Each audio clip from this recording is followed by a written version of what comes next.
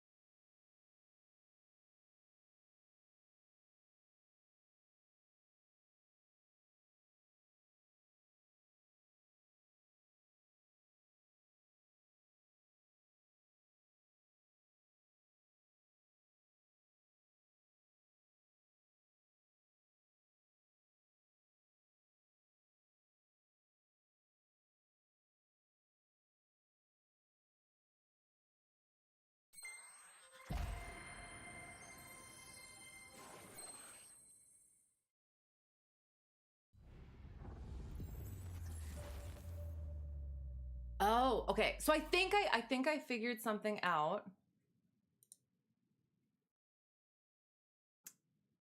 With my mic keeping on shutting off.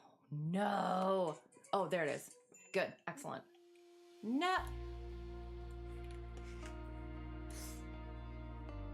Oh, right. That one. No? Yes. No. No? There. There. No? Yes. Yay. There it is. Okay. Excellent. I think I figured out what my mic thing was, and I was supposed to figure out how to like not have it do that, but I forgot. So whenever some new audio source comes on, whether it's like an alert or I guess the sim, it doesn't play nicely. So I'll try to notice that. Okay. While the sim is loading, oh my gosh, I'm so excited. Well, yeah, let's get into story time. So last one, I think we were at the tail end of last month too. Let's double check. Is that one right? Yes. So, basically all of February, I guess we're gonna be going over. So, I guess I will say it. I was a little bit hesitant to stream today as well, cause it's been a little bit of a rough month and a little bit of a rough week, and yeah, and so stuff is a little bit fresh right now, but we'll get into that. Like it's not like huge, But I think one of the big things is I guess maybe full disclosure, I don't know if I'm getting into the burnout phase of CFIing. I remember being bright-eyed and bushy-tailed, and now it's just like, oh my god. I still enjoy it, but there's just certain things that we'll talk about. And then there's been other things too. So we'll yeah. I thought I got back into a multi-aircraft recently, so I was gonna, we're gonna go do that. We're not gonna do that. I don't have the energy. I want to have some fun. We haven't done track art in a while, so let us find, where is it? I know I should just like know the names and stuff. I do know the names. Yes? No. Wait. I need to get the right one. Hang on. I should. Right? Am I right? I think I'm right. I don't know. We'll see. We need. It has been way too long. And I will. There's other things too where it's like this should be. Yeah. Pants. Sorry.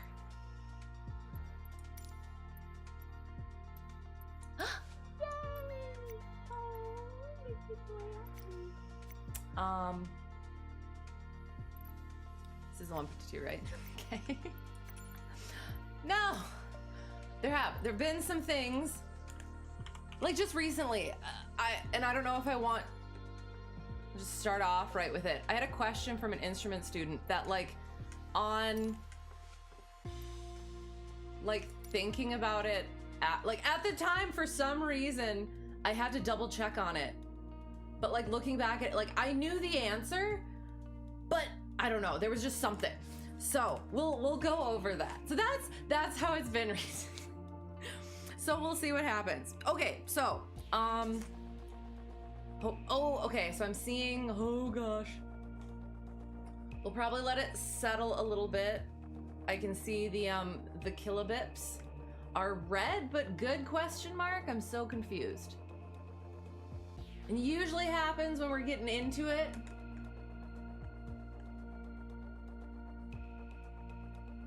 So we'll see.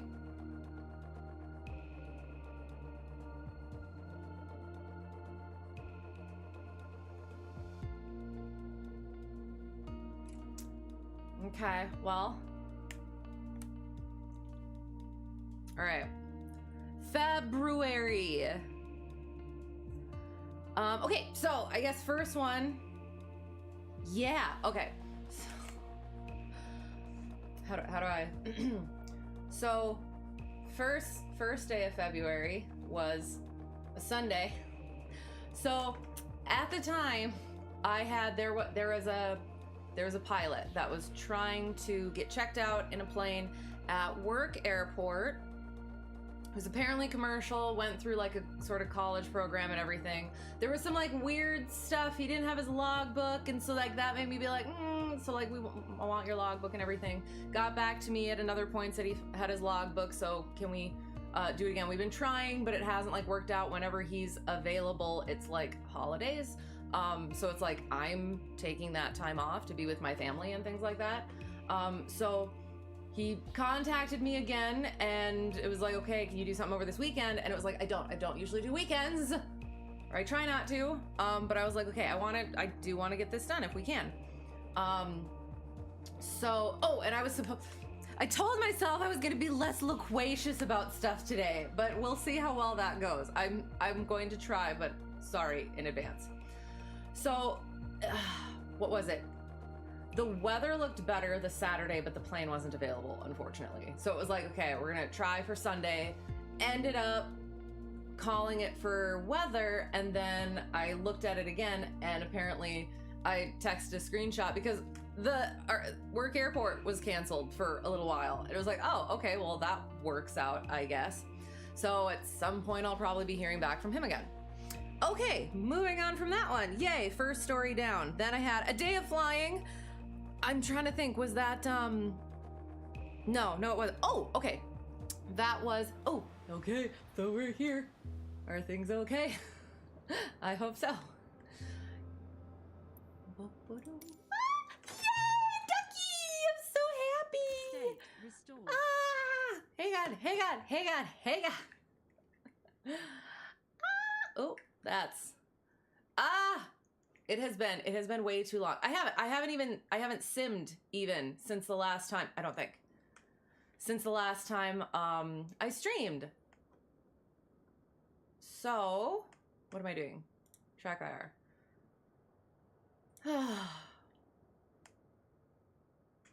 I don't like that. But we'll see. Okay. Let me just, again, I wanna check. Oh, oh gosh. There's a button I can press, there's a key I can press to pause the, hang on. To pause track IR so I'm not getting headaches. I knew it. There, okay, excellent. Okay, I'm just gonna I'm gonna try and see what the quality of yield stream is. There, okay, excellent. Okay, it's not, it doesn't seem too bad. I hope. So we'll go like that. It's looking good. Well, since we're already into story times, I'm just gonna quick run through those for like maybe like the first week. And then after we could do that. First week would be, yeah. First week, yeah. And then, yawns big as you try to get a nap in after work. Hello. I was gonna say, how's it going? But apparently it's going sleepy. So choosing to listen to me is probably not the best way to get your nap in before work. No, we can sleep when we're dead. That's the line, right? How's it going? I hope you're well. We're getting back into the aircraft. I'm really excited. I have, what's it called? Randomly decided or impulsively decided we're gonna quick run through a week of story time and then do another week. Wait. 1, 2, 3. Yeah. And then to do another week after each track art. So the plan is 3 track arts. Plan in very large quotes. Okay, so first week. So that was first Sunday, whatever. Then had a full, finally, I guess, day of lessons at home airport. What? Oh, sorry. That one? Nope. So my instrument student who I usually have in the morning only does digital and it doesn't like go. Yeah, so he'll send the entry for me to sign and then I'll approve it. And for some reason it doesn't stick it in the right spot time-wise. So I have to, go back. Anyway, what? Apparently it stuck it in the right place. It stuck the entry in the right place this time. Okay, so what did we work on? That day we worked on ATC clearances. So yes, instrument student who came from a 141, and so we're working him into, more independence, I guess, as well as the instrument ops. So ATC clearances and procedures, we worked on VOR ops, intercepting and tracking radials, and we did, so he has instrument work behind him, like he did training, was on approaches and everything at that point, but I have learned in my instructionness that I'm not gonna try to go exactly from where they started from. We are gonna backtrack a little bit just so I can get a feel for the whole thing. So, started going sort of like, what's the word? Efficiently through my instrument syllabus. So starting out fundamentals, plus he had never flown in a Cessna before or with steam gauges. So we were getting him used to that and the equipment and all that. So anyway, moving on. I'm sorry. ATC clearances and procedures, VOR ops, intercepting and tracking radials.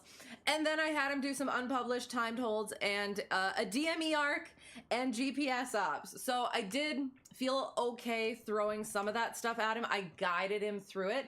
And I found that I actually like unpublished DME arcs for training how to really get used to how to use the VOR. So I have actually started, like, I kind of added that in to my other instrument students. Yeah.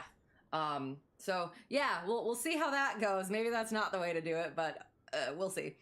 Yeah, that was good. Then I had lesson with, can I say newest private student at Home Airport. And I forgot I have to get the pictures of the logbook up. See, I don't do this enough and then I forget how things work best. Oh, just sleepy work meeting droned on a lot longer than you thought it would. Isn't that usually how it goes? So I hear. I mean, my work meetings, namely debriefs and briefs and stuff like that, tend to go on longer than I anticipate to. Sometimes that's a me problem. Hello, how are you? It's good to see you. I hope you're well. We're gonna be getting into the sky. We will. Sorry, I'm excited, but we're gonna get into the sky. I'm just gonna quick try and run through the week, just so that I'm trying to keep myself a little bit more on a course, but we know how that goes, but I'm trying. Okay, so newest private student at Home Airport. Why does that say that? Hang on.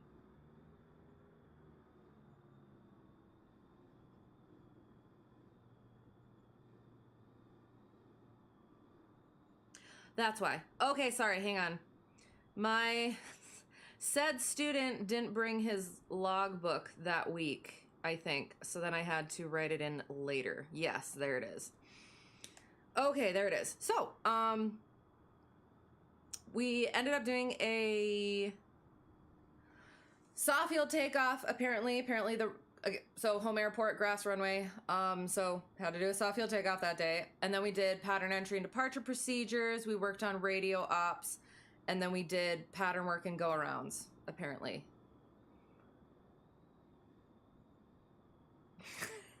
I don't know.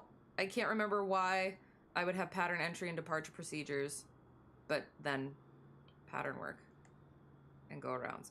Oh, because we went and did pattern work at another airport. That's why. Because, yeah, not doing that at Home Airport. So that's why we did that.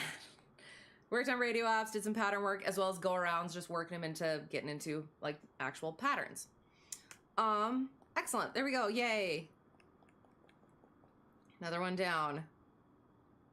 And then pre-solo private student, like, getting really close. And so we worked on pattern work and radio ops, and we went over to the other airport again. So I think, so that day we went over, and I think I was a little bit frustrated because, like, we have gone over certain things, and especially like pattern entry and departure procedures, and we've gone to that airport before, and there's still like stuff that leaves a bit to be desired, but okay. His patterns ended up being very good. So I was happy about that. And so I was like, okay, for initial solo, just worrying about the pattern itself, the safety of 3 takeoffs and landings, and we'll like lock into the other stuff kind of after that. So I was happier about that. I think that's what that day was. And then also, I don't know if it was that day or another day, but I was like, okay, so we're getting close to that. So at some point I needed to send him his knowledge exam.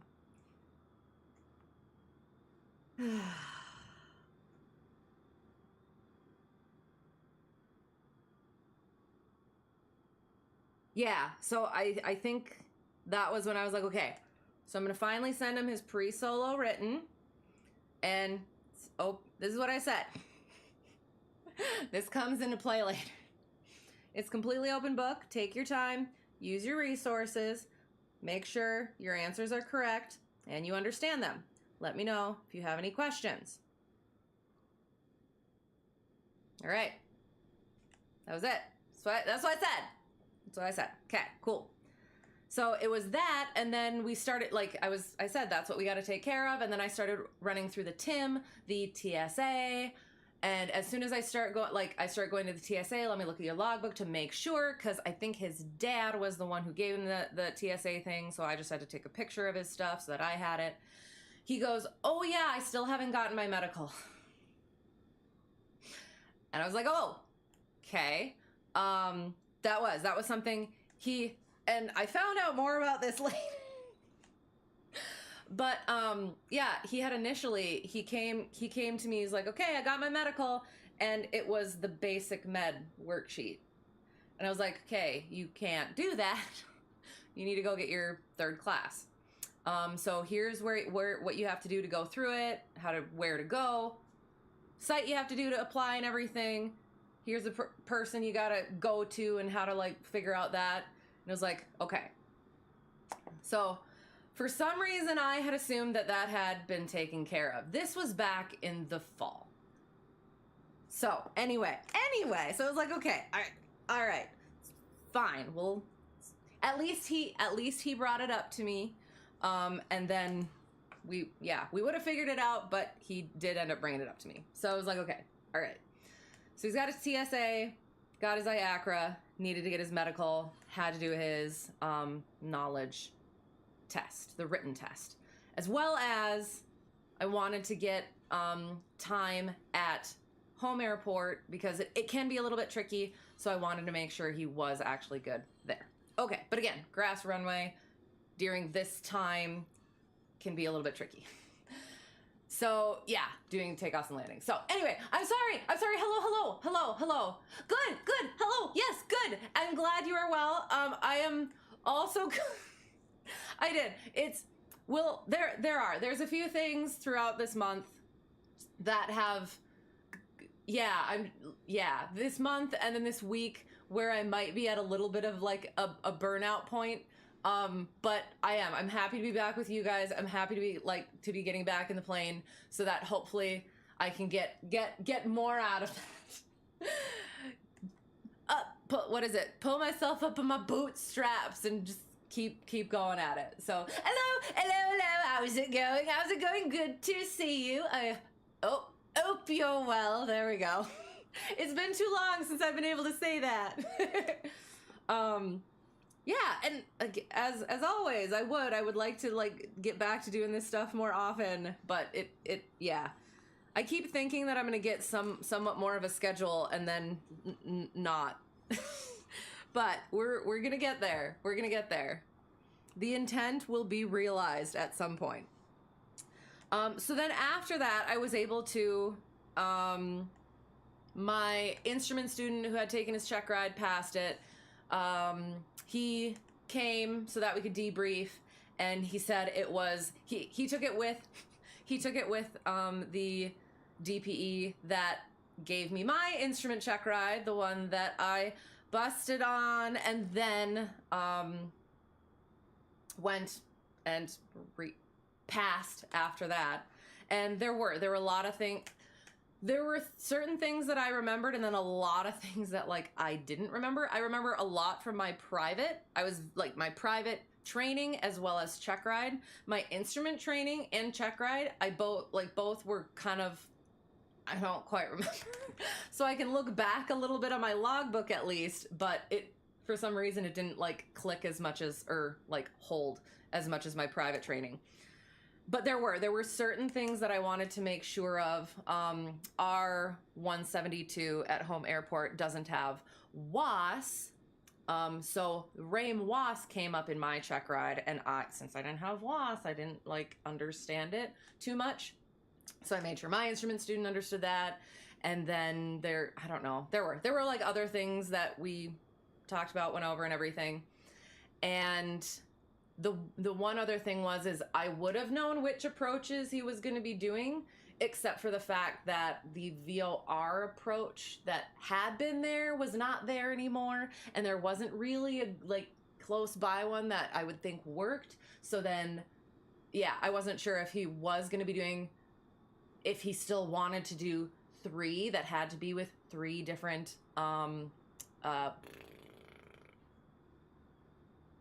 types of equipment, which was a big thing during my check ride. But it ended up being he did 2 RNAVs and an ILS. And so his oral went fine, I guess. Did nothing really snaggy. He's a really good conscientious pilot as well as student. There were things that like he would bring up that it was like, sure, maybe you need to know that, but it's not something that you need to know right now. So it's like it was like he's one of the he reminds me of myself, where would get very into the weeds and need to know more and be like nervous about like not knowing all the stuff that you could possibly know. So now I get to be on this side being like, it's okay, you don't have to know all that. But as I recall as well, as a student, you don't necessarily believe that. The way that you could.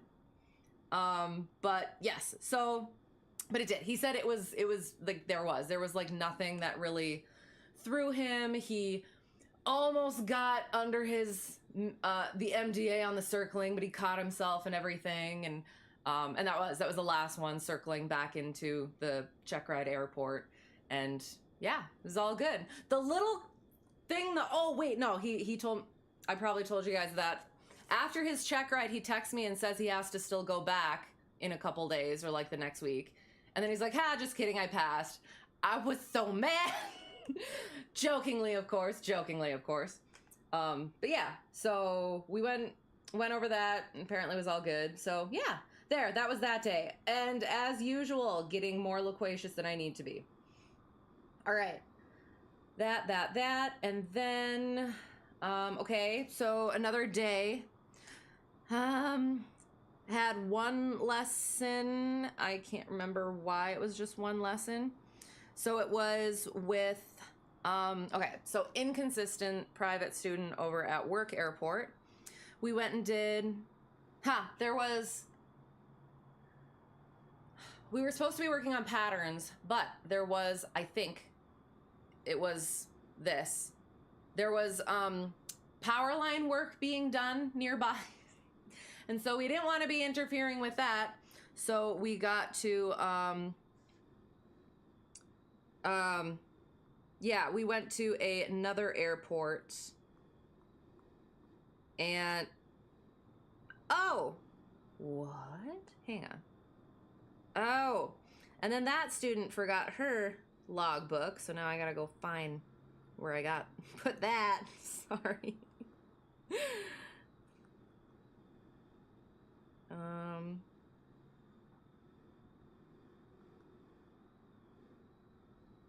Well, no, okay.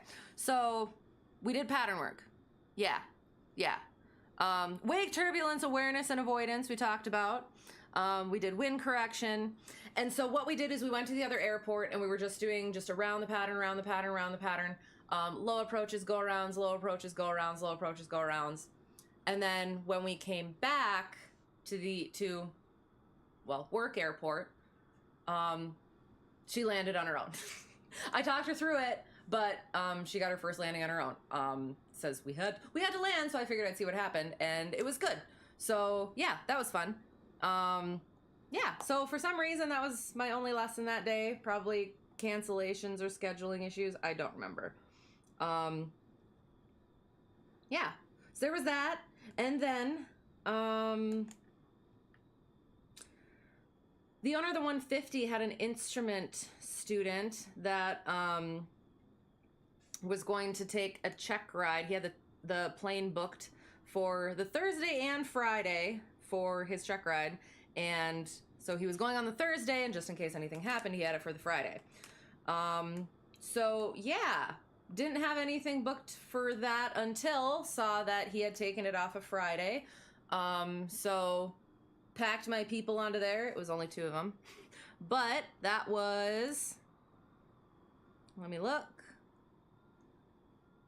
Well, I might not remember the end of that story, but apparently that student, that instrument student of the 150s that I teach in, he did not pass. He did not pass during the oral.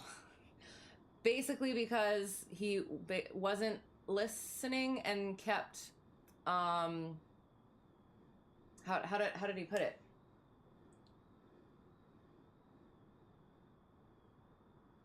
It was something to do with the navigation and how he had not planned for special use airspace. And so he should have done that. And even though like the examiner was asking questions about it, like, well, could you do this or whatever, blah, blah, blah, blah. And he wasn't. He was just like, whatever on what he had planned and everything, and didn't do any replanning, rethinking, getting the hint that you should have done something for that situation. And so didn't end up passing, didn't even get into the air. So that was interesting. And it was, since it's not my student, I won't get I won't get into that. But it's just interesting hearing from different instructors' point of view and experiences what they deal with and how they handle it with different students, and then trying to put it into my own perspective and being aware of that. So so then I was able to schedule my new instrument student over at Work Airport, and then my newest private student, so one in the 172, one in the 150, because my inconsistent instrument student over at Work Airport couldn't that day. So that was that. I'm doing so good at keeping on track. I'm sorry. Okay, so we did a crosswind takeoff and landing, and we did, so this was a first flight with my, no, yes? Yeah. First flight with instrument student, new instrument student. Met him, he was the student of the instructor who sort of like came in and like did instruction and everything, and was part of the airport and everything, and then just kind of like left, ghosted and stuff. So he had been his private pilot, and now he's getting into instrument. So we worked on pre-flight prep and procedures, instrument cockpit check, instrument scan, fundamentals, straight and level turns, climbs and descents, constant speed / rate climb / descents, climbing / descending turns, and changing airspeed in straight and level flight, as well as GPS ops. So all the basic fundamentals, foundational stuff. Excellent. Yay. Amazing. Moving on. Before I start talking more, and then newest private student over at Work Airport, we did crosswind takeoff and landing, and we worked on fundamentals of rudder control. We did some slips, as well as slow flight and recovery, and pattern entry and departure procedures. So just working into, I think it might have been just like a little bit windy, so instead of doing more pattern work, getting a little bit more precise on controls out where you can be a little bit more comfortable, I think. So yeah, so there's that. Yay. Okay, moving on. And that is it for that week, I think.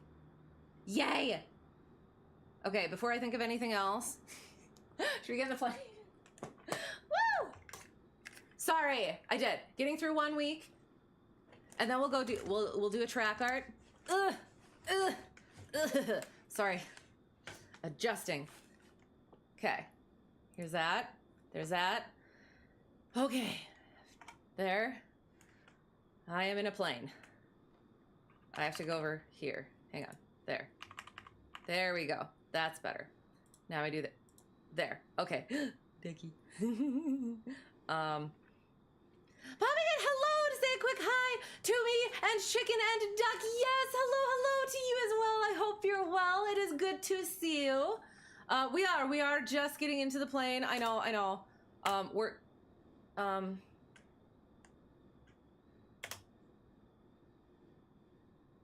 Sorry. I don't like that.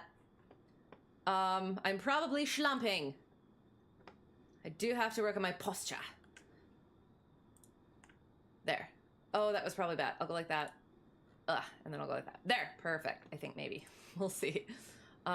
Yes, I do. I hope you're well. It is good to see you. We are going to do our pre-flight as per usual. It has. It's been a while. Oops, that's not the button I wanted. Oh gosh. Ah, it's coming back. Hang on. Okay. That's not the right one. Is that pitot heat? No. What is that? Oh, my beacon's still on! Look at me! That's a pitot heat. My flaps are over here. Yep, okay. Okay, this is gonna be... Wait, so why can't it... Why aren't they coming down now, though? Oh. Okay. And now my master switch is on? Why is my master switch on? Well, now this works?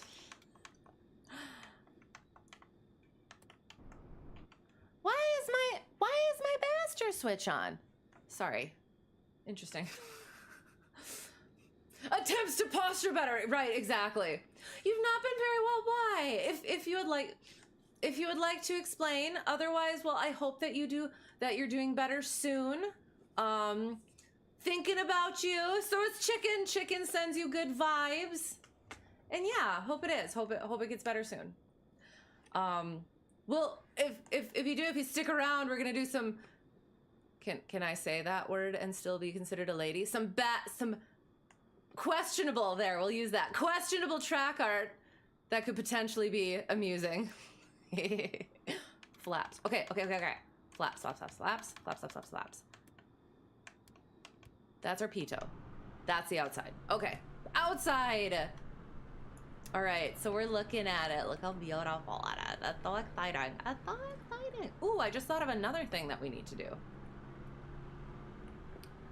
Ooh, I'm so happy with the pants. Pants. Ba-boom, ba-da, boom, chaka, boom, chaka. Sorry. I was thinking of the movie Planes, and or Cars. It was like ka-chow, but yeah, more planes, I guess. With the El Chupacabra. Sorry. Anyway, moving on. Focus. That's what I have to tell my students, and so I must do it myself. So, electronics, liquids, flow. Battery goes on. Don't need that. Pitot heat, nav, strobe, sure, why not? Beacon, taxi, landing lights, and our, oops. Flaps are this one. Oh, and we have the 750. That works. Yeah.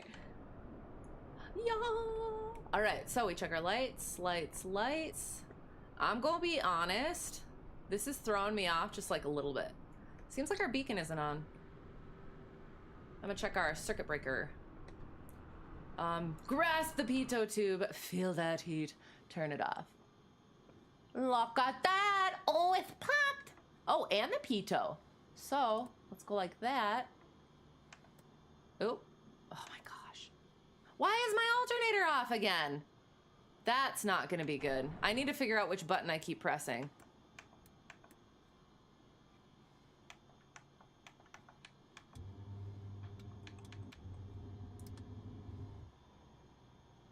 What button do I keep pressing?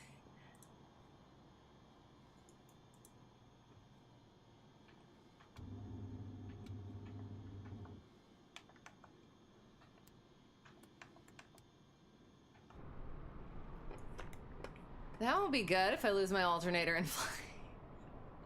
I mean, is it? This button.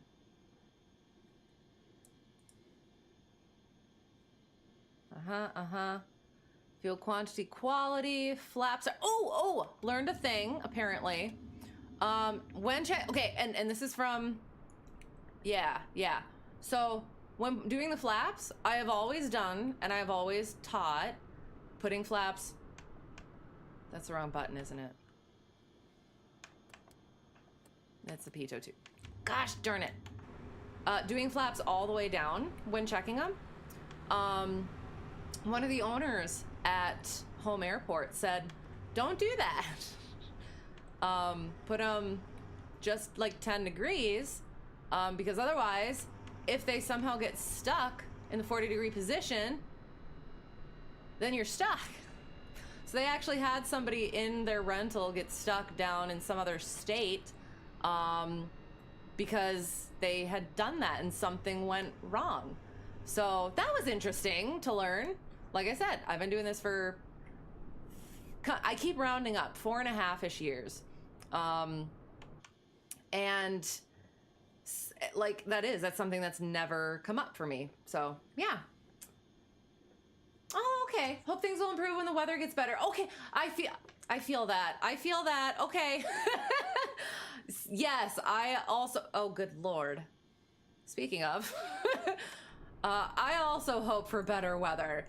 I've been, getting a little bit too, what is it? Not optimistic, but like just a little bit too excited about, like, it's not past months anymore, right? So now it's getting into hopefully like more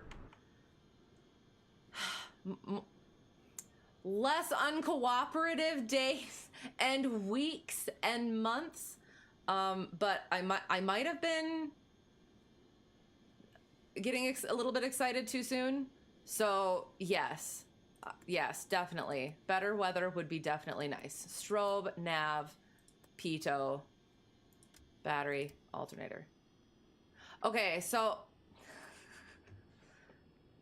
I've started doing, instead of putting the whole switch on, just doing the battery. And I think that's what I did this last time. And I thought that I had clicked a button, but I didn't. I just do something different than I usually do now. Okay, anyway, so we checked our electronics. Now we check our liquids. We drain fuel from under the wings, each side. For some reason, the 150 that I instruct out of, it does not like fuel strainers. They like to leak. And it's like, we'll fix this one, and then all of a sudden this one will spring one, and then we'll fix this one, and then all of a sudden that one will spring one. It had its 100-hour recently, and it got one of them like fixed, and it started freaking leaking again. So yeah, so that's a story that'll come up. Hang on. I like checking. Ooh, interesting.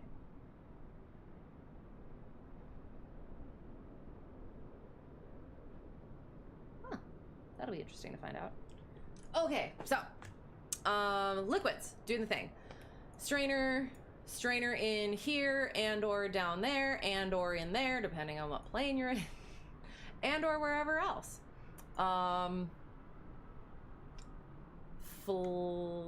Liquids, oil. Checking the oil, making sure it is good in the 150, above, at least at 4. If it's below 4, put oil in it. If it's not, you're gonna be fine. Otherwise, it's just gonna spit it out. Good, excellent. And then our flow.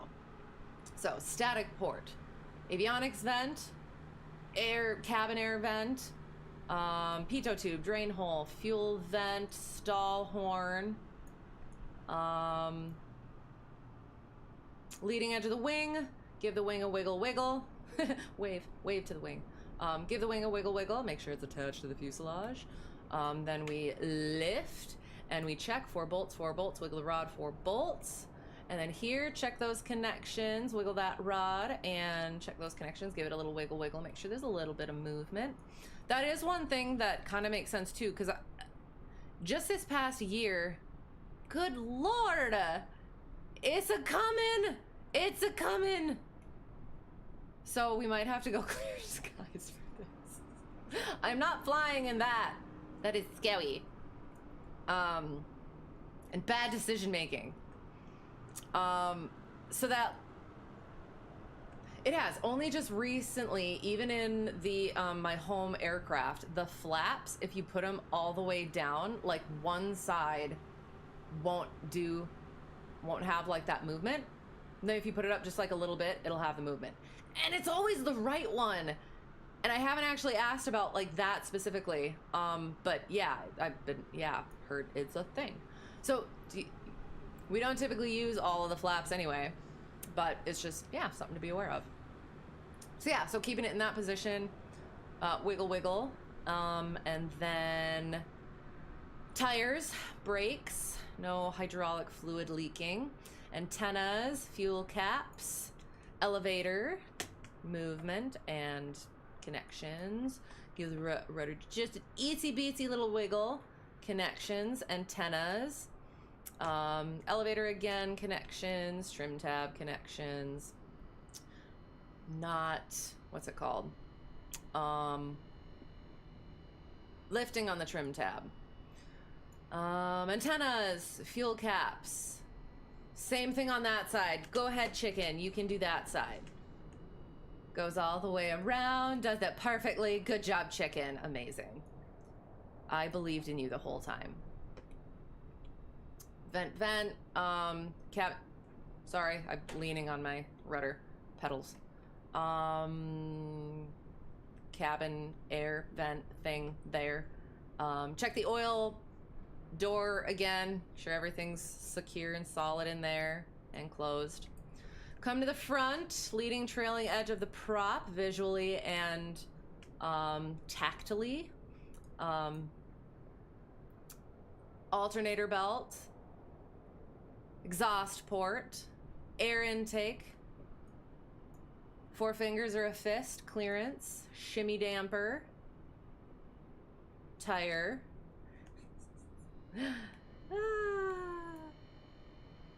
We'll come back to that. Looks like a plane. Looks like a plane. Final walk around, making sure we didn't leave anything on our nice little table here. Nice little table there. Chocks, tow bar, cowling cover. Oh, is the cabin air on this side? That makes sense. Okay. Again, controls for a control lock, baggage door, chocks, ties, fuel caps again, controls, fuel caps again, controls, chocks, tow bar. Anything else? Good. In the plane. All right. Goes like that, goes like that. Okay. And now I'm going to be a good instructor / pilot, and we're going to check our checklist. We do, and then we verify. Documents. Back. Aircraft. Nope, I don't have that one, so we'll just use this one. All right, so. All right, weather and density altitude. Should we quick look at that? Oh,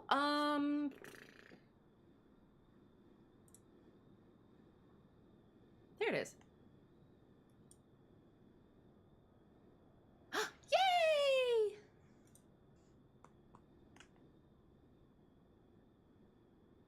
Huh?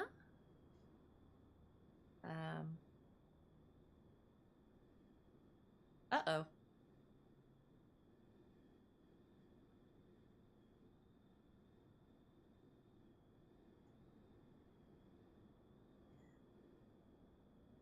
I do not see myself on my ForeFlight.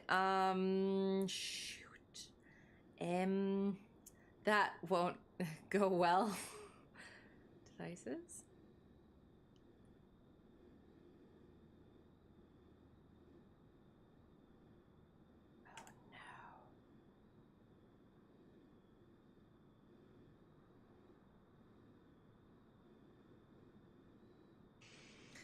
Oh gosh, I don't see us on my ForeFlight. That's gonna make things a little tricky. Hang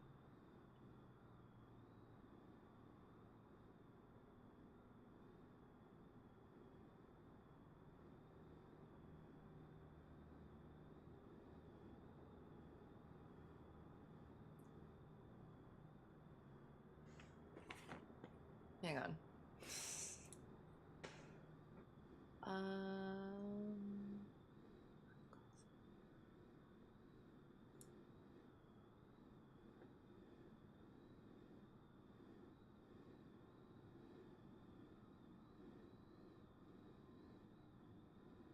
Okay.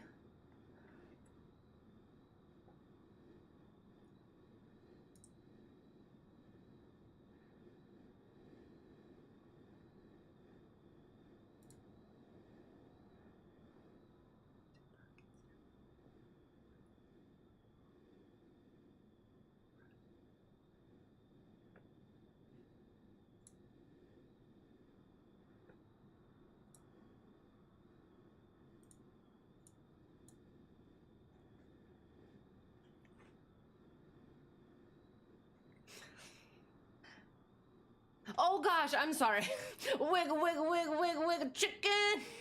And you guys, duck will be wiggling more during the flight, but your sure chicken will wiggle as well. Oh, absolutely. And I'm sorry, I forgot to pause this as I was looking here.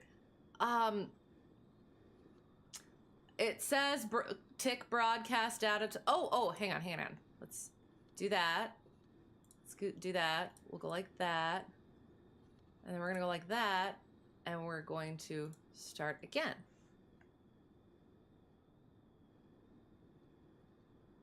Unless I need to be in the air. Because I have found... So, for flight, and maybe this is something that adjusted and I need to adjust for it. Yeah, I don't think so.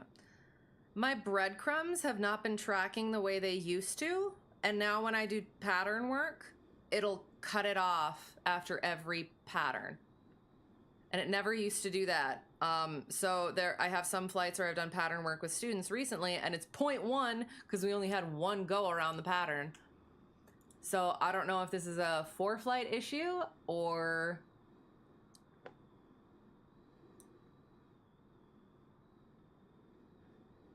Yeah, so I guess we'll see, and yeah, if I'll leave that up, I guess, and see what happens. Let's just cross our fingers that once we get in the air, it shows up. We'll figure it out if not. Okay, so back to our checklist. Documents. Oh, that's what we were doing. We were checking weather. So our weather is currently... What's it going to be? Oh. TAF looks promising. Variable at 4, scattered 1,500, broken 5,000. Scattered 2,500 and broken 10,000, the next chunk. Not IFR until late. Huh. Well, we'll see. Density altitude. 1702. Sounds good. Ooh, it's warm. All right. Looks good. Looks decent.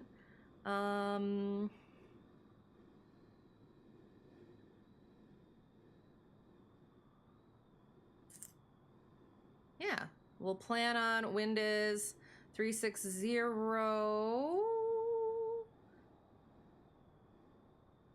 So that's a lot of taxi.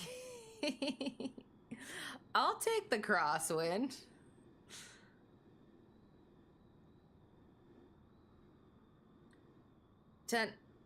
Ten degree or 10 gust 16.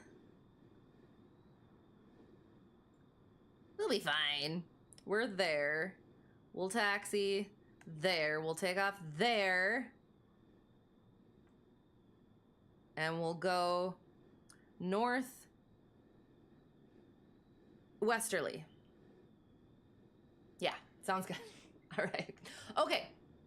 Did that. Weather, density, altitude. Back to our documents. Performance requirements, good. Flight plan, not having one. Papers we got. Control lock is off. Master went on. We extended our flaps, tested our pitot heat, checked our nav, beacon, and strobe, our taxi and landing lights, our fuel gauges read true, and our master went off. Double checking. Good. We checked our fuel quantity. Oh, so we checked our fuel quality. We did not pop up and check our quantity. So, what is our quantity? we're just gonna fill all the way up. Good. All right. Good. That's why we check our checklists. Caps, drains, vents, engine, oil, belt, propeller, air intake, our exhaust system, stall indicator, surfaces and controls, pitot and static ports, our gear, our tires, our brakes, our antennas, ties and chocks, our baggage door, and we did our final walk around, and now we are inside. All right, so Hobbs time we got. Fuel is... Hang on. Hang on. On. Circuit breakers. We'll double check them. But-a-la-da-la-da-la-da-la.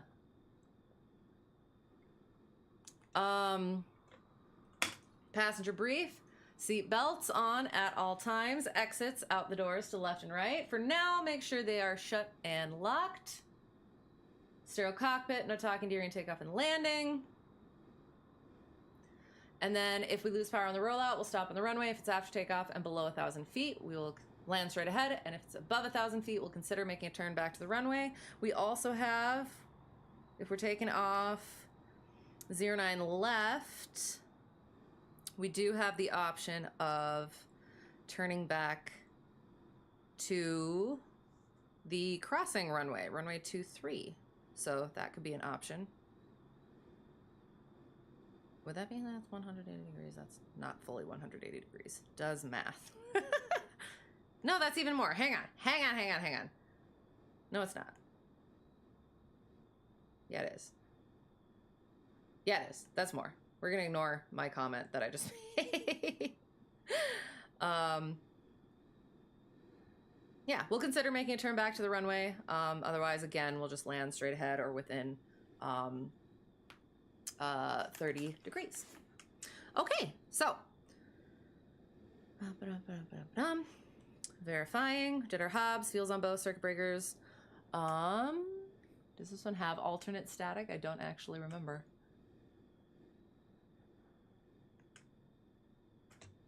Punch the VSI. Beautiful. Brakes. Pedal test. Did that. Seat track, back and lock chicken. Avionics are off for now because our master switch is off. No avionics switch. So that's good. Okay. Autopilot is off as far as I'm aware. Carb heat is off. Flowing. So avionics are all off. Mixture goes rich. Throttle goes slight. Carb heat is off. Beacon is on. Prime it. I think this one does like primer, so we will do our primer. All right. C-Track, avionics, autopilot, carb heat, beacon, prime it.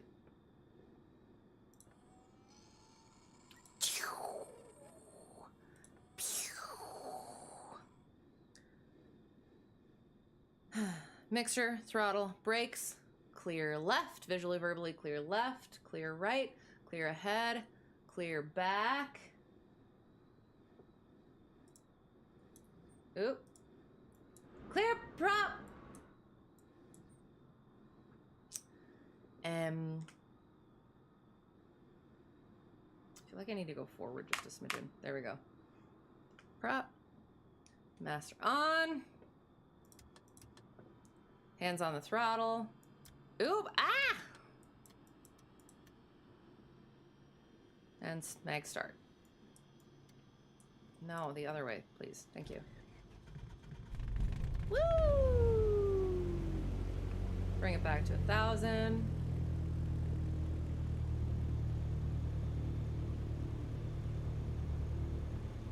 All right, cool. Flow. Oil temp is coming up. Oil pressure's up in the green. All our stuff is looking okay. We're just gonna leave the autopilot off. I don't want to have to end up messing with it. All right. Flaps. Oh God, is this the right button? This is the right button. Nailed it. Okay, good. Lean the mixture out. Ooh. Guess not that much. Oil pressure, flaps up. Avionics on, we got that on, good. We'll put, oh, no, that's not what I want. Back, flight plan, set origin, yes.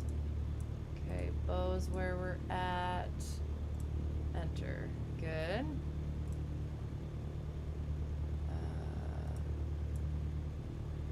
Oh, does this one not allow direct enter right away? Back. Can I do both?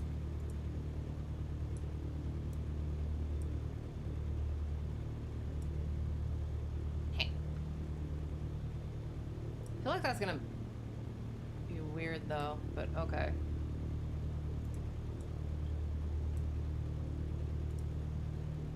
Alright. If and when we want to get back.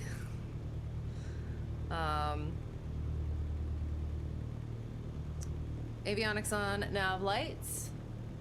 So we'll go nav, no strobe, we'll throw taxi on. Frequencies. ATIS, AWAS, and altimeter. So we would talk to ground first.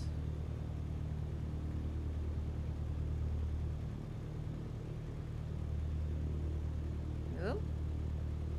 121.9er. So this one to 1.9er. Transfer. Tower is 121.2. 21.2. Enter. All right. Com, nav. Good. Good. Mic is on 2 though. 1.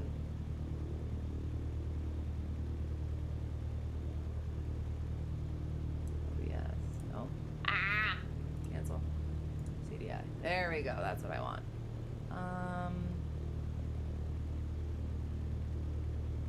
Okay. Monitor. Ooh. Ooh. Ooh. Oh, we should probably listen to weather first, though. And then we'll put the tower in. Info.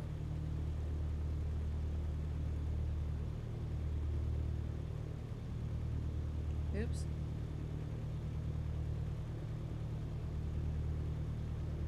One, 2, 3.775.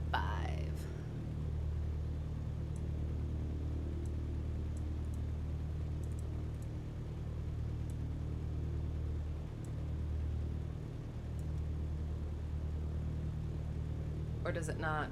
Oh, let's put that on too. VFR on altitude recorder.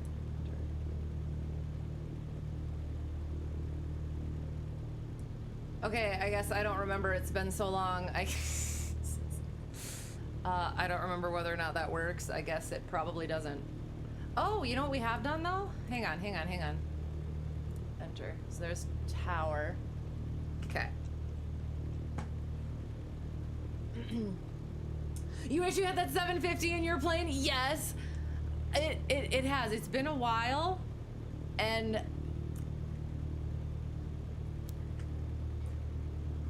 it's fun so far, but I definitely feel not as comfortable with it, but it's coming back. It's definitely coming back, and it'll be fun to see. Ooh, now that I think about it. No, that'll be good. That'll be fine. You guys just can't cheat when we're doing the track art and looking at that nice big screen for what we're doing.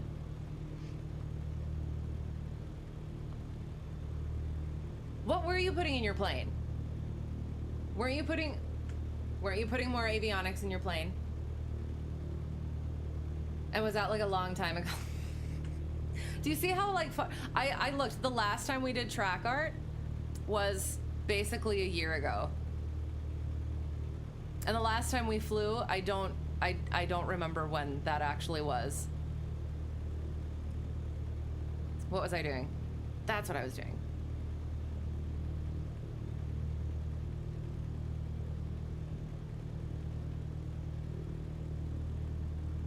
So we're going like that. We're going like...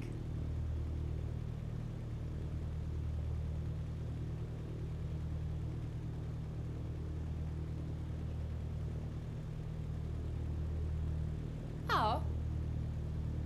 Oh. Ah, shoot. It says it's busy. I was going to,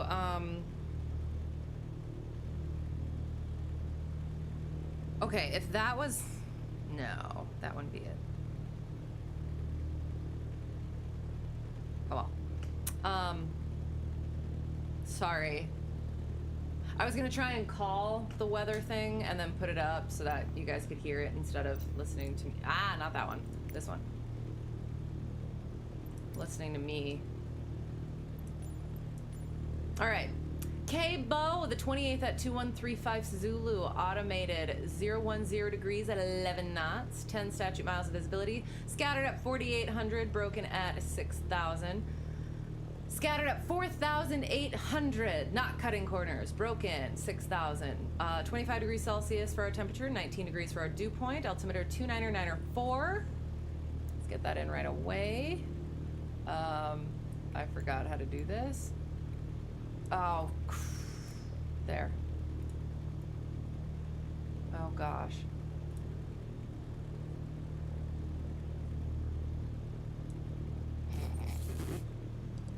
Cool. Nailed it. Does it jive? 125 feet. It does in fact jive. Remarks AO2. Pawino. Pretty sure that's peak wind, no information. I could be wrong. I see it all the time and it's like, oh, it's no information for something or other. A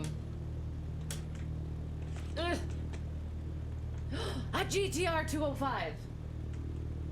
I'm looking. So is it in your GTR 205? Or are you still working on it?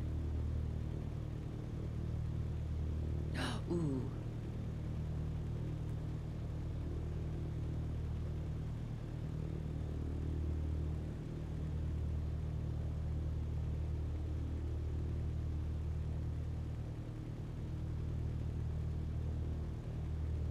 Nice. It's in a box! That's usually how it goes, isn't it? It's soon though? Yay! That's super exciting. Okay, okay. I'm excited. I'm excited to hear how it goes.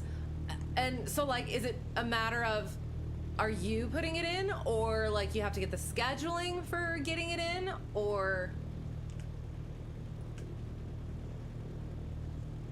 And you did say soon, like I want to be like timeline, but you said soon. You said soon.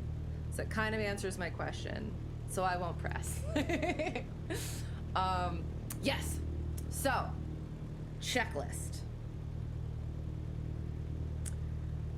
Weather. Did that. ATIS altimeter.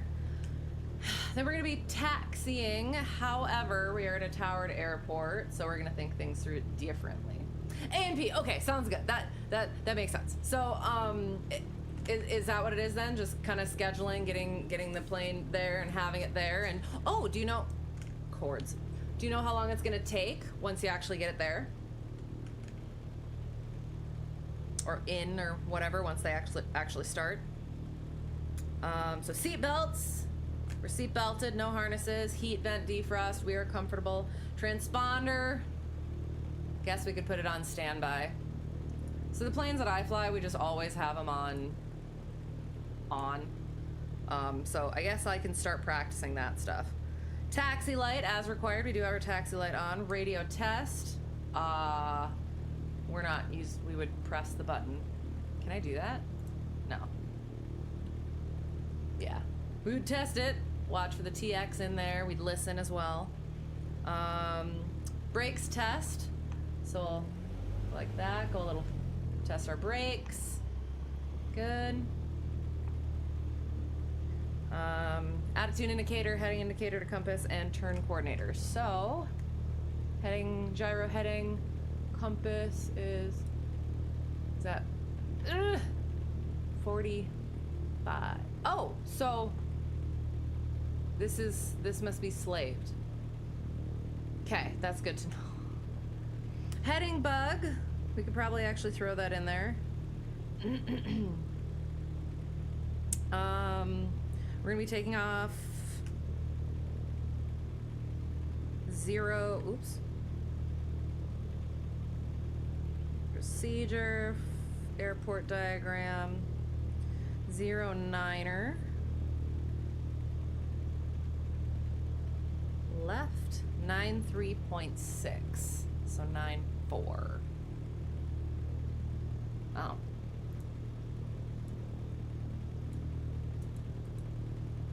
What? It says my heading bug is still 90. Oops. 90. 90. Oop. 4. Sure, why not? Oh! There, it did it. It did something.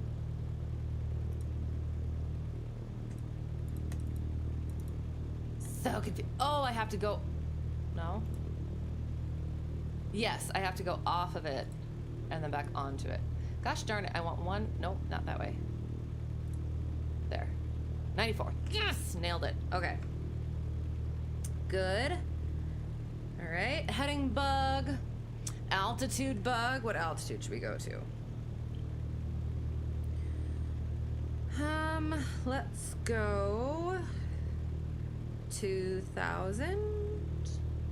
2,500 maybe?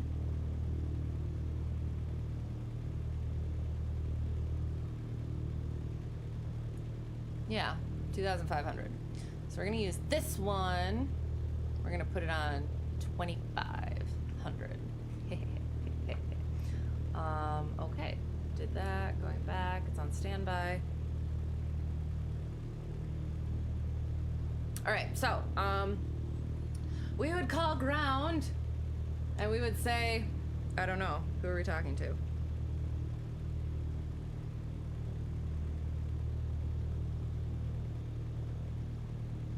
Bartow ground, Cessna Hotel Tree 1 Delta 1 at the,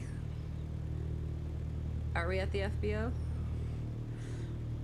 At the FBO with ATIS, ready for taxi, VFR departure to the north. They would say, Cessna Hotel Tree 1 Delta 1, taxi 09er left, via Alpha, hold short, runway 09er left, Alpha 3, or something like that. I am not ATC. And then we would say, taxi 09er left via Alpha, Alpha 3, hold short, 09er left.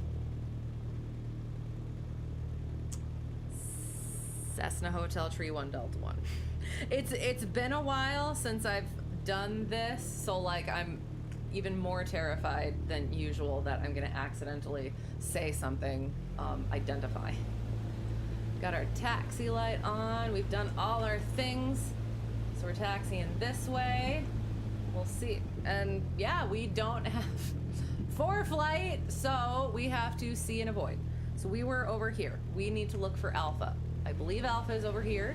So we'll just make sure we're not gonna cross anything that we're not supposed to. Look at Ducky! Sorry. Until we actually know where we're going. That's yep, so that's that. So this should be Alpha. There was no movement. Is this the movement? No. I don't think that there was a movement area. Excuse me.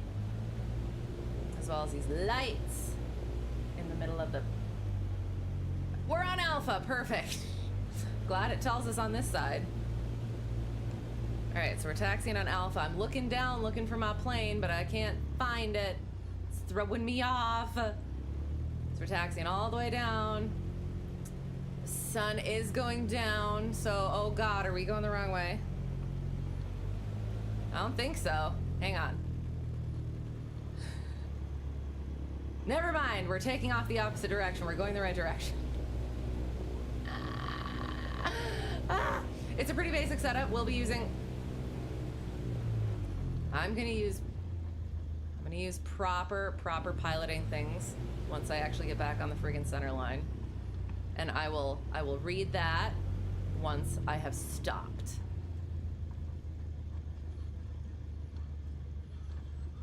And I guess center line is much more this-ish way. Is that a whole short line? No, it's just reflection. Okay. Oh, rudders, as always, stuck underneath my table.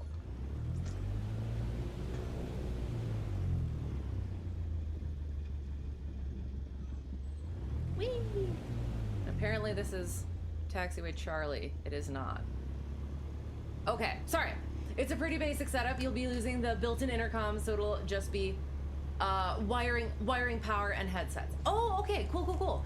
All right, well, fun. I do. I hope, and shouldn't take long. Okay, sounds good. So once you actually get it in there, it'll be good. Yay! I'm looking forward to hearing how it goes, and hopefully you don't end up with any snags. I know at home airport they really hate like electrical stuff, just all like the different things that go on back there. So yeah, I'm sure it'll be good though, and that'll be fun to hear about, and for you it'll be fun to use, I bet. So that's exciting. Okay, so checklist: west, going north. Now I kind of want to go. Nah, whatever. We'll see. And if it's like, oh, it's nice that-ish direction. We'll see. Maybe those are higher than I'm anticipating them being. If we need to, we'll go clear skies. Cheating! Brakes are set. Fuel is on both. Trim for takeoff. Oh gosh, that freaking trim. Oop, wrong button. But oops, that's not the button. Oh, is this, no, this is, that's why. I did a silly early. I was using this button to test the, oh. Oh, okay, didn't know that, sorry. All right, trim for takeoff, flight controls will make our box forward, over, ooh. Okay, I haven't done this in so long. This does not feel natural. The yoke should be going all the way over. Nice and vertical. Correct, that one is up. That's where our thumb is pointing. Coming back, elevators up, going over, thumbs pointing there, and forward. Wiggle, wiggle on the rudders, left and right. Okay. Instruments, looking. All those are good. Attitude indicator, turn coordinator, heading indicator to compass, still good. It is slaved. Altimeter, that thing, vertical speed indicator. Wow. GPS is set. Good. Ammeter. Green. Good. Okay. Mixture best power. Primer is in and locked. We'd give it a nice tug. All right, 1700.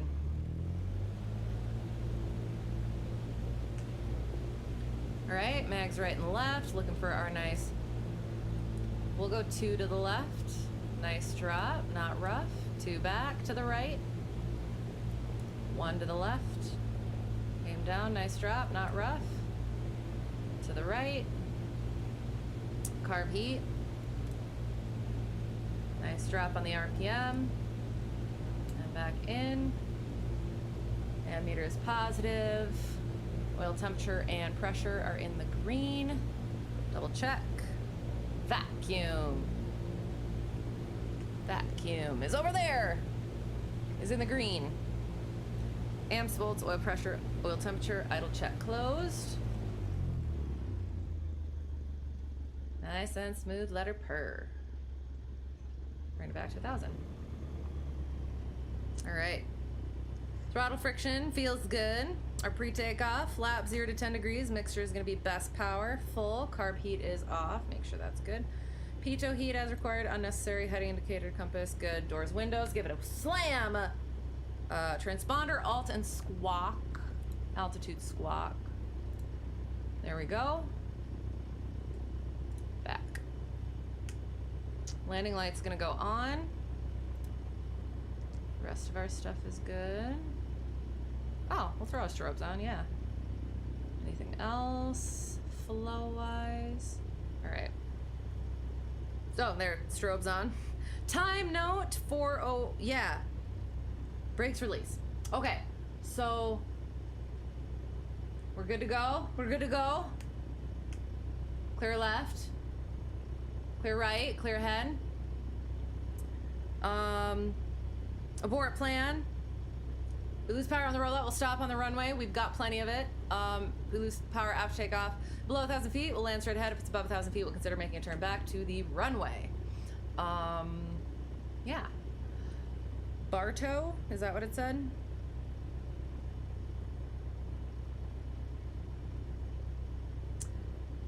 Bartow Tower. Oh, sorry. Hang on. First, we're going to switch our frequencies. We're going to go like that. And then we're going to say Bartow Tower, Cessna Hotel Tree 1 Delta 1. Ready to go. 09er left. VFR departure to the north. They'd say Cessna Hotel Tree 1 Delta 1 cleared for takeoff. 9er left. Left turnout approved. Left turnout to the north approved. And Cessna Hotel Tree 1 Delta 1 cleared for takeoff. 9er left. Left turnout to the north approved. Cessna Hotel Tree 1 Delta 1. Okay. Again, visually, verbally, clear left, clear right. Bump ba-dum ba-dum bump. Bump bump. Bump ba-dum ba-dum bump. Bump bump. Alright. Green ammeter. Flaps are up. I'll do that quick flow once we're actually stopped on the runway. I should have done that right beforehand, but I'm trying to get like a lot more precise and proper about things. Okay. We're gonna get set. Oops. 1,000. Check our wind. We're going the right one. Oh yeah, that's right. We got a cross wind, so we'll be doing left correction. Maybe that's why well, we'll see. We'll see before I say anything. Green ammeter, vacuum, flaps, carb heat, mixture, throttle, light, and trim and fuel. All right, so crosswind correction, off the brakes, throttle up. There's Ducky, look at him! I feel like I need to be back a little further. Again, airspeed's alive. Engine instruments are still green.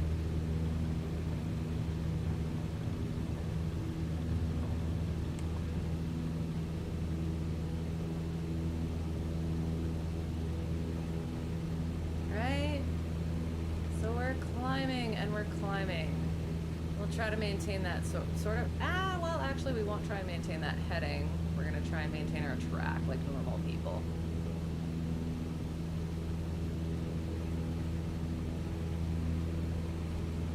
Oh, it's beautiful.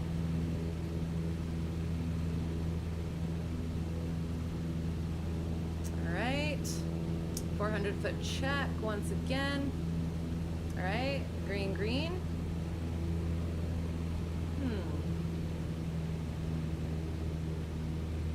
Ammeter, vacuum, mixture, throttle, carb heat, flaps, trim, and fuel. Left turnout. It's a rainbow! That's so exciting! Oh God, fly the plane. Oh, that makes me so happy. Okay, so just remember that. Spoilers. Well, now I'm like, I kind of want to go, oops. Get back on your heading. I kind of want to go over that way. It looks nicer over that way, but I think there was stuff over that way. If only there was a button like trim. Okay, let me try it. Let me try it.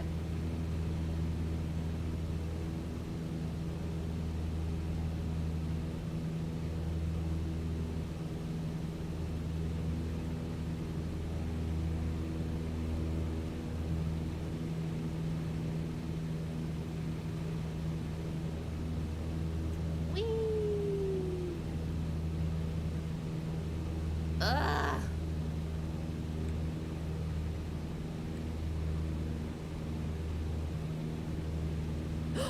No! Don't stutter on me.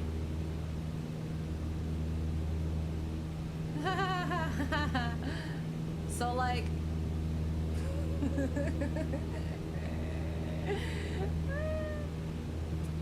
We're gonna see, but, like... I think I'm better at using the trim now. We'll see. We'll see. I kind of do want to go out that way. We still don't have 4 flights, so this is going to be interesting.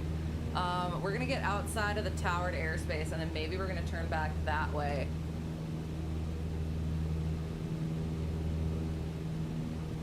Because it's kind of okay-ish over there. All right, so did we say 2,500 or 2,000? Oh, let's check our, oh, we said 2,500 because we bugged it.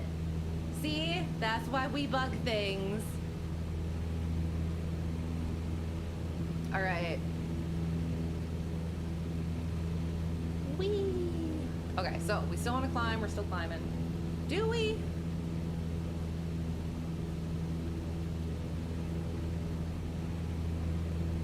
I like that sort of area-ish over there.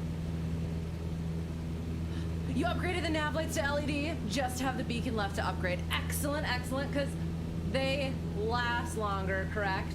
And what's the other thing? It's harder to wear them out, right? Question mark? I'm trying to remember.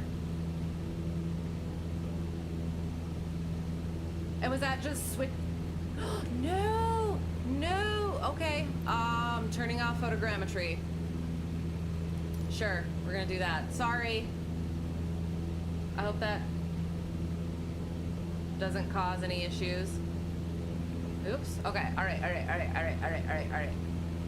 That would be so funny if all these freaking years of like not being able to use the trim properly and it was completely a me problem. I was just thinking about it in one way. It does, it takes more, I feel, than it should. But that's why knowing your aircraft. So silly, silly, silly.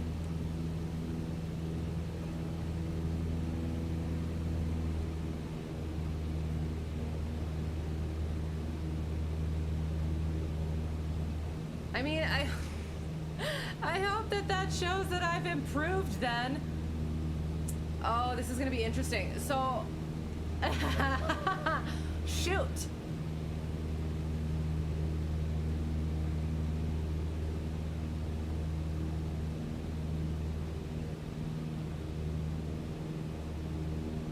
Like, on one hand, I was gonna be like, oh, well, if I can't see what I'm doing, then we'll just, we'll all be surprised together what I actually end up making. But I can't do that. I can't do it.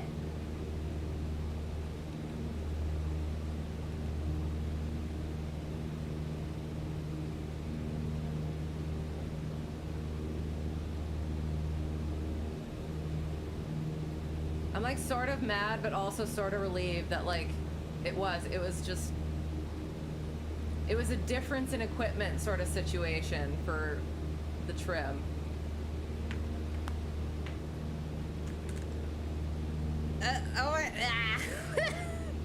I feel so silly. Yeah, I guess I've learned and improved. The photogrammetry, I don't know. Does it like, I don't know, does it look much different at all? I can't see where we are. Let me quick throw up. Oh, oh no, no, no, don't look.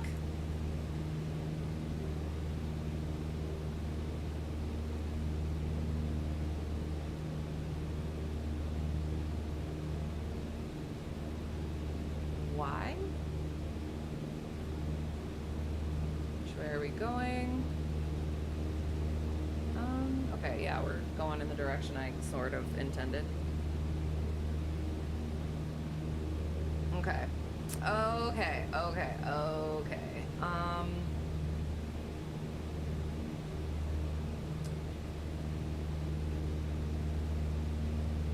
I don't understand why that popped up for you guys when it's not on.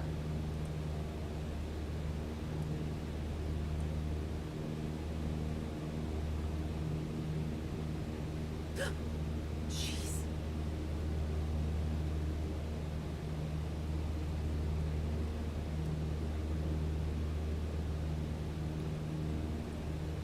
Oh gosh, that's gonna be hard.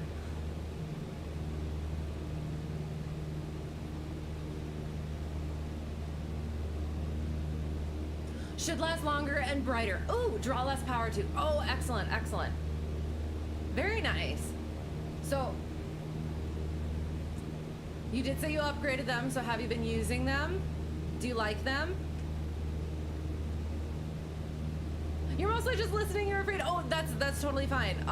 Yeah, I had a notice that said, oh, you can't stream the photogrammetry or something, so, yeah. Oh, well.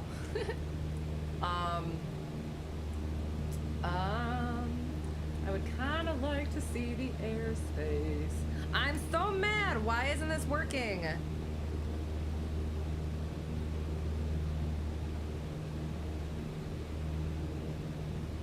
Now I kind of want to try to put on the autopilot for a second so I can try and figure it out, but otherwise I guess maximum effort. We'll do what we can and we'll ignore any airspace.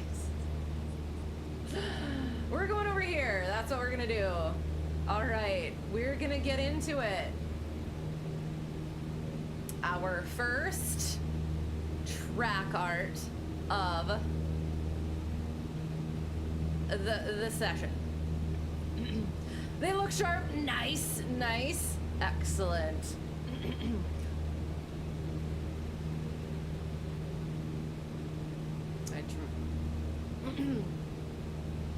Is there a reason you chose to do the nav lights before the beacon? Like, is it like more, is it trickier or something doing the beacon versus the nav lights, or it's just that's what you like decided to do?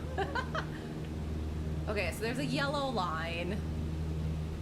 What line are we getting into? Is that Bravo airspace?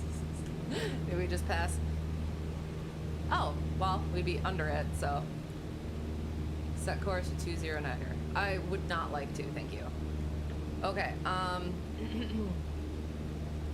do I... There we go. There.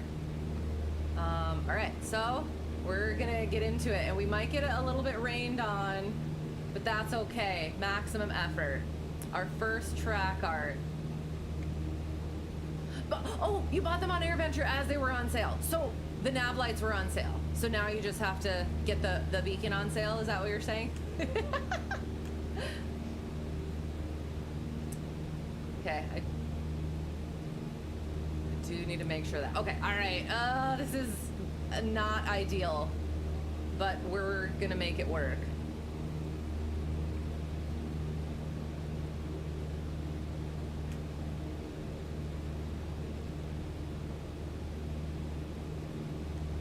Oh, if I didn't like fully, what's the word? Announce we're in the track art phase.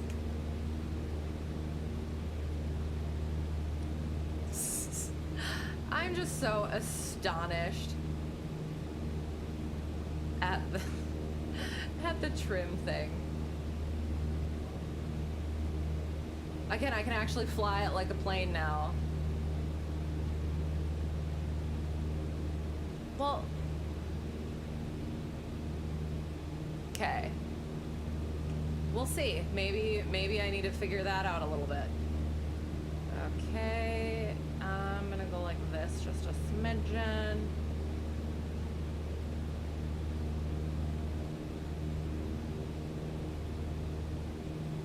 Oop, oh, not that much. Ah, why did it do that? Gosh darn it. It's doing things I don't want it to. All right.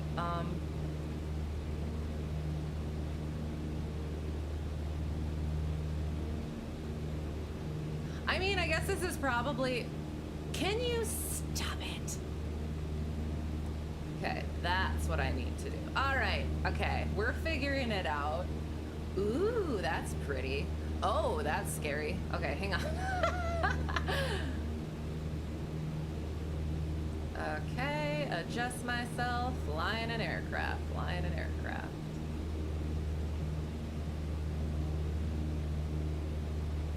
I don't know if I fully got out what I was gonna say. I'm sure it's better for you guys because I'm not like whipping down on the seats so much, but it's a little bit, ooh, this will be interesting. We might go a little bit, ooh, got rain. We might go a little bit instrument on this one. Oh, okay. I have to think ahead a little bit, thinking ahead a little bit, thinking ahead a little bit, thinking ahead a little bit, thinking ahead a little bit.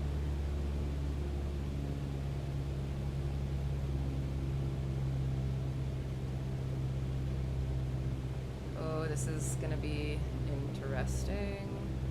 Okay, so we're, okay. All right, that's good, yep, okay. There it is. Okay. Understand where I am situationally, configurationally, and now we're gonna...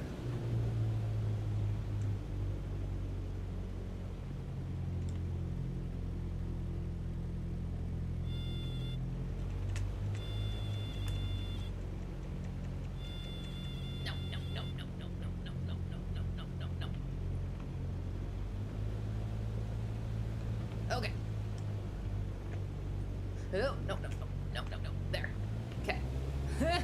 Would I do that in a real plane? No.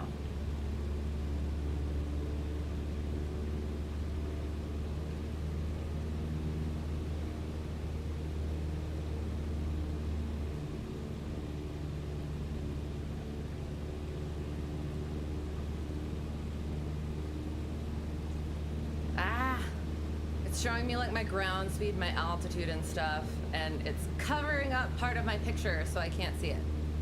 That's fine. We're making it work.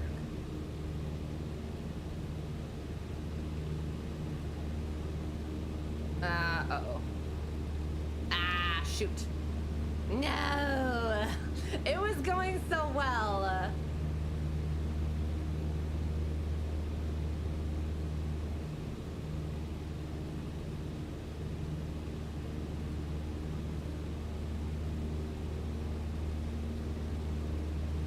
Okay, I'm gonna try and get on this next part of it, and then I'm gonna glance over at the chat. Oh, the beacon alone is like $700. Nav lights are much cheaper. Okay, sounds good. Okay, all right, that's fair. How long until we land? We are gonna be a little bit. Hello, by the way, how's it going? We're doing our first of 3 track arts, and art is a very loose interpretation of that. This one's not actually going too bad. Although, you know what? Could have done better here. But yes, we'll have 3 track art. Ah, so mad. As per usual, the one half of it, we'll see. It's fine. Not mad.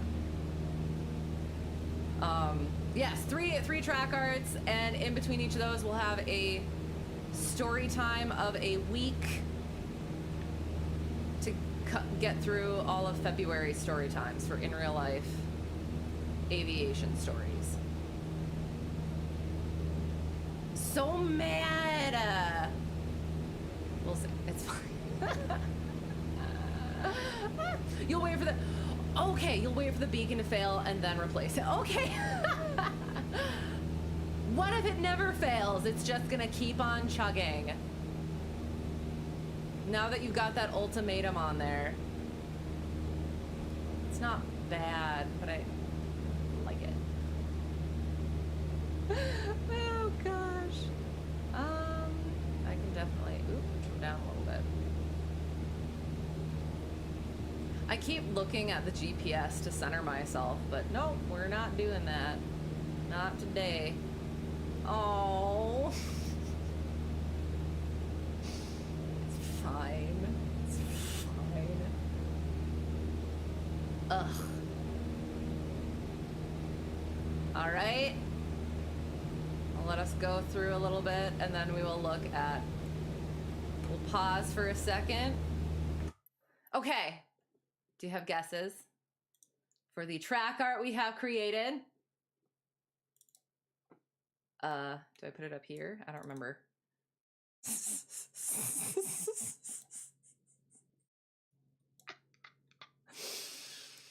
Oh gosh.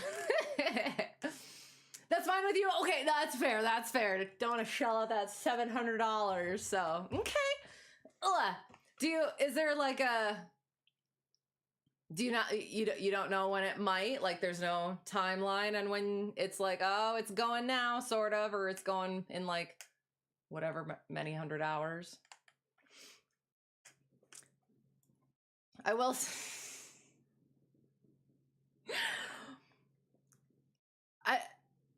I don't feel like this like gives anything away, but like, I feel like it's going to be rather underwhelming.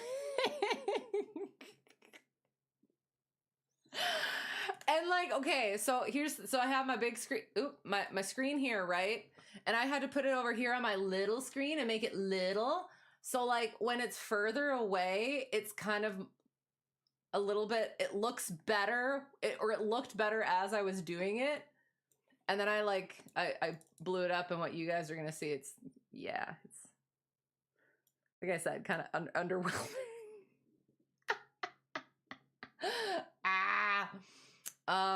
Yeah, so holiday theme. Let me figure out, will you stop it?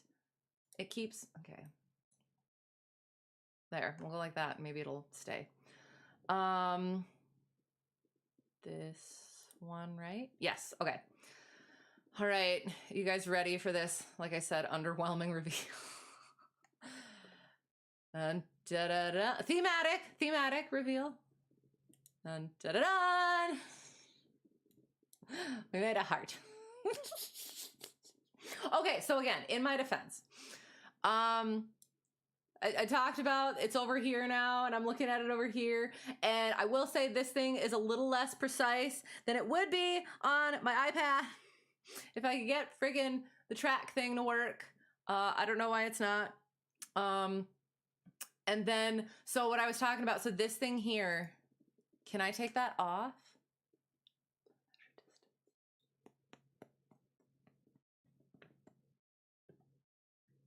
What is that? No, yes, there we go. I'll try to remember to press that next time. So yes, so this part here, can you see my mouse? This part right here was getting in the way over here. So I couldn't, it was, when the plane was here, it was here. So I couldn't tell where this part sort of ended. So that's why it got a little bit long. And then I think I wasn't kind of correcting for wind, but also this thing is in the way. So that's my excuses. If there's a way, if there's a way to take this thing off, I would like to, so that I can just have my aircraft. But well. So yes, our thematic track art number 1 for holiday. It's a heart, yay. Woo! I actually did. Ha! Be gone, bot! How do I do this? I go here. Did I ban the bot? Ban the bot. Denied. there. But I got to do a track art recently. We'll go over that once I get to that story time. And I did a heart as well, and it was also underwhelming. I've done better, but like I said, so you got this side, which it looked better over there when it was smaller. Clap, thank you. It does. It looks so sad. If I could have a more precise way of looking at, I could do better. Hi, by the way, how's it going? But yeah, so like for some reason it's like the halves. I assume it's like any sort of drawing or art. It's like the one half is good and the other half is like, yeah. So this side looked a lot nicer and rounder. So, and then I just like this side for some reason just came in. I assume, where was the wind coming from? Wind was coming from that way. So, yeah. I can also blame this thing here for being in my way. But these are the things that we deal with and we handle for next time. We'll see. Yeah. So there. Yay. You're drawing from your phone so it looks good. Perfect. See, make it really small and squint. then it's good. Perfect. Yeah. So that's, track art number 1. I'll try to quick. So we'll do second week of February of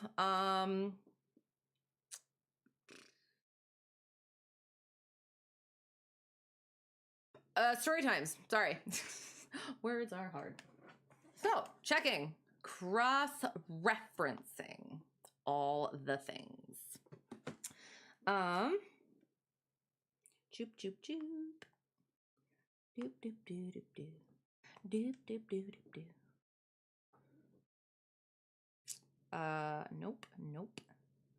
Nope. That one? Yes. Okay. So, what was it? Okay.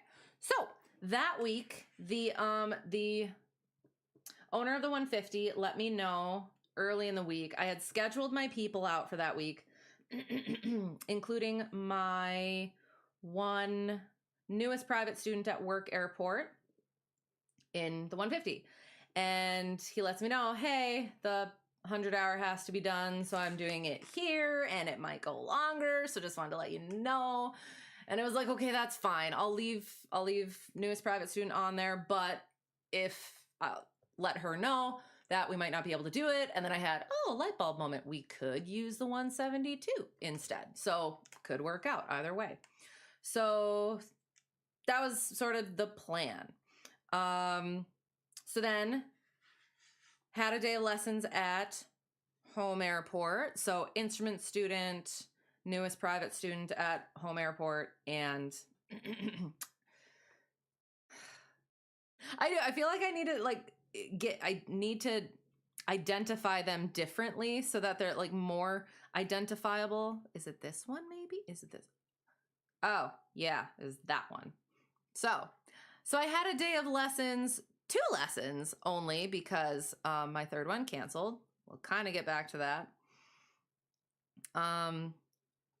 So is it this one? Nope, that's not that one. So it's this one. Okay, so instrument student. Instrument cockpit check, pattern entry departure procedures for VFR as well as IFR, radio ops and ATC clearances and procedures, intercepting and tracking radials with GPS and the VOR. We did an air dual VOR check because we have 2 VOR indicators, and then slash navigational instruments. And then we did a DME arc and some pattern work. Because again, he was getting used to the plane itself as well as we're working on instrument stuff. Good, excellent. All right, next one. Excitable private student at home airport. Pattern work, go-arounds, radio ops, traffic awareness, and collision avoidance. Apparently there was traffic at some point during that. We went around the pattern at home airport. Oh yeah, okay. So this story. So again, excitable private student. there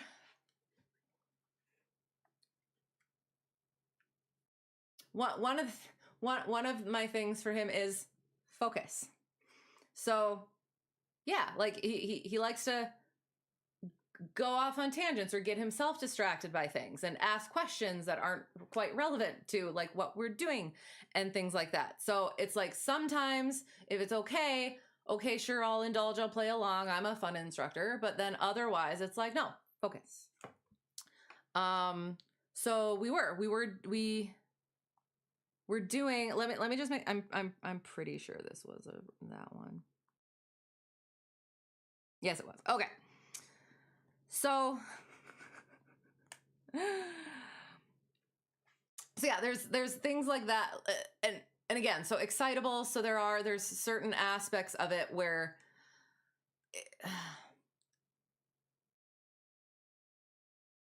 he might not necessarily like fully grasp like the seriousness is within flying. Again, I like to be fun instructor. I like to have fun. Flying is fun, but it's also very you have to take it seriously. So we're working towards that. I don't want to like snuff out anybody's light, but at the same time, you have to have certain understanding of those sorts of things. So okay. So how I planned to introduce this was this was the first time that I yelled at a student. Now, with that said, we were doing go-arounds, and that was the expectation. Low approaches into go-arounds, because all we're doing is we're working on the pattern. That is what I have been taught, and I accept, and I teach, is the pattern is what matters first. So we're doing that, and we're doing that. At one point, we were coming in, and it was looking good. He was getting them down well, the patterns well. There were certain particulars that could be better, but not getting too picky. And we were coming in, and it was looking really, really good. He was coming to his aiming point, and I say, go around. And he throttles it in, while at the same time looking over to me to start complaining about, oh, it looks so good. That would have been a good landing and whatever. Not paying attention to what was going on. Like I said, throttled full, nose is going up. And so hand goes to the yoke, and I yell, focus. And he does. He snaps, and he goes, and I'm whatevering, and I helped him like clean it up and everything. But it was just a moment of just like, you just put the plane into like whatever you wanted it to. I know, again, newbie, whatever. But I stay outside the plane. You're focused on what you're doing. And we did. We had, after I calmed down, because it just was. It was just like one of those things that I've been trying to work on with him in phases of flight where it's not as much of an issue. But then when it reared itself very, a lot tangibly, if that's a word that I'm looking for, in a moment where it really mattered, it ticked me off a little bit. Because again, like I said, been trying to work on it like nicely, taking his like personality into account and everything, and like working it slowly through. But that was just a moment of like, it need to get a handle on it. So all it was just like, focus, very, very quite loudly. And then we kept going, whatever. And I calmed myself, and we were in the climb and everything.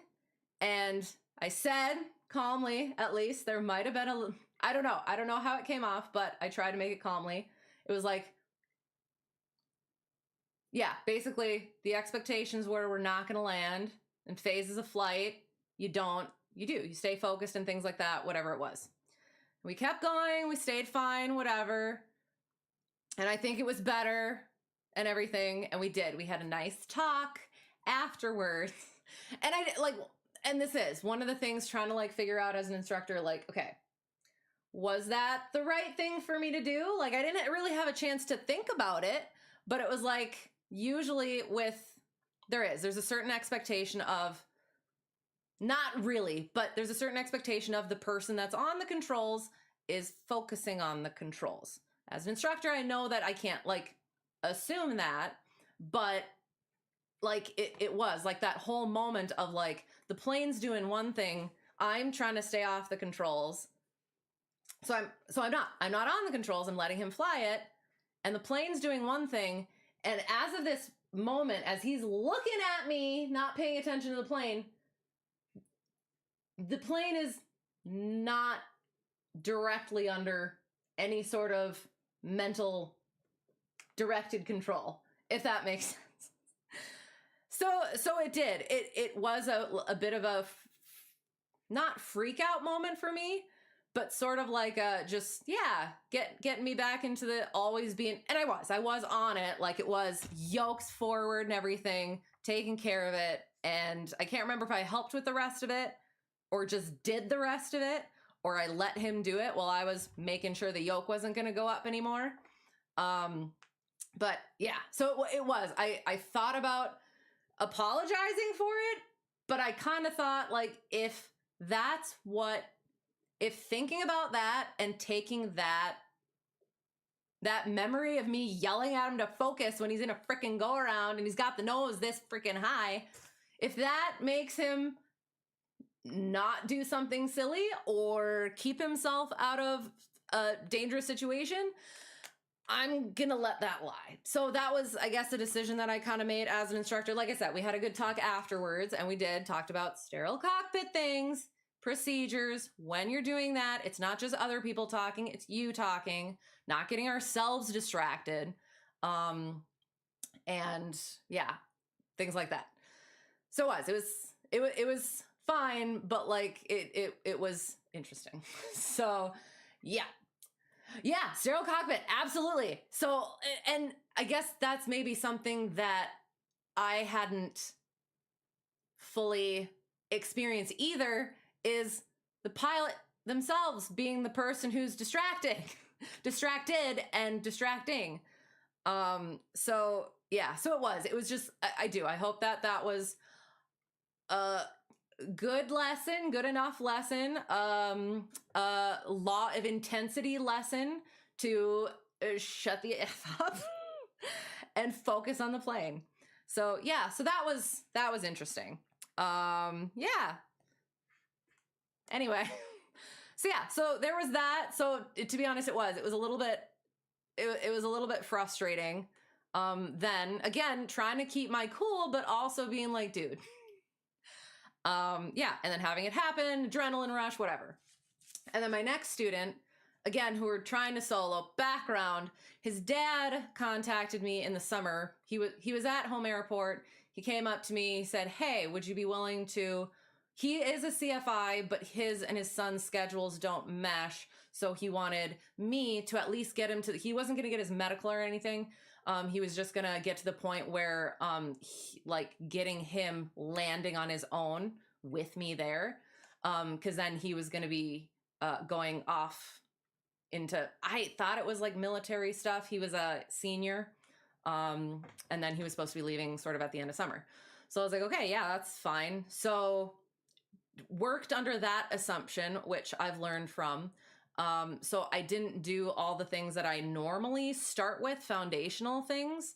Cause I didn't want to like, yeah, go through all the lessons when they're only paying me to do this sort of a thing. And I assumed he was going to be, yeah, gone by the end of summer. So I just wanted to get him through the actual like physical, like landing the thing and going. So we got to that point, and then it was like, okay, so that's what you wanted. If you wanted to like learn other stuff, cool, but otherwise, and it was like, oh yeah, okay. So then we kept going, and I started doing kind of like other stuff, because I was like, aren't you like leaving at some point? But we didn't ever talk about it, I guess. So then it turns out, okay, so now he's not leaving, so he does actually want to solo. So it's like, okay, that's going to be different. So it did. Part of it, it's been a little bit frustrating with him for certain reasons, and we'll get into that. But then I take certain responsibilities because I didn't start out with the foundations that I would have, the foundations and expectations that I would have getting to this point. So that's another reason that I've learned, if I ever got into a situation like that again, where it's like, oh, we just want to do this sort of a thing, we are starting from the basics. We're getting that foundation done, because if you want us to continue, I want to make sure that I've been teaching you and you're under the expectations that like I'm setting. So anywho, that all being said, he's canceled a lot, primarily like for work things. And so he canceled again. So it's like, okay, so there's some frustration there where it's like, okay, I'm trying to get him to that solo. I don't want to seem like I'm milking him, because I'm not milking him. I need to make sure that when I'm putting my name in his book and he's under my certificate, and my expectations for like, okay, based on what I've seen, how safe are you going to be? How legal are you going to be? That I can be okay with, okay, yeah, we're going to be good. But yeah, so we've had cancellations for like weather, but then he's also had cancellations of his own. So we haven't been as consistent as I would have liked to have been. So that's again, nothing I can really do about it, but still frustrating. And so he canceled again. And I was like, okay, well, that sucks. So you know what? I'm going to go flying myself. I took the plane, and I did. I had a nice flight. I went and did an approach for practicing, because I'm actually out of currency right now. So at some point I need to go and actually do some simulated and get some approaches in within the next how many months. So I went and practiced that, and that was good. And then I was like, I'm going to go land at work airport. And I landed at work airport. And as I'm on the rollout, right in between whether I should go around or whether I need to just hit the brakes, I see something going across the runway. It was a deer. And so it did. I was like, okay, do I have enough energy to go around and get over? Or do I need to slam on the brakes? And so in that moment, I was like, I kind of slammed on the brakes a little bit. It kind of squeaked a little bit. And I felt so bad being in home airplane and everything. So I was like, oh, well. So, I actually did circle the land approach into there. And I didn't see any until, basically the last minute, second-ish. So that was fun. And then I went and did some track art. I didn't put a thing of it. It's just 1250, because I hit and a really crappy heart. Because I hit 1250 hours during that flight. So that was another reason why I was like, I am getting this flight in. So it was nice to just kind of go fly. Numbers are actually kind of okay, but yeah, so hit 1250, so 135 minimums and stuff like that. So I do want to start looking at other jobs and stuff like that, start putting my being more on top of those things, so that because like I said, I need not just like this stuff that's happened, but I need more different experience in different aircraft, in different scenarios, with different avionics, all sorts of different things. So if I could get something else to get a little bit more comfortable in other things and other scenarios, that's going to be helpful. Because I'm this far, but I also feel like I'm not as experientially and comfort level far as I should be and could be. So that's where we're kind of at. So yay. Oh dear. Yes, exactly. I appreciate that so much. That's exactly how it went. But yeah, so it was just like a lot of different things. And then that was nice to finally get that done, get over that. A month late. My plan was to hit 1250 end of December, so that I would have 6 months to get another 250 to hit 1,500 minimums by end of June. We'll see how all that works. But yeah, so hopefully as the weather starts getting better, I was hoping to, start getting more time in, and I have been, but not quite as much as I would have liked. But yeah, we'll see. So yeah, so there was that. One more thing. Yeah, I guess that was kind of like the penultimate. I didn't even think about that. I guess that's the sort of penultimate, sort of not hurdle, but stepping stone or step, whatever, milestone before that 1,500 hours. So we're on the home stretch, I guess. So evening. Hello. How is it going? We're just going through a week of story times, and then we'll get back in the plane and do another track art. Well, lack of track art. I wanted to point out, so this wasn't intentional at all, but doesn't it kind of look like a arrow going through the heart with the little, the tail of it? And then, I don't know. There's got to be some sort of an arrow-ishness over here. Just use your imagination. It worked out better than expected. Maybe, kind of. Yeah. So then, after another day of lessons, actually, I am going to write that down. I'm going to go like that. I have been starting to kind of like keep track of like who cancels. Especially when it's like for, other things. Cause that has been something I haven't had an issue with. Well, I thought I hadn't been having an issue with, but now I've got like 3 different students that cancel for like, life reasons, but at the same time, it's not fair to the other people who would have had the plane. It's not fair to me. Like if it is like consistent and whatever, when, for other students that I could have taken or other things I could have been doing. So yeah, I didn't think too much of it like before, but now that it's been happening like actually so consistently with a few people, it's been annoying. So then had day of lessons at work airport.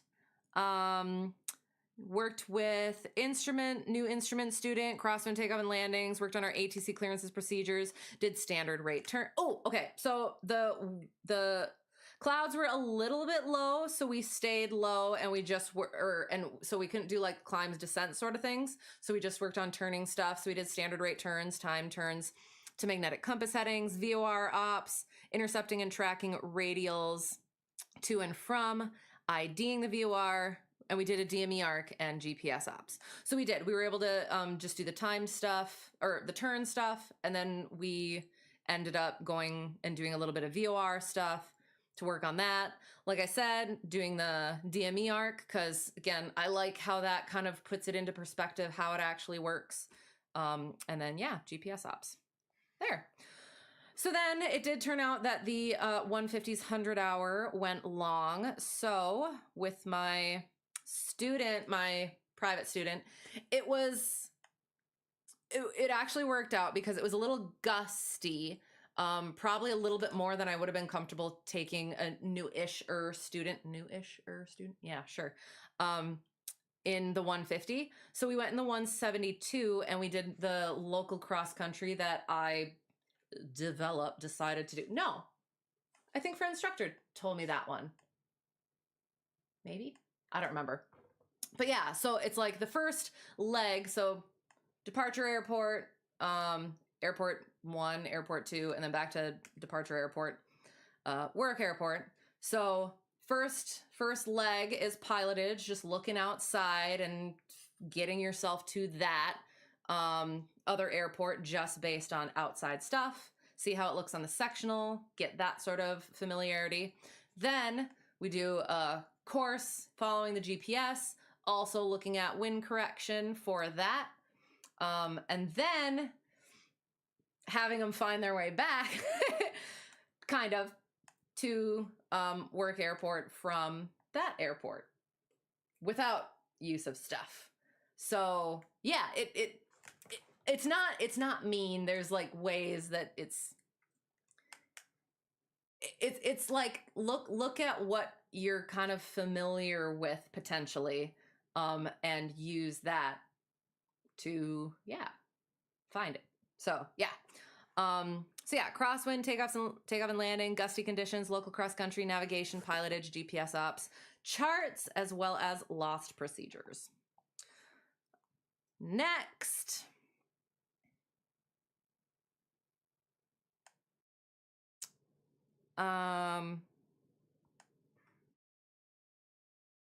Oops.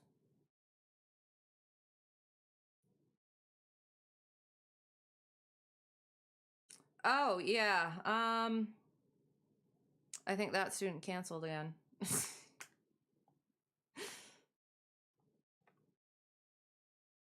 Oh, yeah, he did. So it was my inconsistent instrument student. And he was supposed to be after my new private student, and oh, that's right. And he did. He canceled. I'm trying to think. I think he said he was sick. Okay, fine.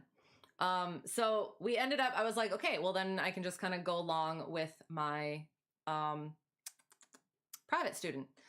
But one of the guys around, who he actually just got a plane, he's private, and he got himself a Mooney. He came in and we were chatting about stuff and going over stuff, and they kind of bonded because she and her boyfriend have a Mooney. So that was the one where the boyfriend wanted to learn how to fly, bought himself a Mooney under the at the encouragement of another pilot that's on the airport. And so that pilot had contacted me to like teach him private in the Mooney. And so we went up, and there were certain things where I was like, that's probably not going to work. Plus, one of the big things being I technically couldn't get insured because I don't have, the Mooney time required. So yeah, plus, and I talked to the owner of the 150 who like let me in on some things. So yeah, so that's the whole thing. So Mooney, and then they were also looking at another Mooney. So that was a whole thing. So we went and flew, and did our local cross country, and it was good. But then, yeah, it was just like, it's hard when it's so, like we've had cancellations for weather and stuff like that. But then there's been so many consistent cancellations for different things. It's just difficult not to think that it's not coincidental and not partially deliberate. And I did talk to the owner of the 150, and I kind of asked about that, and he said that, this student kind of likes to get on the schedule, but the follow through isn't that great. So I was like, okay, so it's not just me. Your friend is a Mooney. It's a nice cross country machine. Nice, excellent. There was something.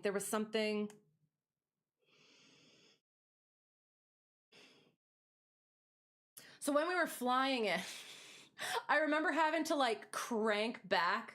Was it the landing gear? To get the landing gear up or down? Like I said, I don't have a lot of time in a Mooney. So yeah, is that like an issue at all? Is that the one that has too, or does it have electric? Do any Moonies have electric? I assume they do, but like, or is it like is it the Johnson bar, or is that just for flaps? See, I don't know. I know how to use the things, kind of. But yeah, no, and that guy said it was like really good. He talked about it. The guy that came in and was talking to me and my student, he had gone and gotten it and been encouraged to it by the owner of the 150. So I trust his judgment more than the other.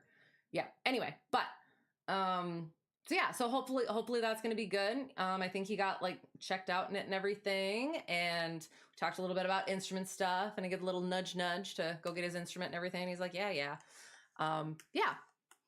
So yeah, so that was that day. What's next? Bum, bum, bum, ba-dum, bum. That was that. Had another day at home airport.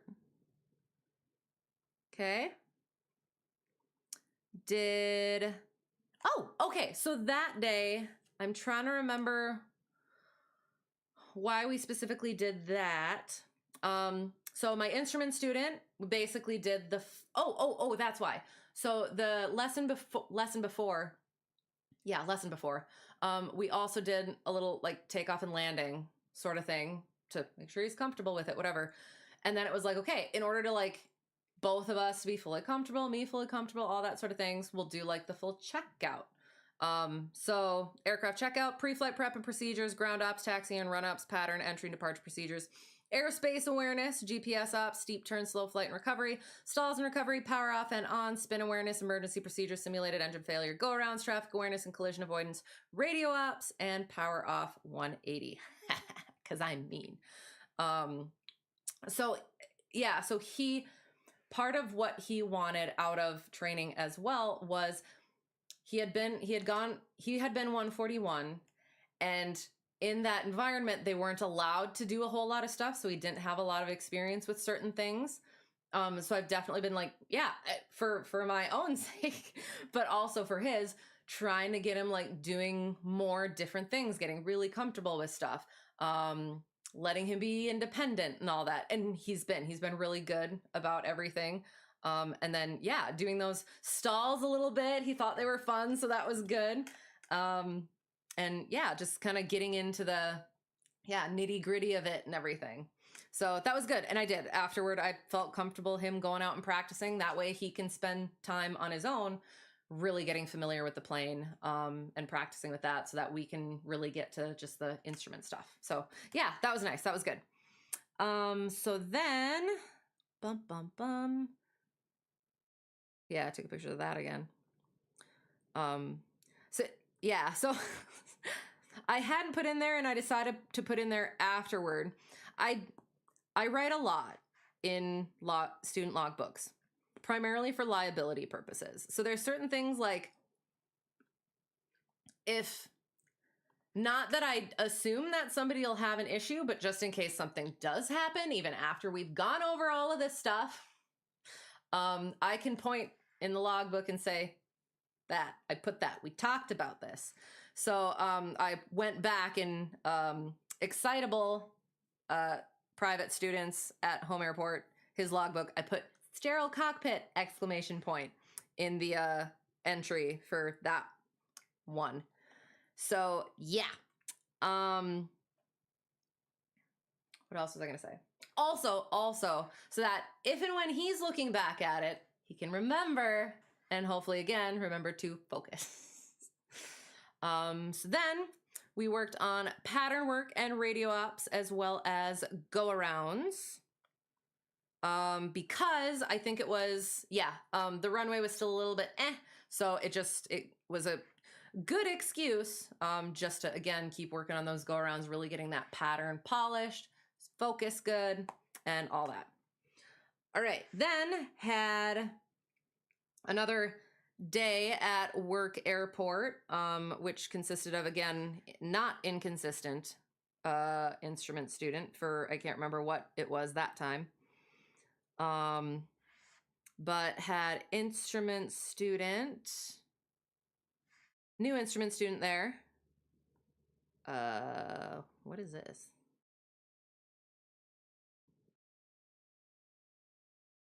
What?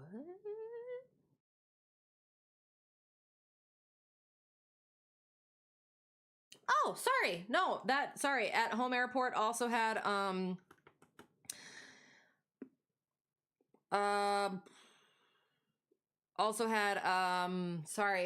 pre-solo private student as well. We did pattern entry, departure procedures, pattern work, traffic awareness, collision avoidance, power off 180. Oh, okay. So again, runway at home airport wasn't great for takeoffs and landings there, which is what I wanted to get to because I want to get him comfortable there for soloing purposes, right?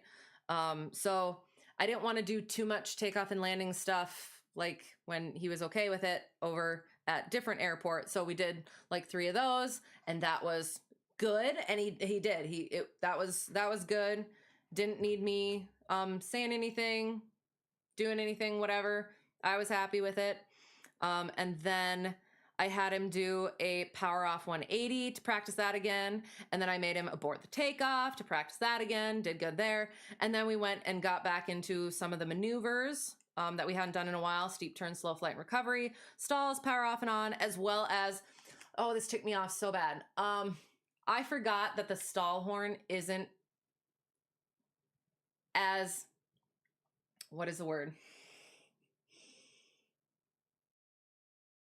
As vibrant, if at all, as in the other aircraft that I fly because of the stall kit that's on it.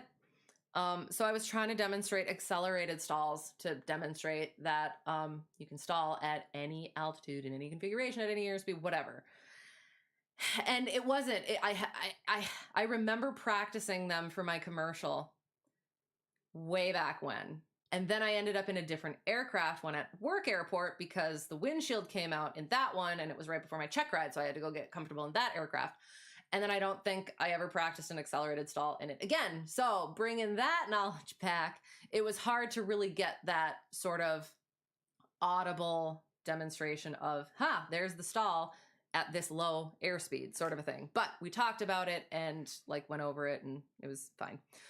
So accelerated stall and recovery, spin awareness, and then emergency procedures, as well as a simulated engine failure, since we haven't been able to do that in a while because we've been in the pattern. So it was good getting to work on that stuff again. Okay, sorry. His is electric, but it can be hand cranked in an emergency. Okay, excellent. Early models might be crank only. Potentially, because that's what I recall is it was like a, unless I'm thinking of the flaps. No, I'm pretty sure it was the gear. Because there was something weird about it where we talked about it, myself and the, because it was me and the who would be student pilot in the back, and then the guy who like helped him buy the plane. So he was like checking me out in it. And I can't remember, but there was something about like the carpet getting caught in it or something. And so that was like one of various things where it was just like, it seemed like it sort of a ish situation. And after talking to like the owner of the 150, I was like it is. It's again, apart from like that I can't get insured in the aircraft yet. It was just like a nah, probably not sort of thing. So yeah, so again, so that's the boyfriend of the now my student who is we're doing it in the 150. And she's been really good. She's been really she likes that we're starting like the slower, the not the like gear stuff. Working on her ground when she can. And again, I know life stuff happens. But, and I think we talked about this last time. Which made me people are gonna like you get what you put into it. So on one hand, I want to it makes me feel like I'm not doing enough when like stuff happens and like we don't get the time in, or there's not that work that's put into it. And it's like, I want us to be over here, but we're back here because of certain things. And okay, what of that is my fault? And what of that can what's the word I'm looking for? I can accurately say is on the student. So yeah, because it can be frustrating. Sorry. Anyway. Your friend is planning a full glass panel upgrade for his Mooney. That's exciting. Is there a time? Or is that one of those like sort of in the future things? Because is it full like steam gauge now? Does it have like little GPS and everything? So it's gonna have to be just gutted. That's exciting though. And I guess it is. That's the one. Keeping it, just making it nice. How the way that is preferred. Cause that, yeah, so the my student, the boyfriend that has the Mooney, she's also looking at planes now. So like we kind of talked about it. She's been looking kind of at 150s. I'm trying to remember because like she doesn't want to flip it, but I know a lot of people do. So yeah, like so she wants it like nice now instead of having to like put stuff in it. You think next year, yay, it has steam gauges, but also a 650. 650 is nice. I'm trying to think. So okay. And this might be a silly. So like G1000s and then keeping the 650, can you do that? Is that a thing?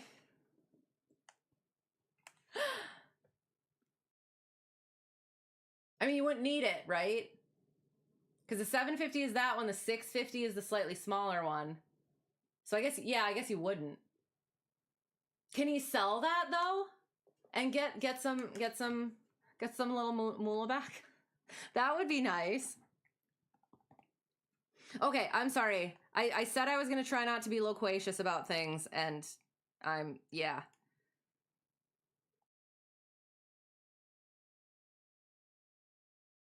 doing so great at that. So that was then. Okay.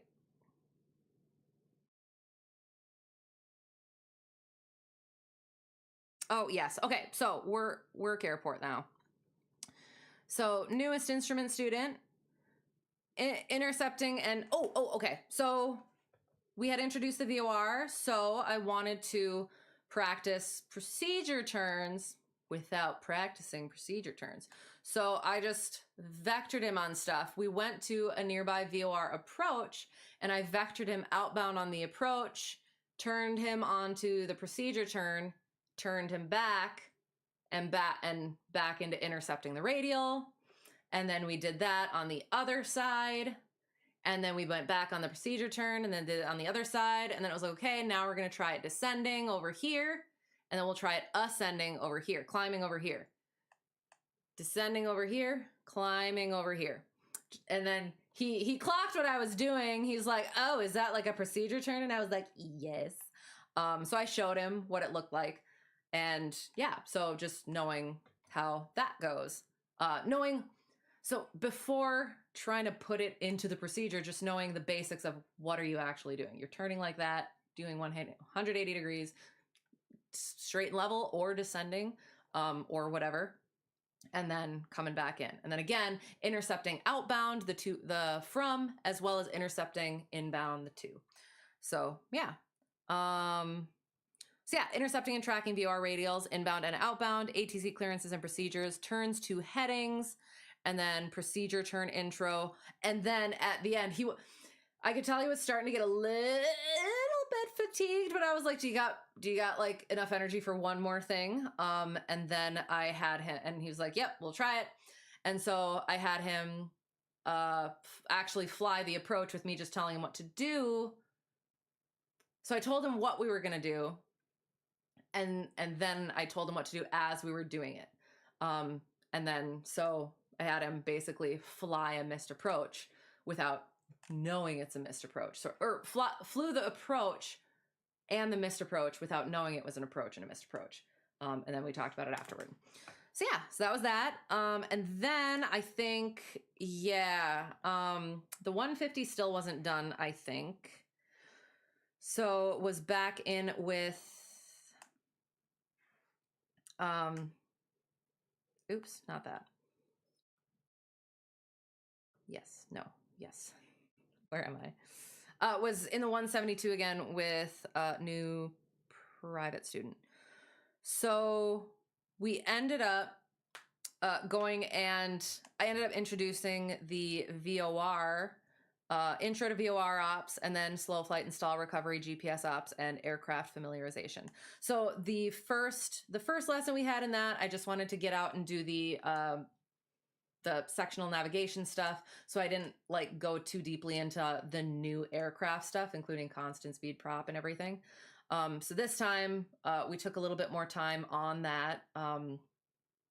So yeah, let her do more of it. And yeah, did a little bit of the VOR stuff, helped her figure that stuff out, hopefully, kind of.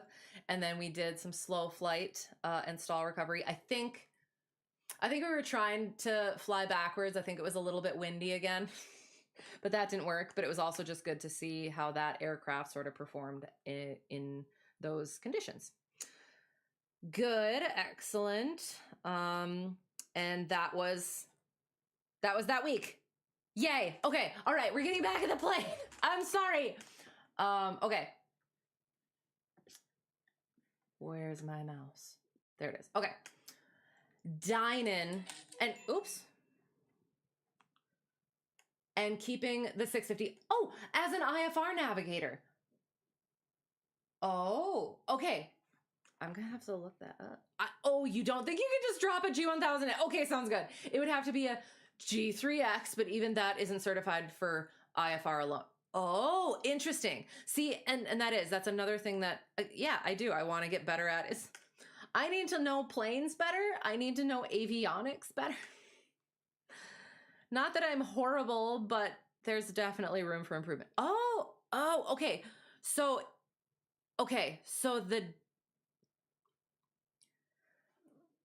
the Dynon, is that dash mounted portable? So non-IFR certified. Is that what you're saying? So like the glass he's putting in is just VFR stuff, and then the 650 he'd be using for the IFR. Because that was one of the things I was looking at for my student who's looking at the one at 150s, is the one that she found. Like she does at some point, she wants to do her instrument training, and I looked at that, and what it had is it looked like it was just portable dash mounted, which, and please correct me if I'm wrong, you can't there's no option for using that sort of a thing for actual instruments. Interesting. And I there's just so many different ways that you can it's gonna, oh gosh, are we in a cloud? This might be interesting getting back into. So yeah. What was I? Words.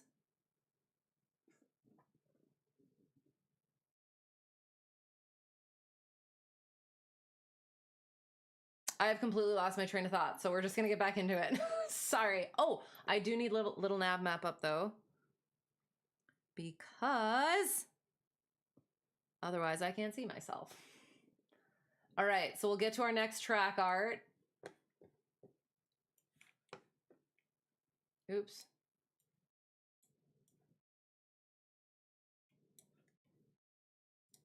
Oop. Shoot. Oh, for the love. Oh, that's not what I want. Okay. I want this one. There we go. Okay. All right, so I'm gonna go over here. I don't know whether I'm gonna be getting into any airspace or not, so. It's the Dynon HDX. It will replace all the steam gauges, but it has the same issue. The GPS system in it isn't certified for IFR. Okay, sounds good. See, I kind of understand things. HDX. Okay. Yeah, no, that looks cool though.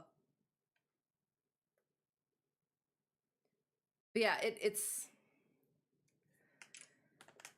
doing my instrument training in one thing and then getting into different things in different, they're not even that different, but different enough where there's all these things you got to be thinking about. And what do we use? We use our STCs to know certain limitations and whatever. So that's been actually fun to figure out and understand better. So yeah, okay, are we ready? I like how pink it is. Oh God. Oh, where's my, oh, my thing isn't, oh, hang on. Okay, I'm gonna pause for a second. Because you still have the track up there. I don't know why it does that. Why does it do that? Oh, that's why. Got it. Oh, now I can see. Should we descend maybe? We'll try descending, and if we have to go clear weather, we may. Okay. So we'll go 2,000 is what we'll go to. We'll put that on our altitude book. Okay. Unpausing.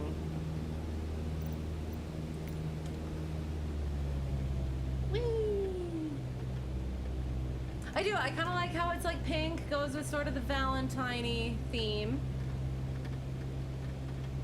So now, though, we'll get down a little bit. We might have to go 1,500, and that is okay here. Yeah, we'll go 1,500.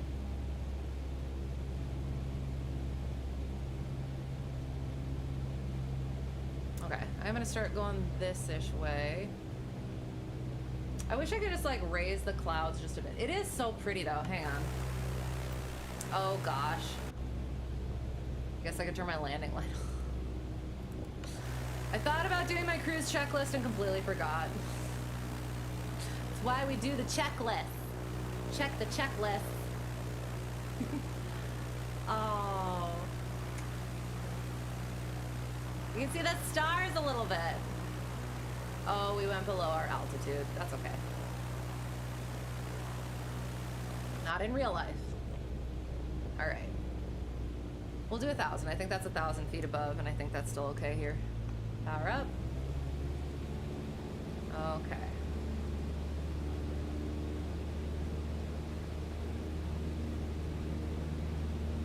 Let's get it like that, and we'll get it trimmed up, since I know how to do that now, apparently.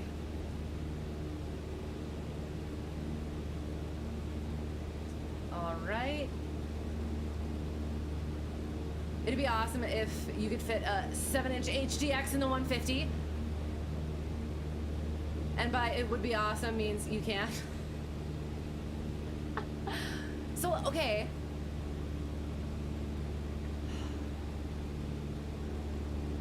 I mean, depending, you could. With what you have, are you saying?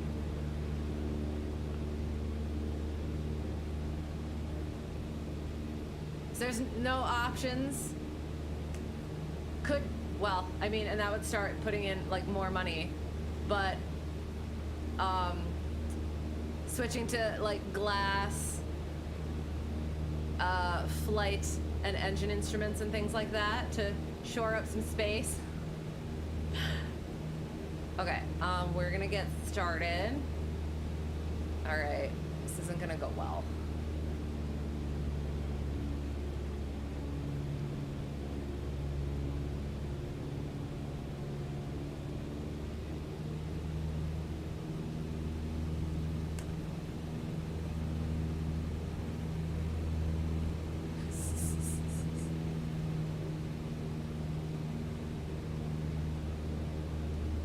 We might challenge ourselves and try to make it a little bit smaller than I would have otherwise. Oh, well, actually we can't. Hang on.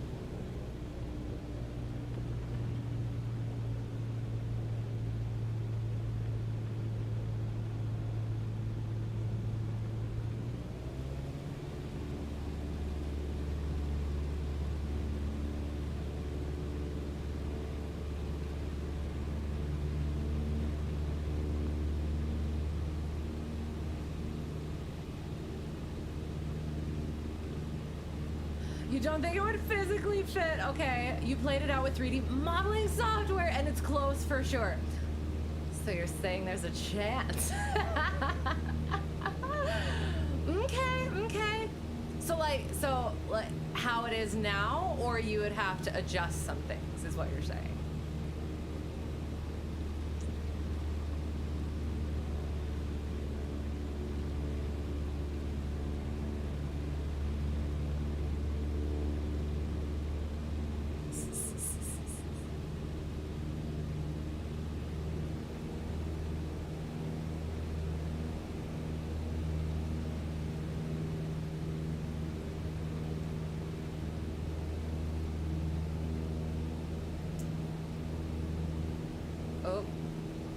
You think a G3X has been done in a 152, but the radio stack is shifted, giving it more room. Okay.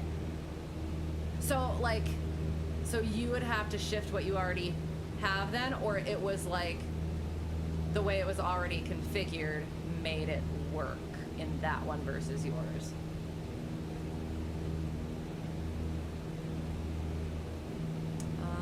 Okay. Ooh, that's a bit much. Ooh, this is gonna get interesting. I might have to go clear skies, especially because it's getting dark out. Oh, that's not good at all. Oops. Oh, I want that way a little bit more. Gosh darn it. Oh, boo. It's gonna be so bad. We can salvage this. Oh no, it's terrible. Oh no. Oh no. So you know how I like said the one, like usually, oh, what am I doing? You know how I said the like one, like the first side is usually like good and then the second side is like not? Yeah, no. Unless the second side goes well.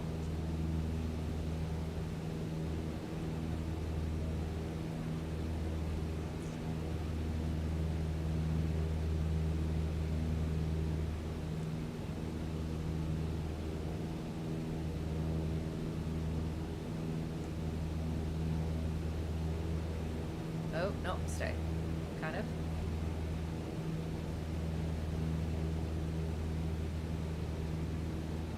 Ooh, this is gonna be really interesting. Oh, well, one of the things, like, speaking of, I actually did night track art. So when I did track art for my 1250th hour, it actually ended up happening at night, or as it was getting darker. Oh gosh, no, no. Oh, that's not good. Hang on.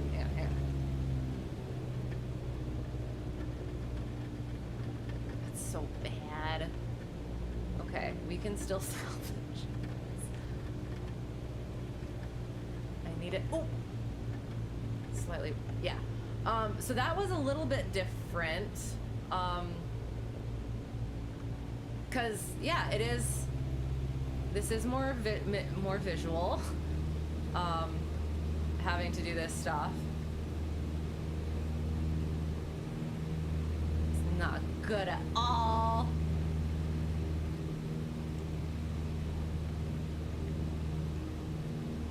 That's really cool.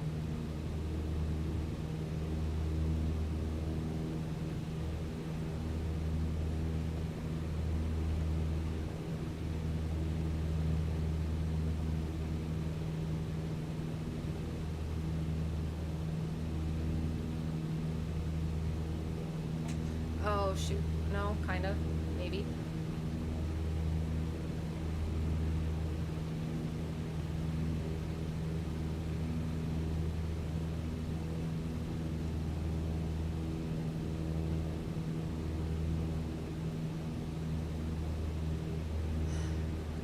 So my dilemma here is, do I make it match the other side, or do I try and make it look how it's actually supposed to look now that I think about it? Okay.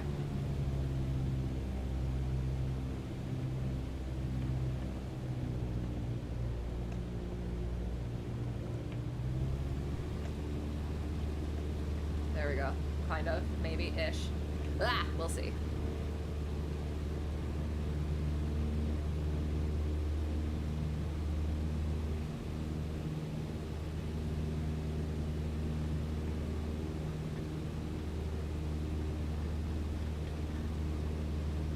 Oh, that got fruit and muffins. This side went out a little bit far.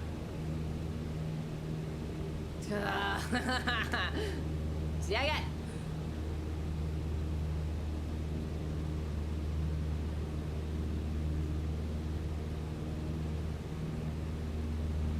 So in the plane, you're I'm flying now. It has 4 instruments side by side.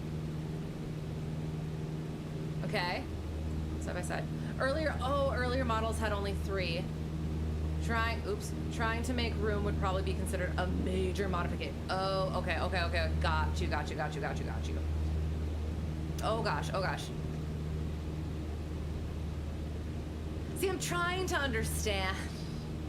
I know there's reasons for things. I just need to know them. Interesting though. So you're talking about, so over here instead of 4, it would be like 3 and then like 3 or like this. 3, 4? Question. Oh, no. Rounder. Okay, so now I can't see where that is. For the love. How do we salvage this? We don't. We go like this.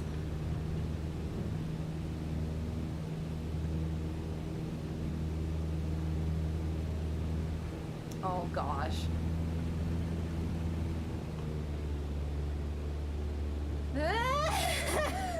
Dang it! There is one part of this that I'm happy with. The rest is not. Gosh darn it! Nope, don't go that way.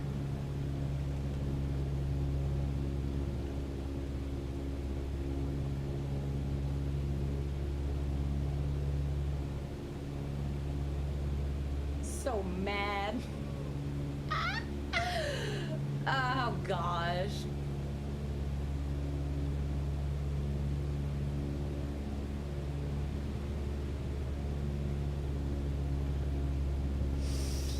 All right, stop thinking of your guesses.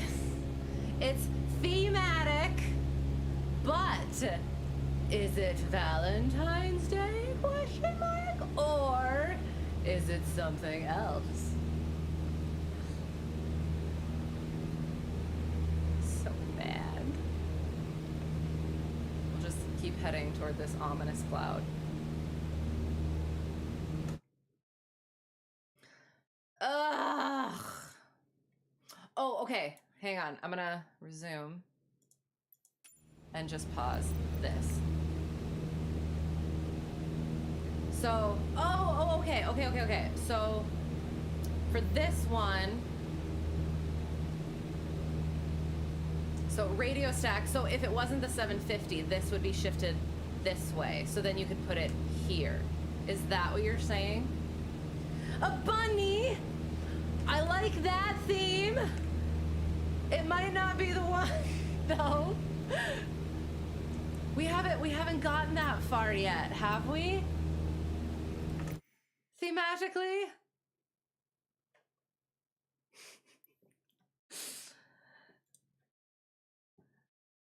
So mad. It's so yucky.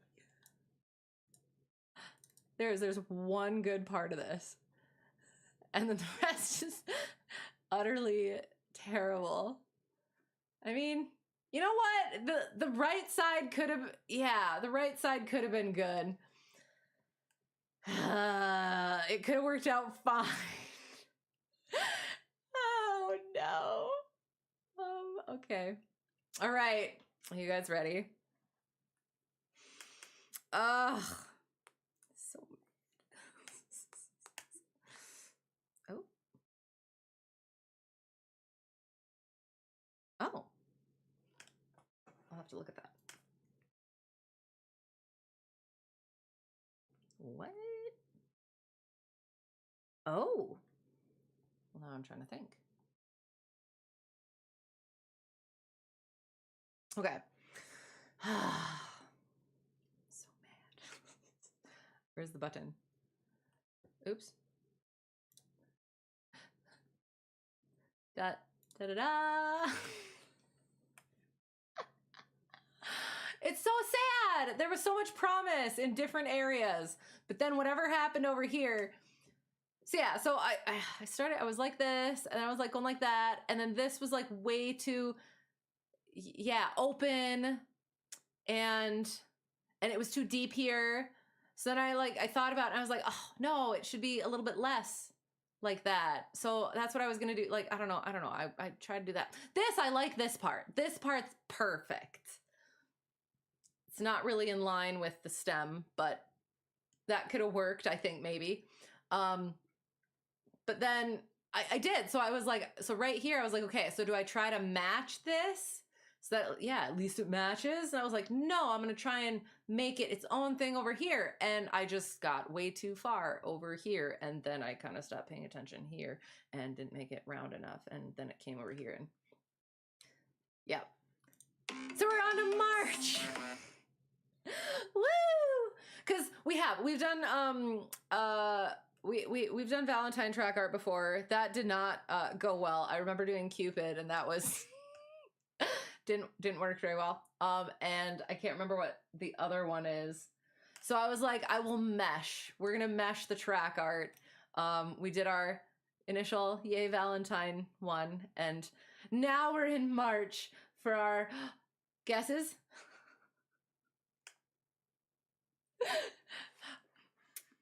As I get next story time done, I don't, for some reason it seems like there's not a lot. So I have that there and that there. And then that was that.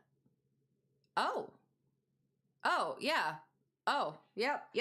So that week, it's going to be short-ish story time. I'm sure you're all happy about that. So how did it go? All right. So, I got all my people 2 days at work airport, all 3 of my people. Oh, 1 day was 3 of my people. And another day was 4 of my people. And then 1 day at home airport. That was the plan. So instrument student at work airport got sick. So he had to cancel. He ended up having to cancel both days. Over the weekend, I had gotten inconsistent instrument student booked on both days as well. But he told me that, so I don't know how much like detail to put into it, but like his wife had to have a surgery, which, okay, absolutely. Didn't know which day it was going to be on or what time.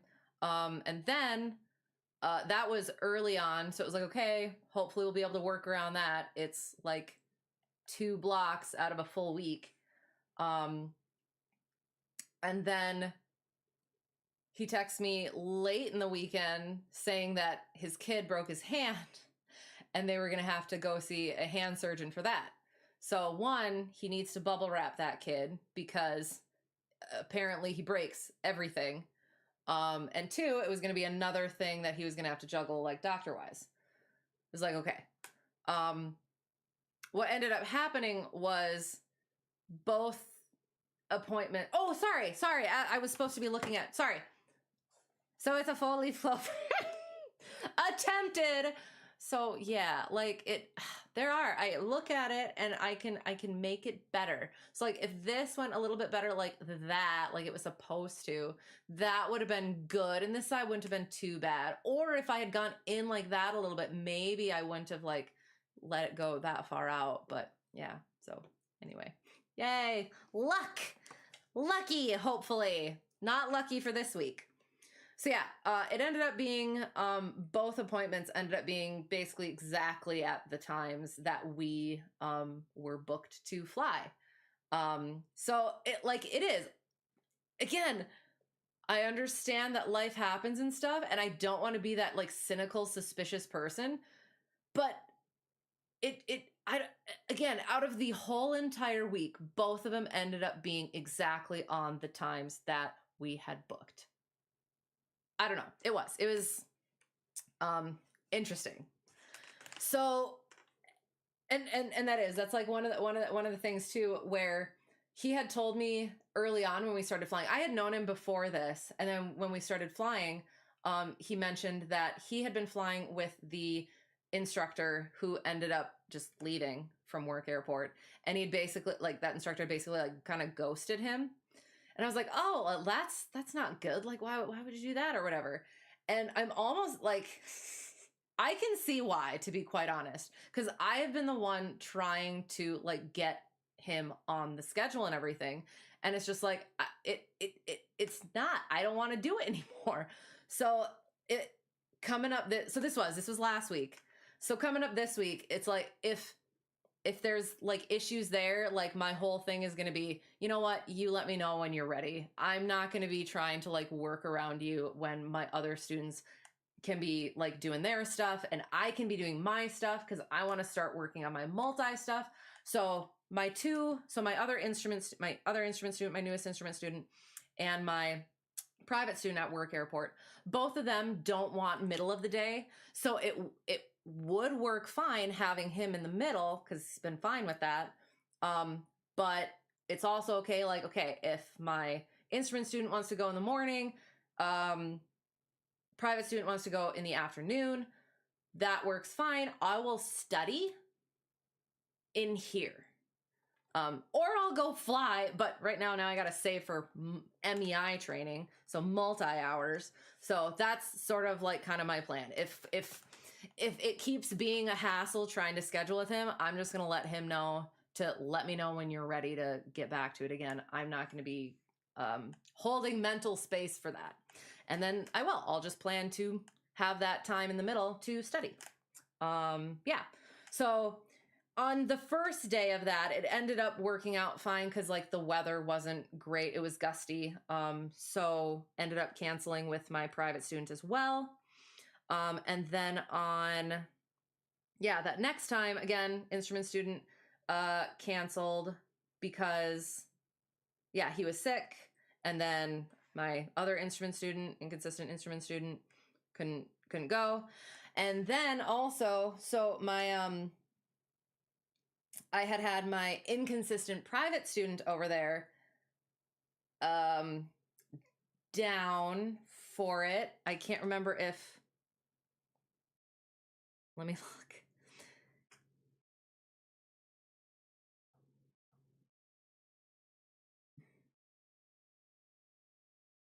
Oh, yeah. So we had planned the last time we flew, I think, to go on that day, and we put it down and everything.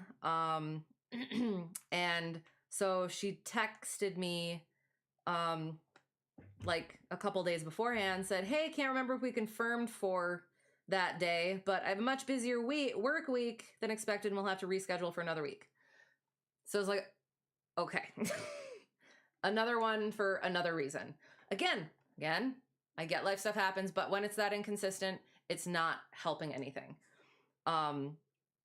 So it was like, okay, thanks for letting me know. Let me know about next week. Didn't hear anything back. And then looking at a couple days the next week, nothing back. And I was trying to schedule with both of my airports and all of my students. So I had to text her again and say, please let me know when you can so I can confirm with my other students and let other people have the blocks if necessary. And so she said, looks like it's going to be it's like that week's a bit filled. So the next date she has available is like the week after. And so at that point I'd talked about this with my, the owner of the 150, and he talked to me about like, he's had people like that. And what he does is basically, so I don't let people solo until they do their written. So he's also kind of, no, he uses the written as if there's going to be a lot of gap in between when we're going to be able to fly next, or when they're going to be able to fly next. He says, you, while you have this time, work on your written, get that done, and then let me know when you're good to go again. And usually it ends up being like they don't get it done, and they don't take the initiative, and that's it. And so I guess, I mean, you could kind of consider it like a soft firing of a student. And I talked to her about that at one point, and was like, not soft firing, but like if there's like a break in between when we're going to be able to fly for her issues or for the plane issues, whatever, maybe she should just work on her ground and stuff instead. And it was sort of like, oh yeah, whatever. And then we just kind of kept on trying to get stuff scheduled. And so I talked to owner of the 150 again, and we talked about it, and it really like kind of sank in that it's like that needs to be on me, and I need to just say, hey, do this, and we'll see from there. And so that's what I did. I was done again. So first time kind of soft firing a student. We'll see what happens. But she said, yeah, next time she has available is like the next week. And it's like, okay, so since I can't remember what I said, what did I say? Yeah, basically, it'll be good to take some time to focus on your ground, get your written done, and then we'll focus on flying after that. Let me know if you have any questions, need help getting the test scheduled, or when you have it done. And I didn't hear anything, so it's out of my hands now. So yeah, so that's gonna be that. And then from there, because yeah, it was just like yeah, cancellations, inconsistency, and it sucks too, because like her and her husband said they wanted to like go fly, or learn to fly. They were gonna have her do it first, and they wanted to, ultimately the goal is to just, yeah, go fly around, have fun. If they wanted to go up here and fly over here to go have dinner or something and go come back, that's like the sort of the goal. And it's like, oh, totally fine, but there still needs to be the dedication and the seriousness to it, because you're still flying. So yeah, so and it does, she flies fine and like gets stuff well, but it's just, yeah, the inconsistency and the issues with scheduling and everything is just yeah. I got to a point. So yeah, so then ceilings ended up being a little bit too low, so my other private student and I ended up doing ground, because we were gonna go do patterns. I'm looking. That was,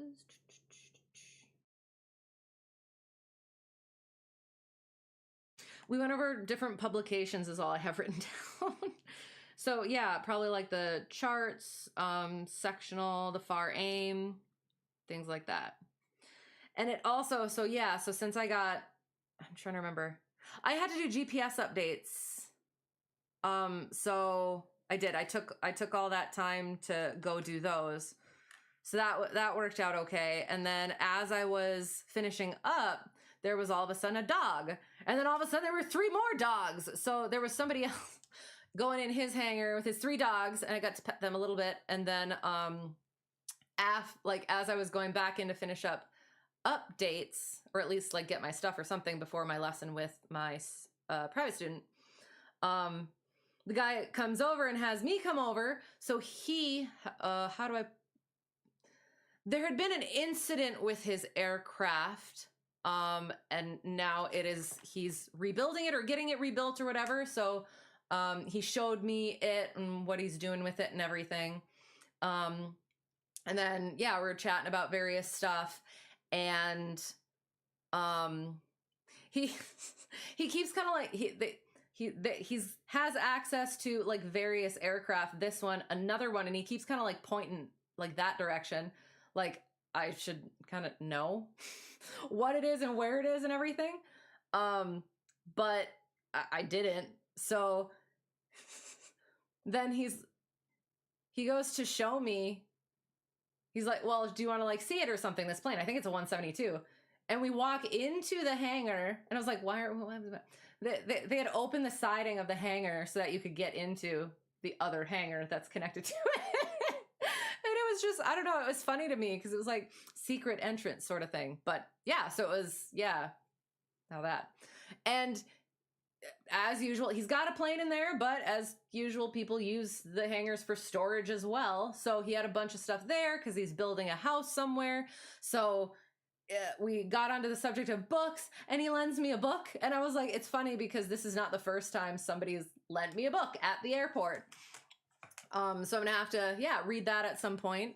And it turns out that he knows Ish, my student who's coming, and her boyfriend. And so we're still chatting, and we end up walking over to the FBO together. And then they chat just like a little bit, and then he leaves as we get into our lesson. And so it turns out she's not fond of him. And it also turns out that he's one of the, there's a cowboy, like even more cowboy crowd, over there than, not even more cowboy, but like, how do I put this? A little eyebrow raisy. So he's one of those crowd. So he was definitely nice enough, but I can definitely tell that there would be a potential disconnect about what how do I put this? Thought processes when it comes to certain things. So yeah, we'll leave it at that. So that was interesting. And then we had our ground, we went over stuff. It was good. And then I had been working on getting into contact with, and I might actually get us flying back to the airport. Yeah, we'll start trying to fly back to the airport as I tell this story. Cause it is all on its own. Shoot.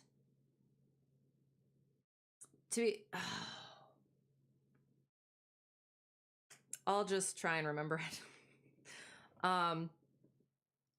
So then I was supposed to have a block of lessons with at home airport too, and those got canceled. I think that was a weather thing. So on that note, we'll get back in the plane and we'll fly, hopefully visually, to the airport. We might turn the time back a little bit.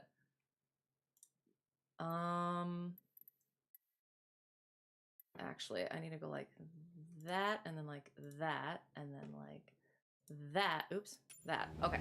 All right. We're paused, question mark. So, how do I do this again? Oh, there it is. Okay. Is there like a direct enter button?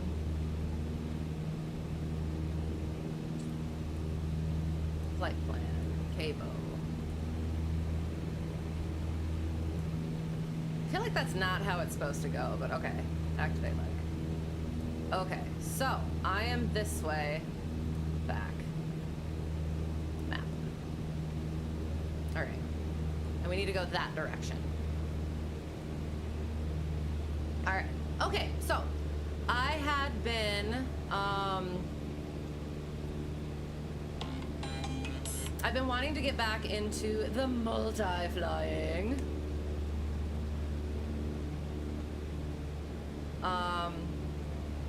So that I can start getting my MEI. So where I went and got my,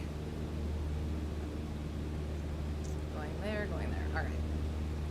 Where I had gotten done my training for my multi add-on is convenient, and I was looking forward to getting back to that. But first, I had money in an account from like 3 years ago, because if you put $500 in, you get 10% off. It was where I did part of my instrument training, as well as I did my some of my complex hours, finished up my complex hours. So let me just figure out where we are. I just want distance. Okay, so menu. Oops.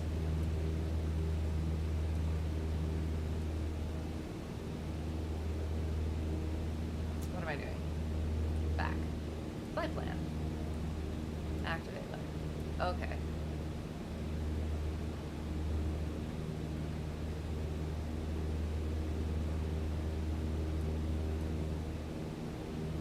Oops. I'm not getting a distance reading, so I guess we'll just be surprised. Is it just that over there? We'll see. Yeah, so what I wanted to do was all I wanted was to like go and fly their aircraft. I just wanted enough, like get some hours, use that money towards getting a little bit of multi-time in a different plane with a different person, and yeah, that would be all good. That's fine. So I had been trying to get that in I first contacted the guy last spring, and then my AFOC'd and all that, I ended up getting more into that. I got my double I, and then I was instructing more, and I just didn't have, like time or energy to think about that.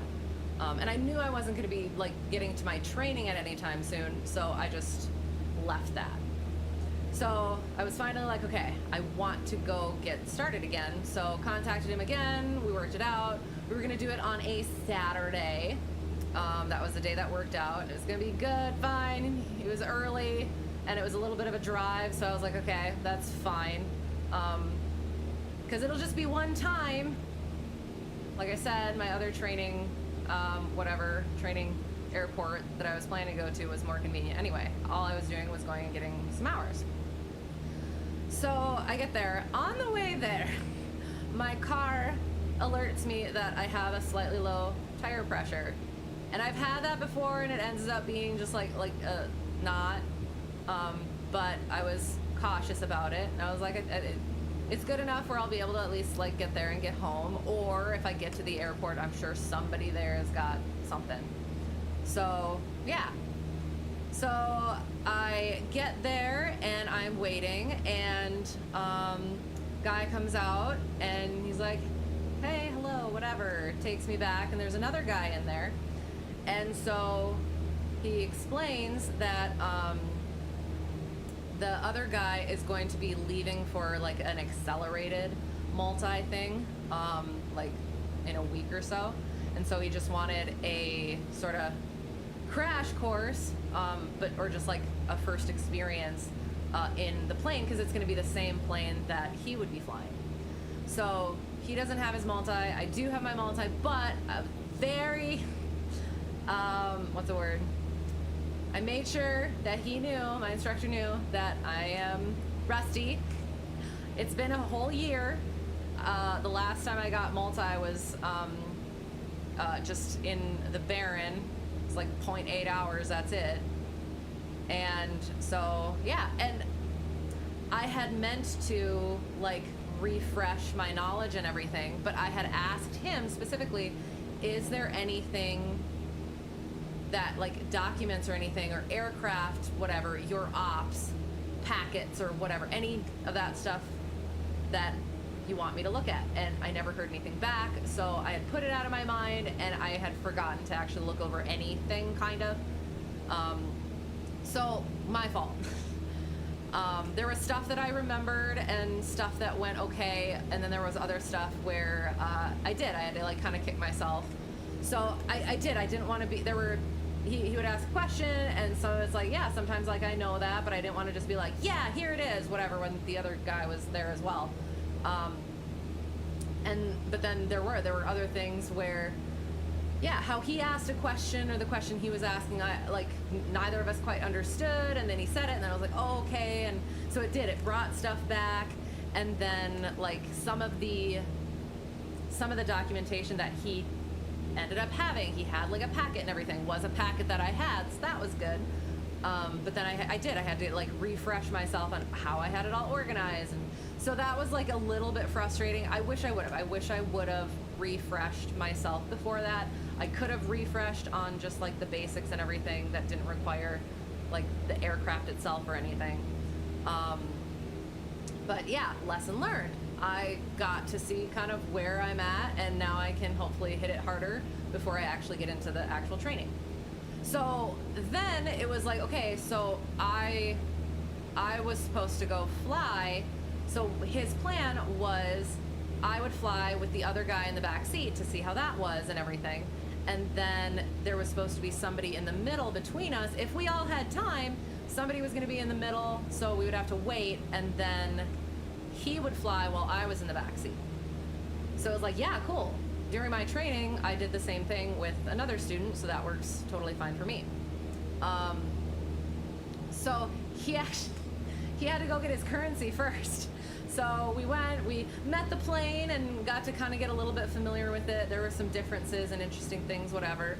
And then he took it out. We went back inside and waited, chatted a bit.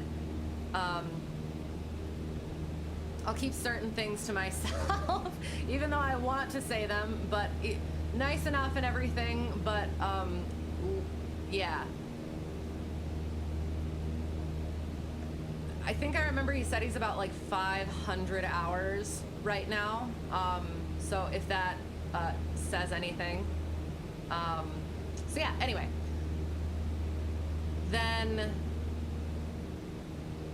he went, instructor went, did his 3 takeoffs and landings, came back in, we go back out, we get set up in it, and yeah, just working on like, okay, doing the stuff. And he did, again, like my expectation of what it was going to be is all I want to do is go fly the plane, get re-familiar with it, get back into it. I'm not trying for like the multi stuff yet, or the MEI stuff yet, but I guess it's kind of happening. So he's like trying to have me, he said he wanted me to like try to like teach through stuff and whatever, and it's like, dude, I'm still trying to like get familiar with the aircraft, which again is another thing I could have been like better about, just being like, no, that's not what I want to do here, but it is what it is. You live and you learn. Like I said, this month was just a little bit whatever, rough, and then like this past week or so-ish has had some things that's been a little bit so I apologize if I get all meh about it. So anyway, it was fine. Got into it, remembered stuff, that was good. There was other stuff. Is this our airport? This is probably our airport. So I'll have to finish this story. We'll do our final track art. I'll do our final whatever. Hey, I'm still on. Yes, we are still on. I know. I was more loquacious than I intended to be. So yes, we're getting there though. So yeah, there were differences in how he did things. Like I would ask, like, this is what I remember. How do you do things? Like my instructor, my multi-instructor had me do basically short field ops, holding the brakes, power up, in order to check green, and then get it rolling. And that instructor was just like, nah, normal, whatever. And I was like, okay. And then did a reject it. He said beforehand, I was ready for it, but he mentioned beforehand, yeah, we're gonna do a rejected takeoff. And I was like, I was wondering if we were going to. And so we did that. That was fine. Continued, went. He keeps the fuel pumps on basically all the time except in cruise. So, okay, that's different. And then, yeah, got into it. We did, oh shoot, I can't even remember what we did first. Oh, well, we just, okay, that is one thing. So he basically had me do like this with the plane, like go through all of the, like, oh, what he said was like, oh, maneuverability with a bigger plane is probably less than, right? No, look at this, sort of a thing. So getting as an instructor, as eventual instructor, like letting students get comfortable with the aircraft and how maneuverable it is. And then we did slow flight and stalls, and that was fine, good, question mark.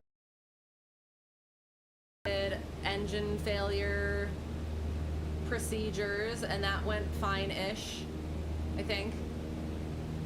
So yeah, so biggest thing, hang on, what was it? His emphasis was, and I think my instructor kind of was like that too, and I've kind of developed this myself with my students, is treat the maneuvers pretty much all the same for the setup. If you're getting like into a slow flight situation, so that's slow flight, that's stalls. With the multi, that's going to be VMC demo, except for like flaps and stuff like that, flaps and gear, and then something else. Oh, that was a silly thing. What did I say? I said something silly because we were talking about like drag and performance and what. It was something to do with drag and performance, and like, again, I don't fly much, basically anything right now other than a 172 and a 150, so that's fresh in my mind. So there was some sort of ops that was like flaps first before gear or something, and so I was like, I can't remember what I said, but it was the basically the answer was, well, in a fixed gear plane, the gear is fixed. So like the drag is already there. So I think that's what it was. Like for the multi, the gear isn't as like much. I don't know. It was something like that, but it was just one of those like silly things where it's like, yeah, of course. But with my experience at the time, it wasn't something I was thinking about, or like my freshest experience. So yeah, so there were like things like that where it was just like, embarrassing. And then there were other things where it was like, it went better than I thought. And then there were some like other things where it was like, it was frustrating because like, I remember doing that stuff, which I'll get back to that. So did VMC demo, and basically what he, well, okay, so sorry. So for what he wanted it to be for like slow flight, any sort of maneuvers,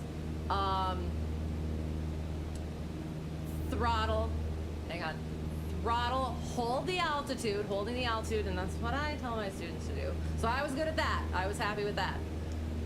Holding the altitude, power props, and he actually forgot that part at first, and then I forgot it later. But throttle, holding altitude, mixture props, getting it down to 120 for gear. No, yes, yeah, no. Yes, I think it was gear. And then holding that altitude as that speed's decreasing, as it hits blue line, that gear comes, like it clicks in place, then you can do the flaps. Yeah, I think that's what it was.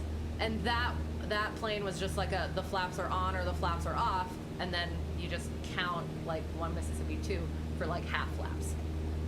So that was different. That was different for me. Usually I have like all gauges or whatever, or like there's degrees. So yeah, so holding that altitude, I did really well about that, and like the trim I was really on, so I felt really good about that. So yeah, so clearly I know how to like trim a plane now. Well, not really right now. Don't take this as I was better earlier. So yeah, apparently I actually kind of learned, well, we'll see now that I say that. I actually learned how to trim this aircraft. I'm just trying to stay around-ish the airport, but we'll see. I think we've gotten a little bit away from it. As I finish this story, then we'll do final track art, final week of story times, and then, yeah.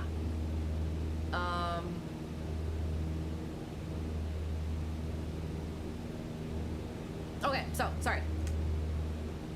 So yeah, so that's how it was. And then it's like the one thing was, which I should have been used to, is that instructor also, like,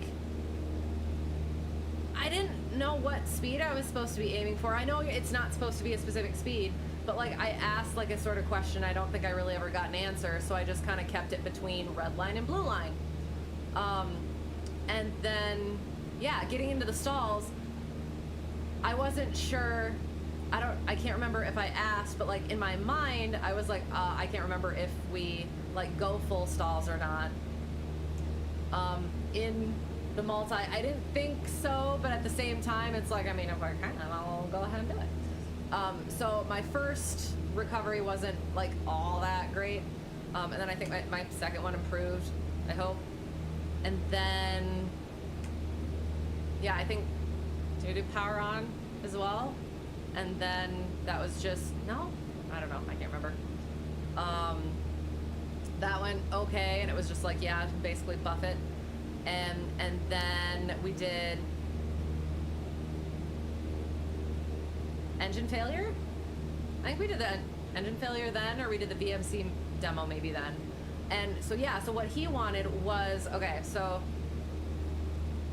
throttles back, holding altitude, keeping it clean, mixtures props, and then once we get to blue line, no, yes, maybe, one of the throttles is coming back, making sure that we have decided together which one we're bringing back. So left engine, so bring that the left engine, or right engine, I think we did right engine on that one. Right engine for that one, so bringing the throttle back, ball bank blue, question mark, and just holding, hang on. Oh, no.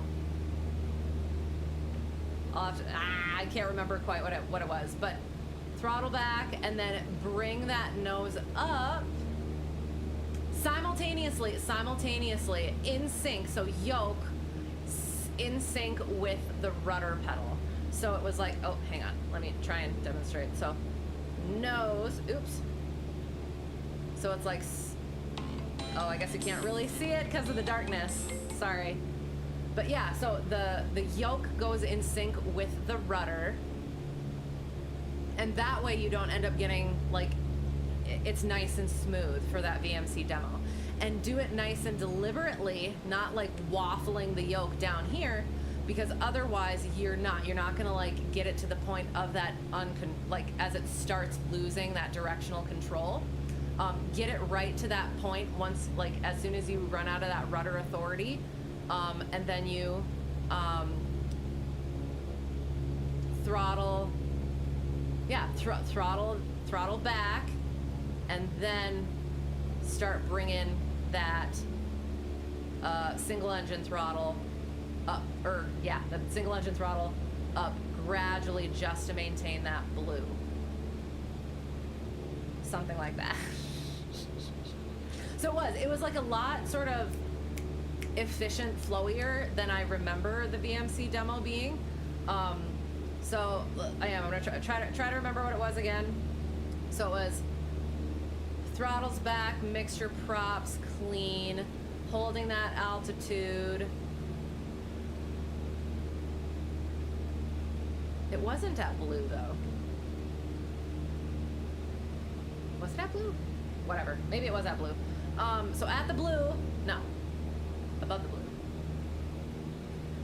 Deciding which engine to cut, bringing that throttle back, yoke and rudder to maintain blue until you lose that directional control, and then bring the operating throttle back, get it stabilized, and then bring it forward again to maintain the blue.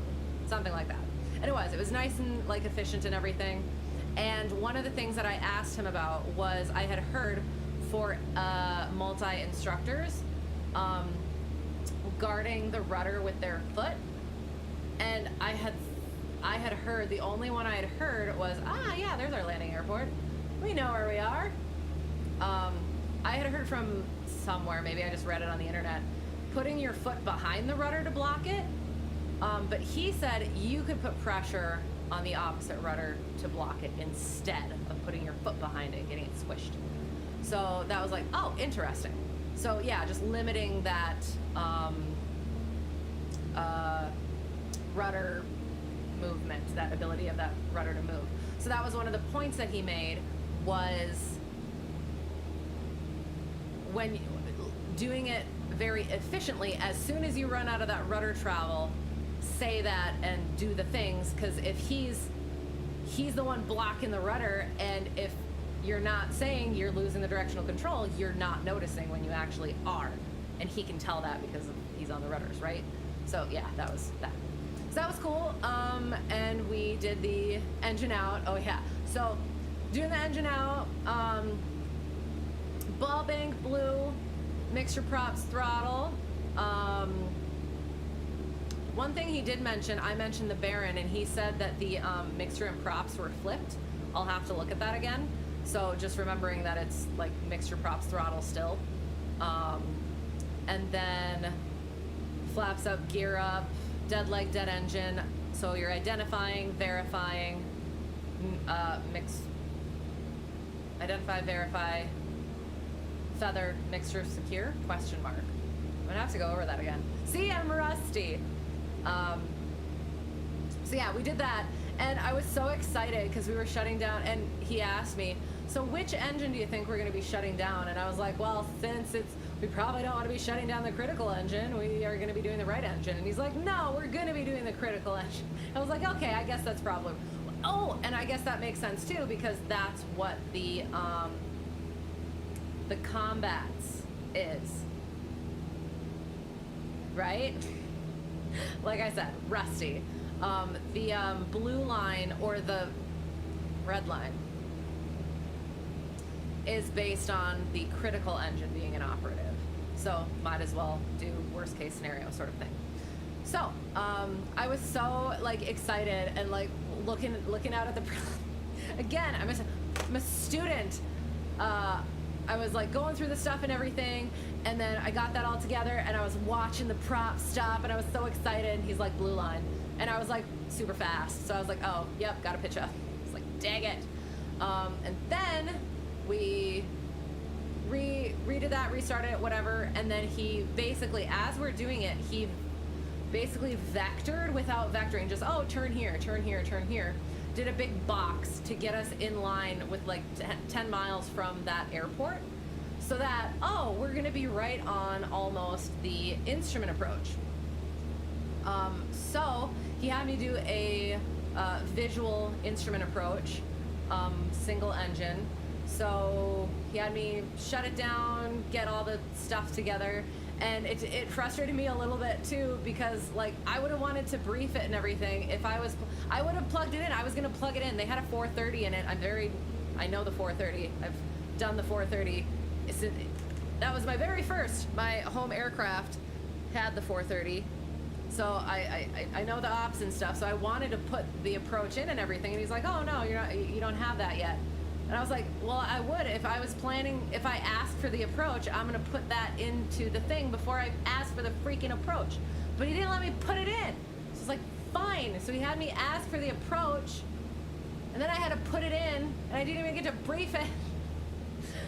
And then once I got to the initial fix and back established on course, cut my engine, do the things, and then commence the single engine approach.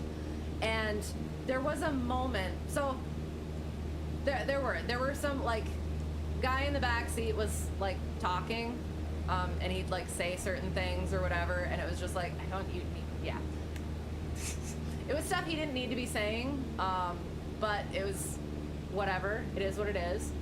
And like one of the things that like got brought up or whatever is, so the reason the instructor he does the visual instrument approach is so that you can see what actually happens. It's like, yeah, like for instrument training in general, as well as how the physics of the single engine or the aerodynamics of that single engine approach actually work and for staying on course and whatnot. So I'd gone through the thing and I was a little bit off course and I was working on getting back in, and it got brought up that like I had the wrong rudder input in. So I was like, oh, I assume, yeah, probably it's probably a me issue. But then as I like again verified dead leg dead engine, it was like, no, I have the correct rudder input in. So why are you telling me that? Like what? So that was a little bit frustrating, and thought about it on the ground. I had too much of the correct rudder in, and that was not properly communicated. And I do remember that from training, and my instructor had like made a point of that. And so like I remember that, and that like not remembering that, like that was something that was big in my instrument training to begin with, and it was something that I didn't quite remember at getting back into it. So it was good to see that again, but like frustrating with the like miscommunication thing, and then like again, yeah, rustiness and not remembering. So yeah, but landed it just fine. That was good. Taxi back in and swapped seats, and I was supposed to be like instructing the next guy, and I was like, okay, I don't know this aircraft. I'm not like what, like I need to like get certain things down first before doing that, but I did what I could. And one of the things is knowing when to say stuff and like when to not. So went through the stuff. So he got to see like all the things that he's supposed to do, whatever. Did it fine. There were little things. Took off. And yeah, there were like, I was being instructed in how to instruct, kind of. So like, yeah, let them like get kind of familiar with the plane, play around with controls and things like that. And then, yeah, get into the, I was like, I mean, steep turns, slow flight, what? I think we do steep turns first. And so, yeah, do your steep turns, commercial steep turns or whatever. And as he was like doing it, he needed more back pressure. And so like my thing that I usually tell my students, and I hoped it was like the same thing for the multi, is pull the nose around the horizon with the yoke. Rather than thinking of pulling the yoke up, the nose up, pull it around the horizon. And that seemed to help. So that was good. And then, yeah, on the other stuff, slow flight. I caught it. There. Haha. Oh, thank you, Kinder, for the subscription. Hello. Good to see you. How are you? Hope you're well. Are we there yet?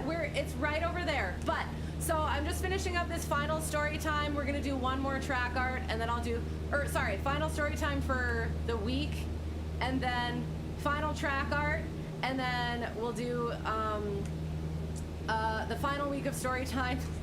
I'll try and keep it brief. And then yes, then we'll be there.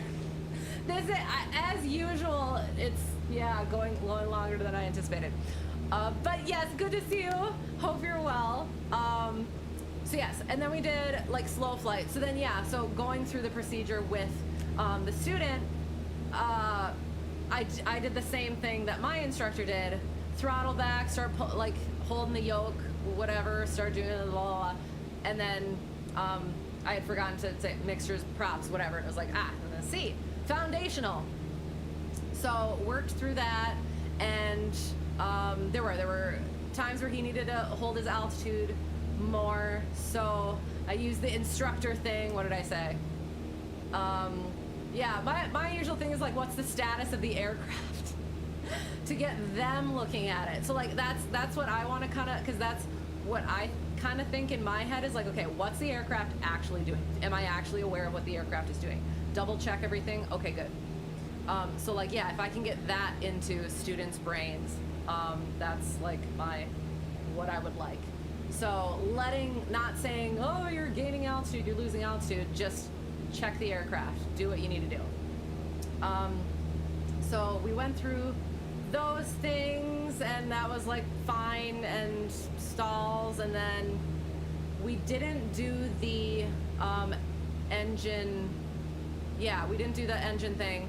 We went back to do just some takeoffs and landings for him, because that was basically going to be what he was going to, the course, the accelerated course.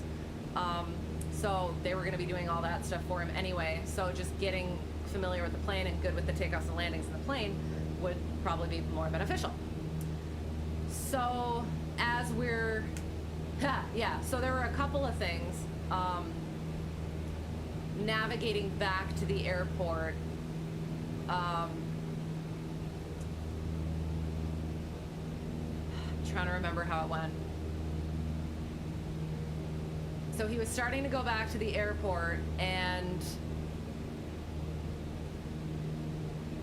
we were coming, we had to get into the downwind over here. Oh, downwind over here, and we were coming from over here. So, like all my students, it was like, okay, how are we going to enter the pattern? He's like 45 degrees to left downwind. Okay, how are we going to get there? I can't remember what it was, like, where are we from the thing, and sort of to get him thinking about, okay, go around like that, sort of a thing. And so, he was going to do his, like, call or something. It was like, he was thinking we were, like, southwest of the airport, and it was like, okay, so where's your tail on the heading indicator? Southeast, and then the instructor was like, oh, I like that, and I was like, yeah, see, you learn stuff as you teach students. So yeah, I like using that one, orienting yourself, knowing where you are from the thing, knowing where you're going and all that. And then he started descending, and the student, and we were getting to like 2,000 feet per minute. And so the instructor's thing had been, whenever you're doing something, you're thinking that Granny's in the back and you don't want to wake up Granny. So everything needs to be nice and smooth. So at the 2,000 feet per minute, like, I asked the question of the instructor, is there a limit to the rate of descent? But he took that as I was asking the student. And so, like, he didn't say anything. And then after a little bit, when the student didn't, like, notice, instructor says, she was asking or trying to point you to, you're descending a little fast. So I was like, oh, okay, yeah. Got into the downwind. I think they did a no flap landing. That was like the initial, and then we were gonna do takeoffs and landings after that. So we landed, forgot to mention the hi-ho. Excellent. Oh, I love that. But yes, I'm sorry. We're just bumbling around. I'm trying to keep us like sort of close to the airport as I'm finishing up this story time. It's almost done, I promise. Then we'll do our final track art. And final story times, like I said, again, I'm thinking that'll be faster, but we'll see. So yes, so background.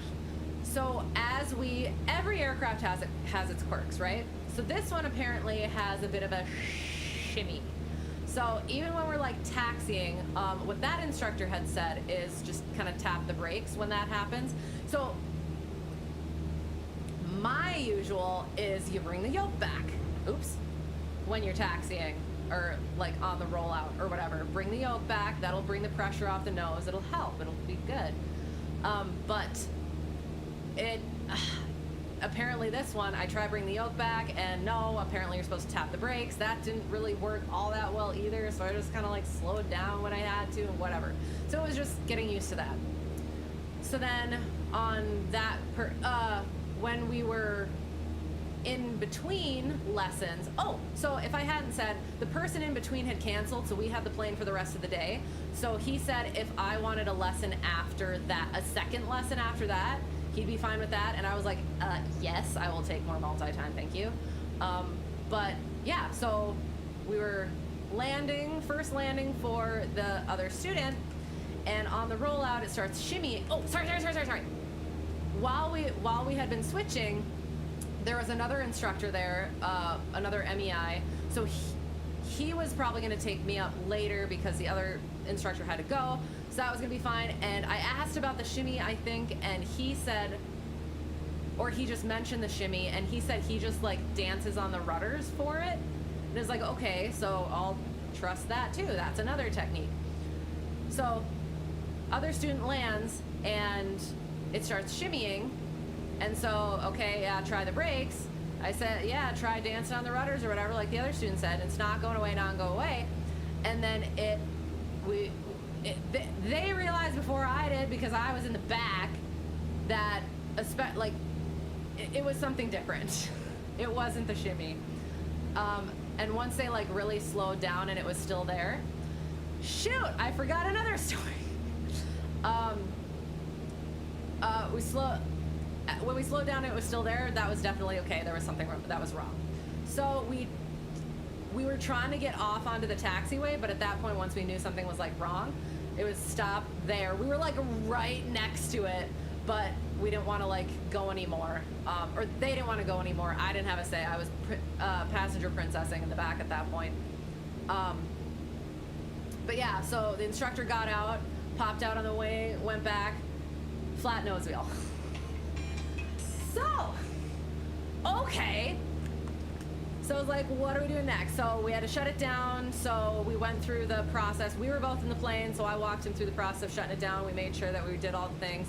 We were supposed to, the generator isn't that great, so we have to run up the throttle on one of the engines for a little bit in order to like charge the batteries enough for like after shutdown. The heater thing, we had to like let blow for a little while and then shut it down. Got out, okay, now what do we do? It's a weekend, so maintenance people aren't there. So there were a couple other instructors, the one that we had talked to, as well as another one, and then a ground guy there. So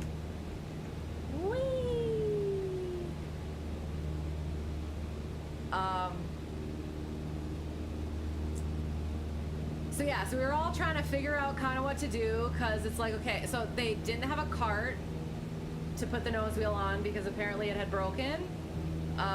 Doing that with another plane or something, and they were like, what can they do to like get the weight off the nose wheel so we can at least get it off the runway and figure out what to do from there. So what they ended up figuring out, and we like helped with, was we found a couple of weights. We were trying to find a weight, I don't know what it's called, that you put on the tail to offset the engine or something, I think, something like that. Couldn't find that, so we found two weights and some of oh gosh, I can't remember what they're called, the chicky straps that you can winch up and stuff.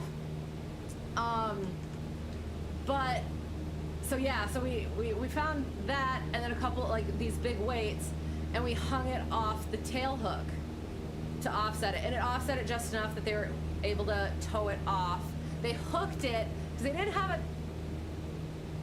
have a tow bar for it. I don't know. I can't remember why they didn't just hook it, or I mean, it was large. Okay, it's a very heavy plane, so they didn't have like a.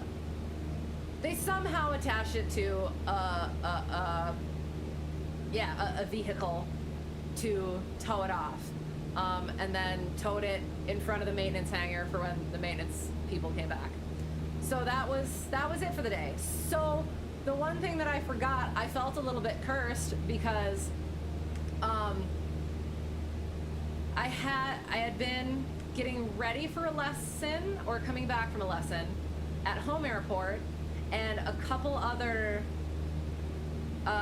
guys who were building time together, safety piloting, were in the other aircraft, the other rental at home airport, and they come walking from the runway without the aircraft. It was like, where's the aircraft? And it's over there. They had popped a nose wheel. So I was like, oh no, I'm cursed. So what happened there was apparently it had been flat, or not flat, but it had been a little low, and they had texted the owner about it, and so he had forgotten about it. They had forgotten about it. He didn't take care of it, and they didn't notice that he didn't take care of it. Especially because I noticed that, they had taken off when I was taking off for another lesson. They didn't do a final walk around like I had taught both of them to do. And if they would have done that, they probably would have noticed. But that is all whatever. But yeah, so it was like, that was another thing handling, was like, oh, okay, so are you guys okay, whatever. I'm sure that was like a thing, and what actually happened. Was it something on the runway that we got to be worried about? No. And then finding out it was that was interesting. So yeah, that's sort of like where there was positive intent in both directions, and it didn't come to fruition, and then that's what happened. So that was interesting. So then I was like, that was like just a few weeks ago, I think. So yes, I must be cursed. So then I went home. As long as we're in the air when you want us to be, we're good. Right, exactly. That's the goal, isn't it? And hello, how's it going? All right, so that was my that was my how do I put that? Bumpy re-intro into multi-flying. So from there, it was like I wanted to let me get, where is it? Little nav map back up and put it over here so that I can see what I'm trying to do. Oh gosh, I'm gonna have to okay, this, oh, that'll actually be perfect. Hang on. Okay. I'm gonna get us going this way. So I'll tell this story as we're getting to where I want to be. Woo! All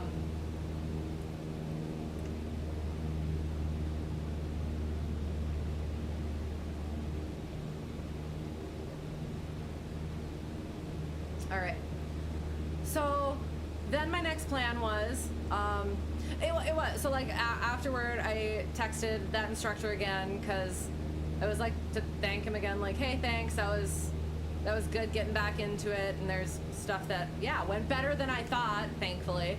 Like I did, I handled the plane a lot better than I thought I was going to, trimmed it out better than I thought I was going to, because the trim was up here. So there was a rudder trim in the middle, and then there was the elevator trim out on the whatever, and I like took to that pretty well, so that was promising-ish. Made me feel better about my overall skills as a pilot.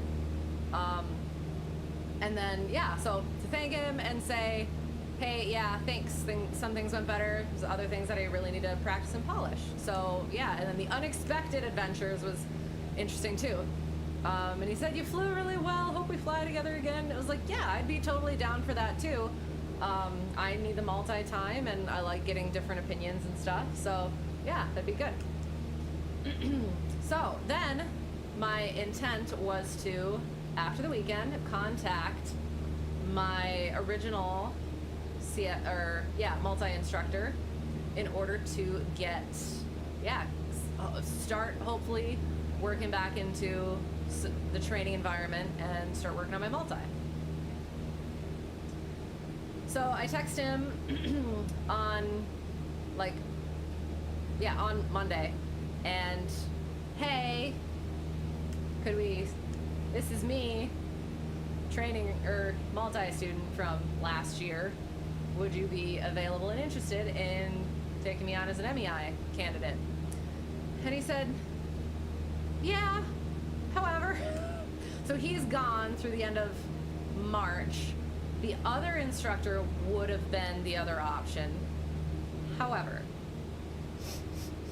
the plane that I had done my multi in, it had been somewhere else being painted, and the hangar collapsed through like weather things or whatever. So he hadn't heard the final word on that yet, is what he said. So I think we're starting. Actually, no. I want to go this way first. Hang on. Okay, so this will be interesting. You know what? I am going to turn the time back just a little bit, just because it is so dark. I feel like you guys can't really like see anything. So I promise it's not for. We'll keep it here, and hopefully it'll get all pretty and stuff again. I mean, it is pretty, but okay. So. But yes, I promise I'm not cheating for the track art purposes.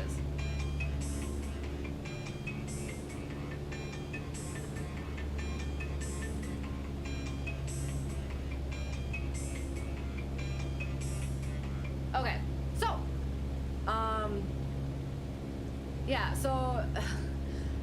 what he said is he hadn't heard like the final word on that, and I guess I didn't fully understand what that meant, because I was like, oh, like what actually happened to it, like if it actually had damage or if it was going to be fine, sort of. So I was like, oh, I hope it's nothing too serious. Definitely, like, let me know. I would like to get back with like both of them, however long it takes, and into that aircraft. Well, not into the aircraft, but like with them at least, whatever happens with the aircraft. So yeah, let me know what the situation is. And he comes back with, yeah, they're just not sure if the insurance is totaling it or not yet. And I was like, oh, you mean by you don't know for sure yet? So that was like, yeah, that's the first time that like aircraft that I have flown, and again, it was my first not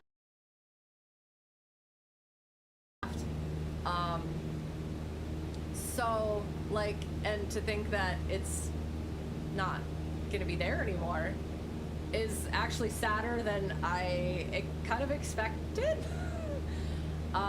So yeah, like I do, I hope it was a really good plane, and I enjoyed flying in it and everything, and so I'm hoping that it can work out, but we'll see. And he did also say that they have a couple other planes as options, so yeah, so that is also a potential. But again, it's like, well, maybe I don't want those, I want the other one. But like I was just saying, I need more experience with other aircraft, so maybe that's a good thing. So yeah, so that'll be interesting to kind of find out what happens there, and yeah, see from there. So yeah, so I'm kind of trying to figure out, oh, that's another thing I guess I can bring up too. So I want to, I was sort of like, MEI March. I could do that, get my MEI in March and be done with it. So if I want to do that, I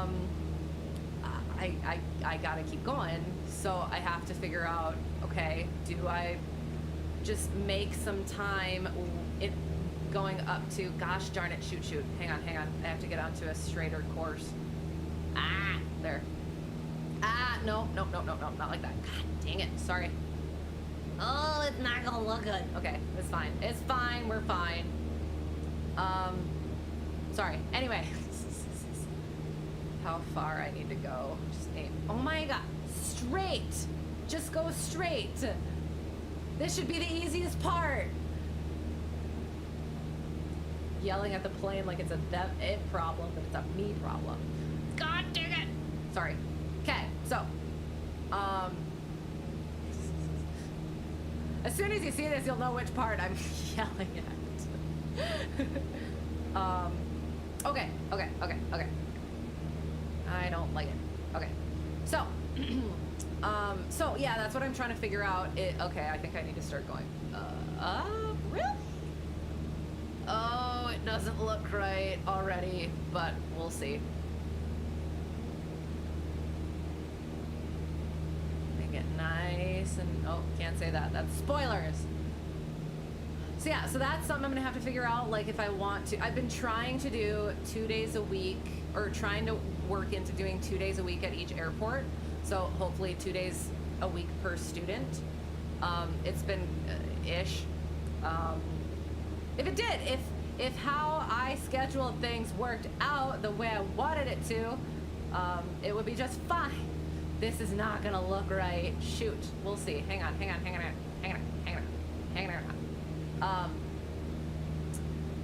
But yeah, so like, if I wanted to do 2 days a week per airport, and then 1 day a week at, like, for my own multi, or if I wanted, like, depending on the, like, week, what I'm gonna have to do for that and how that's gonna work out and everything like that. Because I want to still keep getting my students where they want to go and whatever, but I do also need to start getting myself where I need to go as well. This is freaking terrible. Sorry, it's not gonna look right.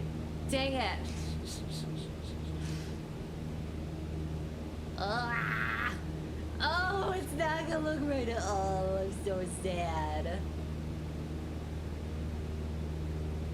Definitely did not give it enough room. Whoops.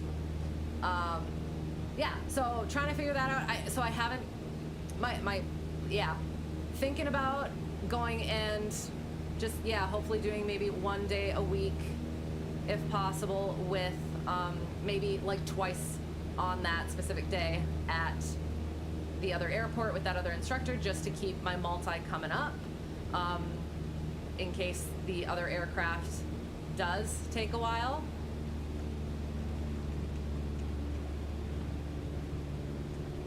And yeah, just so that I can kind of keep moving forward myself. Or do I just take the time to like really study again and get really back into the multi-knowledge the way I used to have it? Oh, this is not going well. Oh no! No!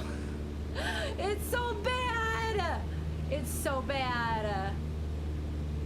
No, oh gosh. This is not gonna be...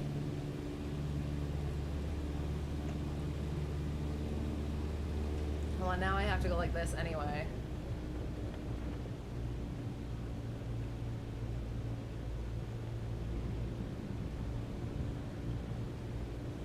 All right, this is gonna be interesting. Oh no, it's terrible. Yeah, so like what I want to figure out, what I need to do for that. Otherwise, sorry if I finish that. So am I gonna do, yeah, like 2 days a week each airport? Also do one day a week for the what's it called, for multi? Oh no, hang on. I think my thing went out for a little bit. Ah, sorry, hang on.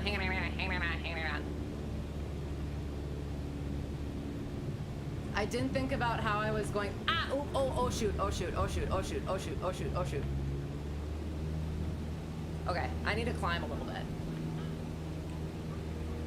We'll just call that maybe good. I think we kind of have to. I think that's about as good as it's gonna get. Oh gosh, it's terrible. At least we get a pretty sunset. All right. You guys got any guesses for this? Oh, it's so bad. It's not at all what I wanted. Once again, the right side. I'll finish up this story time as we climb a little bit. And then I also have to get... I have to get up and over just a smidgen too. Where is this? Is this... Oh, this is right there. So, yeah, if I can shoot this way a little bit. Okay. Bank angle, yes, exactly. Pull up. We handled it. Hello, by the way, how's it going? Good to see you. I hope you're well. So yeah, any guesses on that monstrosity before I put it up on the screen? Still thematic.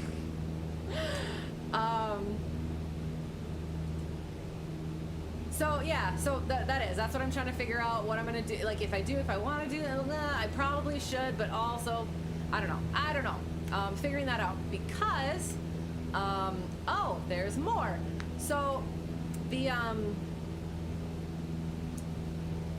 was with one of my students at work airport, and another pilot came in.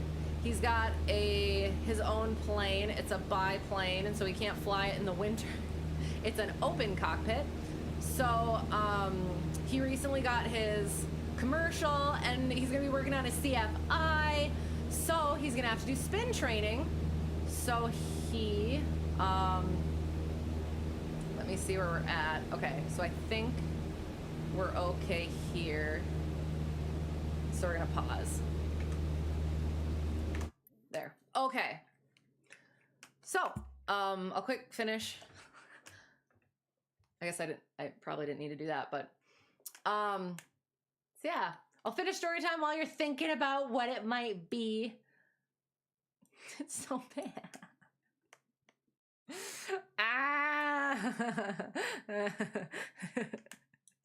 Oh, it looks like, yeah, very different than what it's supposed to. No, it's so bad.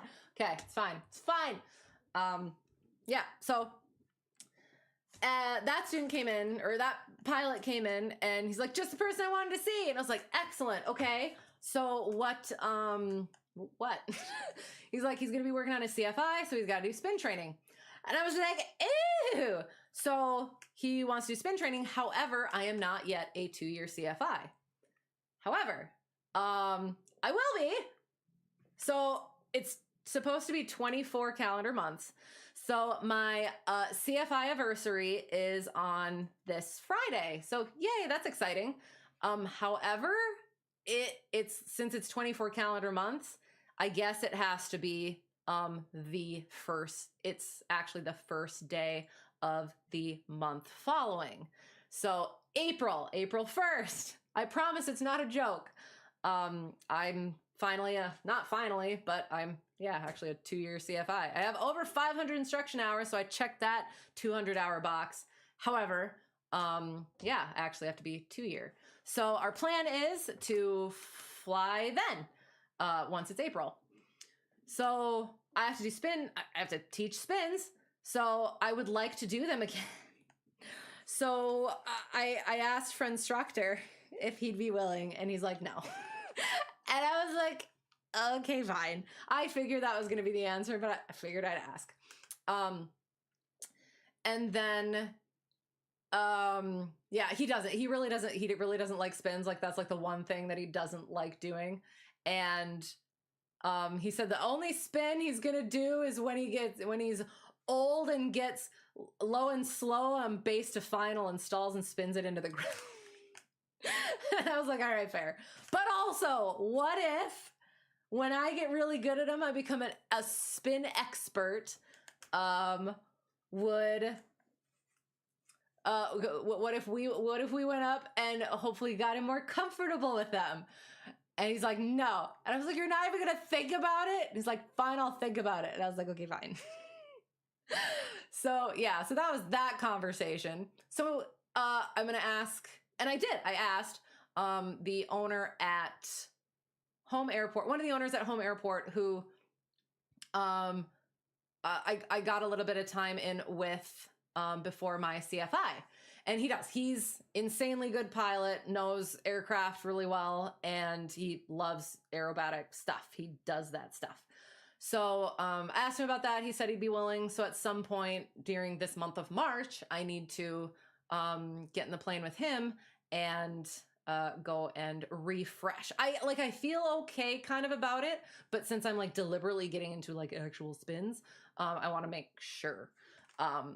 Especially in an aircraft that I haven't spun before, because he wants to do it in the Constant Speed 172, which there's certain things I have to look for sure. I got to look at the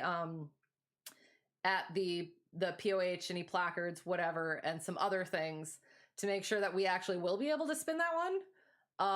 Otherwise we might have to figure out something else. So that's the other thing I got to figure out. So if I did 2 days per airport per week, if I could, that would leave 1 day for either spins with owner at Home Airport or multi. So do I get the spins done first, or do I also put myself on weekends too? I don't know. I'm trying to get better at doing balancing, not being set in the grind set mindset, and balancing like life stuff as well as that stuff. So still working on figuring that out. There was one more thing with that, I think. Maybe not. So that's where that's at right now. You have seen biplanes fly in the winter, just got a dress for him. Well, okay, sorry. Maybe I misspoke then. So I guess maybe he just doesn't want to. Yeah, I mean, I probably wouldn't either. I mean, I guess it's like any other sort of winter activity. Yeah, bundle up. I will say though, like he does it. He even said like he's a bigger guy. He like so the one of the things is like usually we'd spin the 150, but like he's had trouble being in like a 150 with an instructor that's I'm not saying I'm petite, but I'm a little bit less than what some other instructors are. So, like, yeah, so I'm not sure if that weight and balance would work out at all, especially for spins. So that's something that I have to like work on, look through, and both of us kind of figure out together. So, yeah. Oh, coming.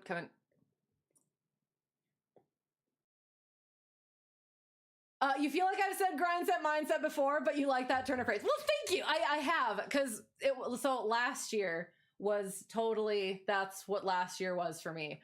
Because I was like trying to like get the hours in and instruct and like taking care of my students. And it was just like, I didn't have like my schedule needed to be based around the weather. So I couldn't commit to things like events, family events, like whatever, because I had to, if I needed to go fly, I needed to go fly for my students as well as for myself and stuff like that. So like I did a lot of that, as well as I was studying for those the tests, the National Guard tests. And so I was just trying to get through that stuff, get through all whatever. And it just, I was like so into that. And I realized at the end of the year that I had read 0 books, like actual books. That is not me at all, as you guys probably know. So Christmas Carol was literally the only like book that I read last year. And it floored me, because that is in my how many years of life, I have always read multiple books in a year, as well as like been reading 2 at a time. So I've started. So with the new year, I was like, I do need to start getting more like adjust that a little bit better and not be so into that. It is kind of tough, just because like I do feel like I could be getting more hours if I just like focused on that stuff. But at the same time, it's like I am even once I get to 1500, I still have a ways to go. Like that is bare minimum. It's going to be like 2,000 to 3,000 hours when I'm actually like that's like the expectation anyway, when I'm actually going to be able to get like big girl job. So I do need to start like balancing that stuff, so I'm not like hopefully burnt out. So, and I think that's why like the cancellations have been so like the not unnecessary cancellations, but cancellations other than weather or like sickness has been like a little bit grating on me, is because like there's like I set my schedule up, and there's certain days where I probably could fly, but I want to leave that for, well, one, my own study, as well as I've planned stuff out in advance, so I have to do that sort of a thing. So then when I get canceled on for whatever reason, it's like it's frustrating. So yeah, and that's one of the things too, is I found the friend instructors and the owner of the 150s like flight school ops, and I started reading through it, and one of the things was if like cancellations out, like not weather, not sickness, that are like less than 24 hours or whatever or something, there's going to be a fee.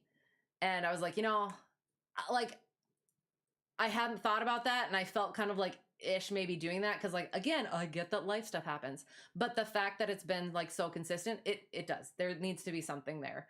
So we'll see if I end up like implementing something like that, or like I did kind of soft fired one of my students, maybe kind of soft fire another one of my students. And that was the other thing, because I was trying to like I have 3 to 4 students, or have had 3 to 4 students at both airports.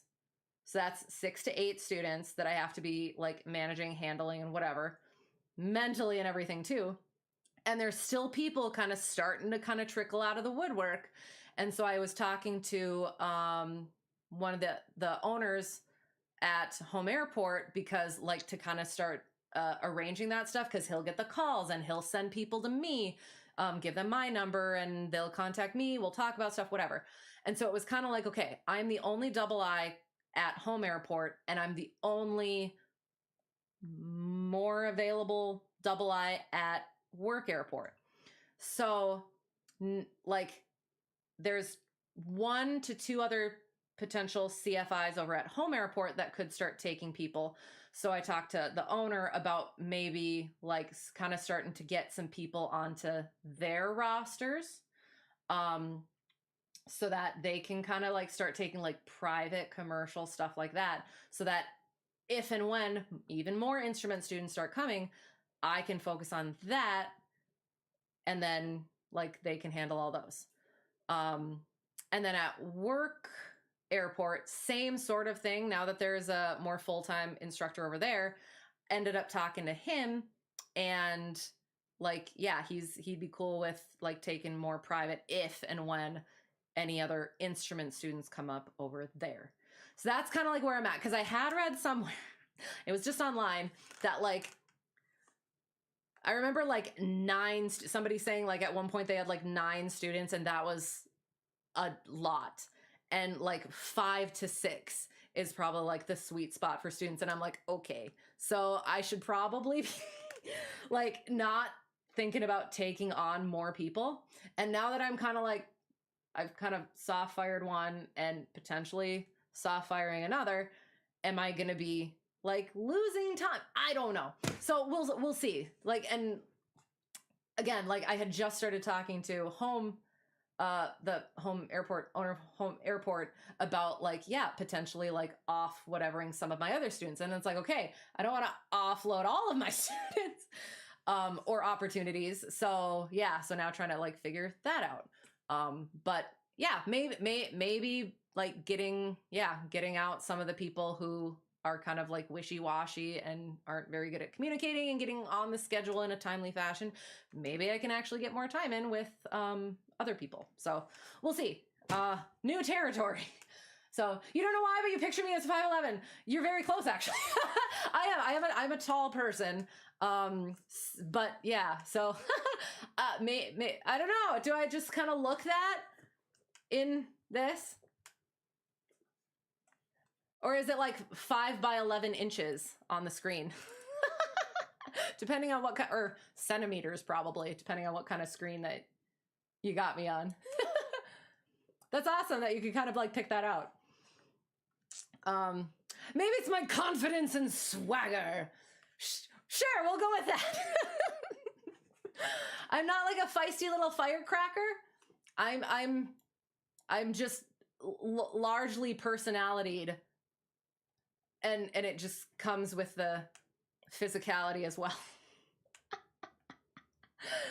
Yeah. So, yeah. Anywho, sorry, running out of steam. So, do you have any guesses? Plus that my head is so much above the top of the chair I'm in. Oh, I guess that probably would. I think that's all the farther it goes. That definitely, that makes sense. That's mystery solved. Yes, I am longly torsoed. Didn't think I'd string those 2 words together. Bet you guys never thought you'd hear that either. Okay, so, all right, are you ready? It is thematic.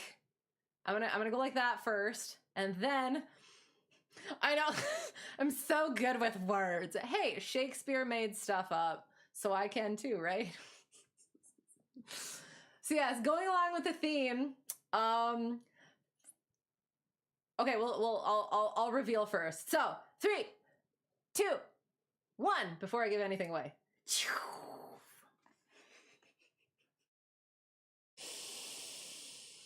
I'm so mad. The only part I like is this part right here. And then this was where I was trying, yeah. I was having troubles, and then this just went, and then this just, yeah. And then I did. I was, yeah. So there's more to this one, kind of. So we had our February, we had our March. So if to go along with that theme, any guesses? I had such high hopes for this one.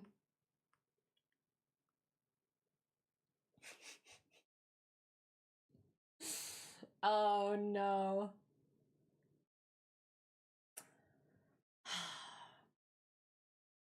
Yeah, yeah. Of bodily elongation. Yes, I love it. I love it. Well, this needed to be bodily elongated as well. It reminds me of like Charlie and the Chocolate Factory, where put him in the taffy puller. This would not work well in a taffy puller. Yeah. So I'm gonna say it because I'm gonna go over all the things that, again, the high hopes I had for it. It's a pot of gold.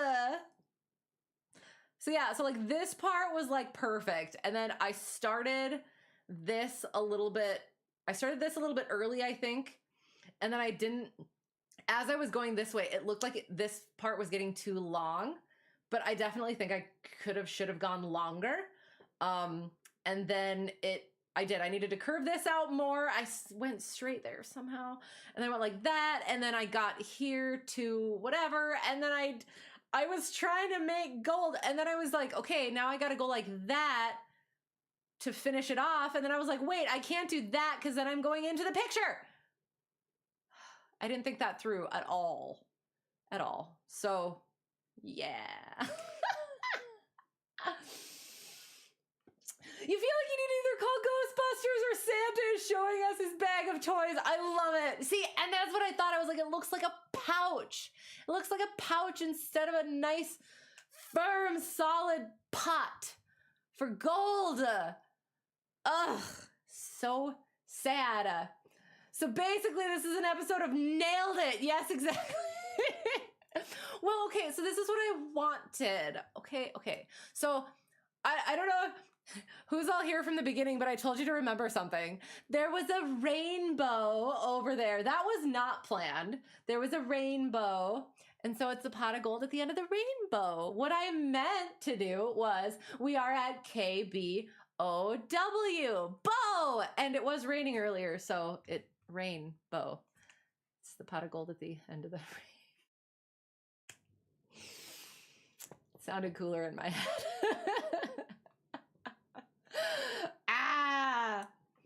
So,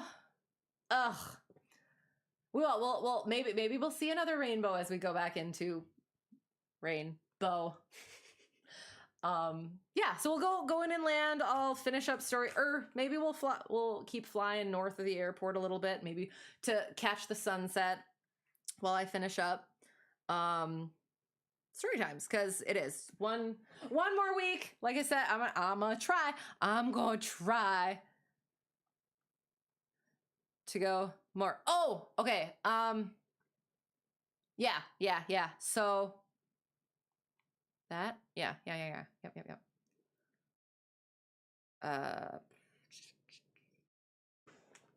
Or was that this week? Hang on. I might have gotten my weeks mixed up.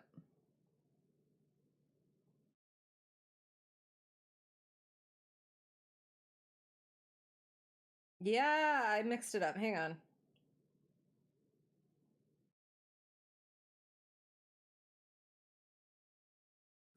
Oh, okay. So the week. Oh, sorry. I'll get in the plane. We'll get in the plane. We'll fly around, and I'll whatever. Oh, hang on. Oh, boom.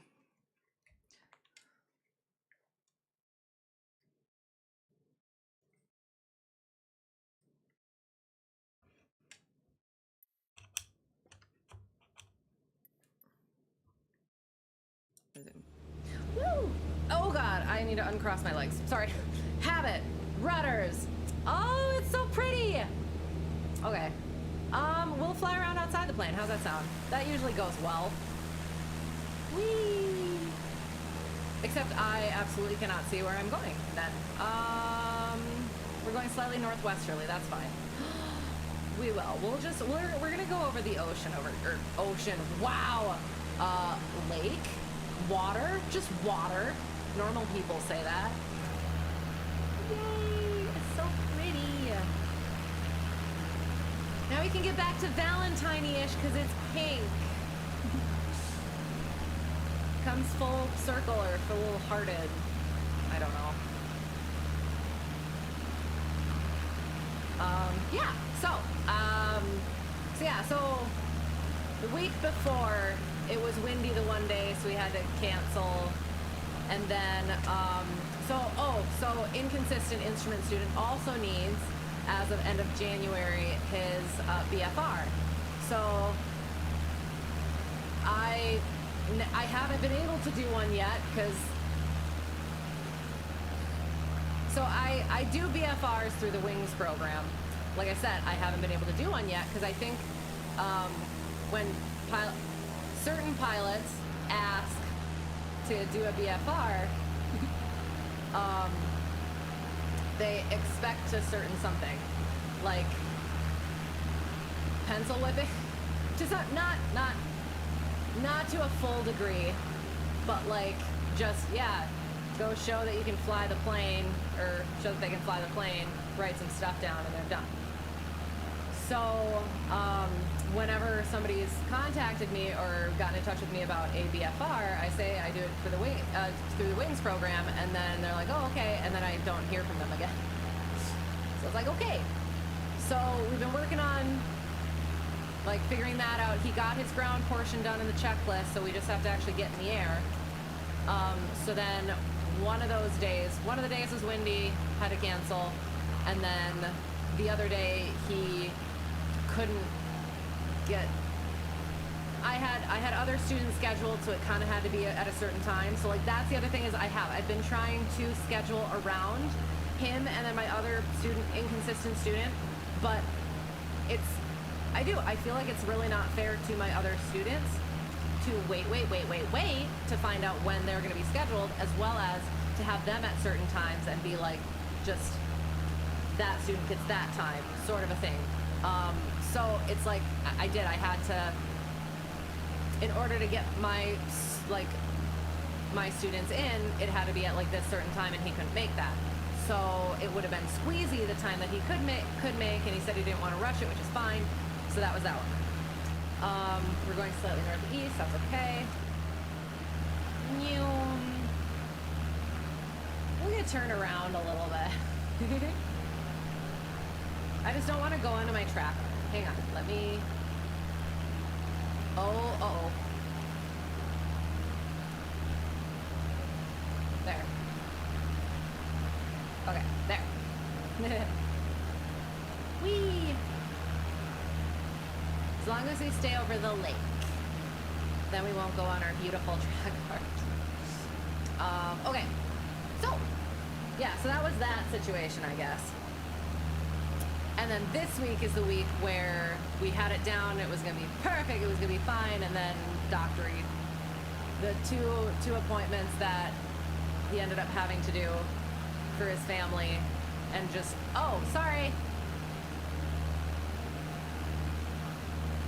The appointments he had to do for his family, and then they just, again, happened to be right during our blocks. So, whatever is what is.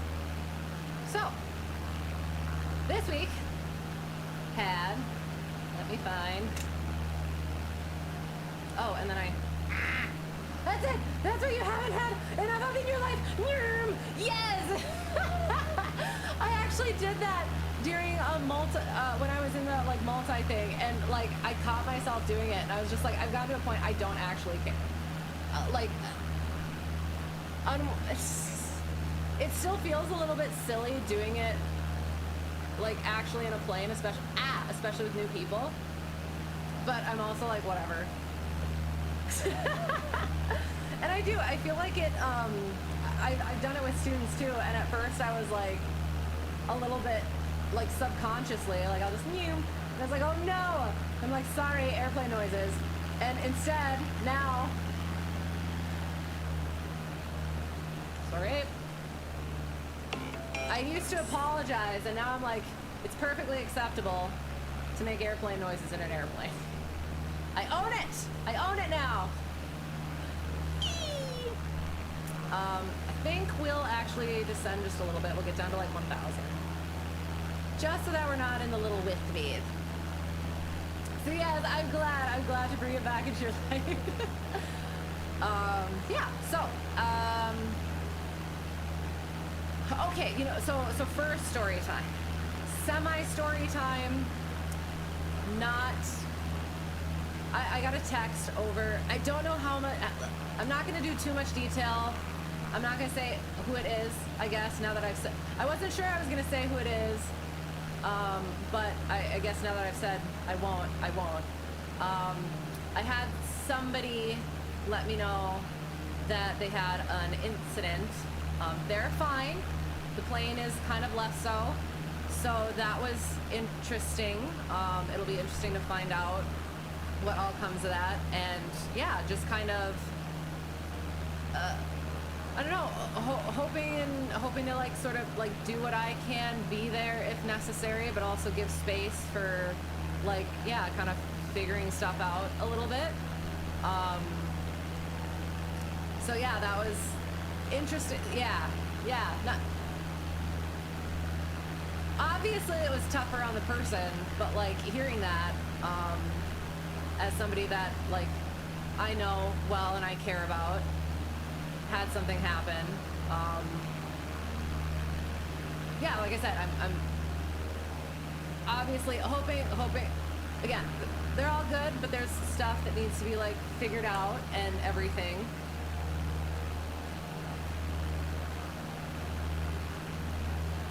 So yeah, it just kind of like put into perspective that yeah, things can happen always. Anywho, yeah, so yeah, so there's that like sort of story, sort of not story, I guess. But just yeah, another one of those things being dealt with. Again, they're dealing with more than I am, but just as somebody on the peripheral and just recognizing that. And just I guess kind of feeling a little bit helpless about it. So yeah, recognizing the stuff that can happen, and then just like sometimes there's not really anything you can do about it. Because I've gotten a lot more like confident in my own like stuff and being really thorough about stuff and whatever, and just yeah, remembering that it's anything can happen at any time. So yeah, so hoping all that like works out well and everything, even more, well, not even more well than it did, but like yeah, no issues, no additional issues from there. So yeah, so there was that one. Anyone who does not heartily approve of my new noise need to have their pilot card revoked regardless of tickets, certs, or type ratings. Game recognizes game. Yes, I like that. I'm gonna take that into the next time. I'm gonna bring the time back a little bit more so it's not so gray. There. For the next time that I do that with new people, and I'll be like, you can like it or you can love it. That's it. Yeah, so next, onward. What do we have?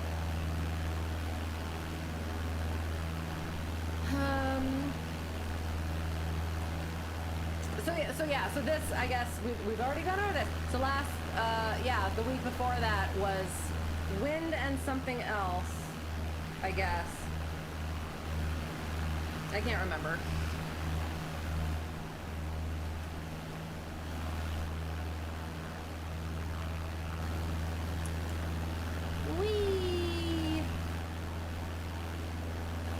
So yeah, so this was the week where I think where my one instrument student was sick, and then the doctor's appointments, and then for my other instrument student, and then yeah. I don't know. I can't.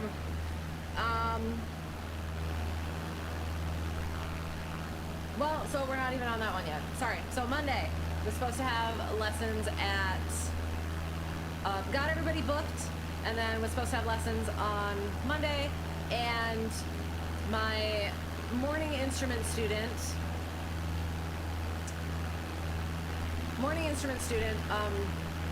He said he could do every day, and then he couldn't do Monday, one of the days that we had, I had put down, and he's like, oh, okay. No, I was like, oh, okay. And so he was also gonna try and do some solo time since he got all checked out in the aircraft. So that works out just fine. So, I was gonna have the morning off to do stuff. I had gotten a call from a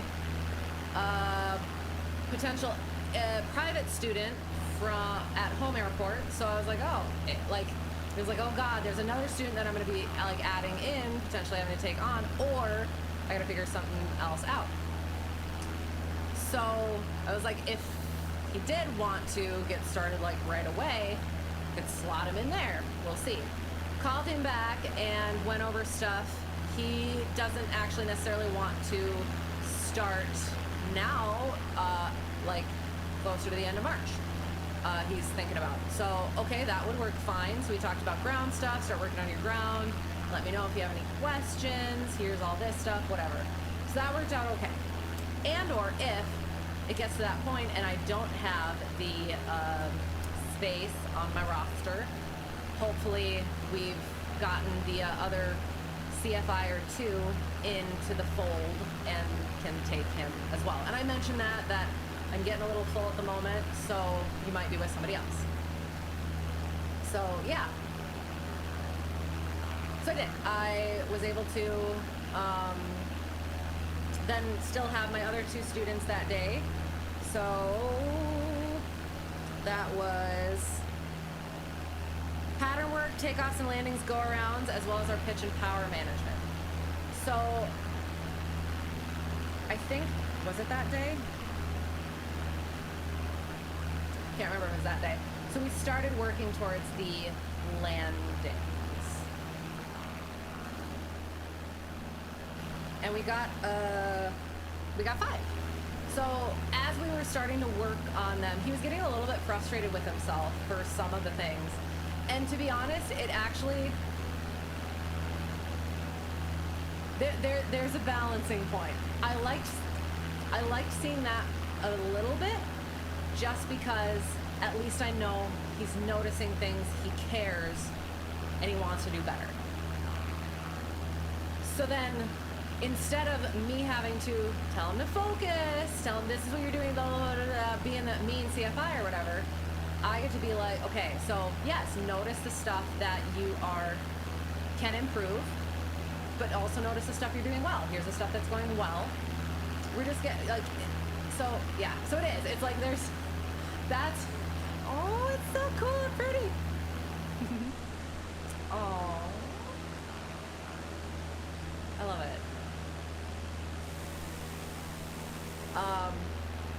So yeah, I actually did like seeing that in him, since it's been a little bit like, so I will say, again, so no offense to any younger people watching, but I have noticed there is a certain personality in any of like the 17 to 18-year-olds that I've taught.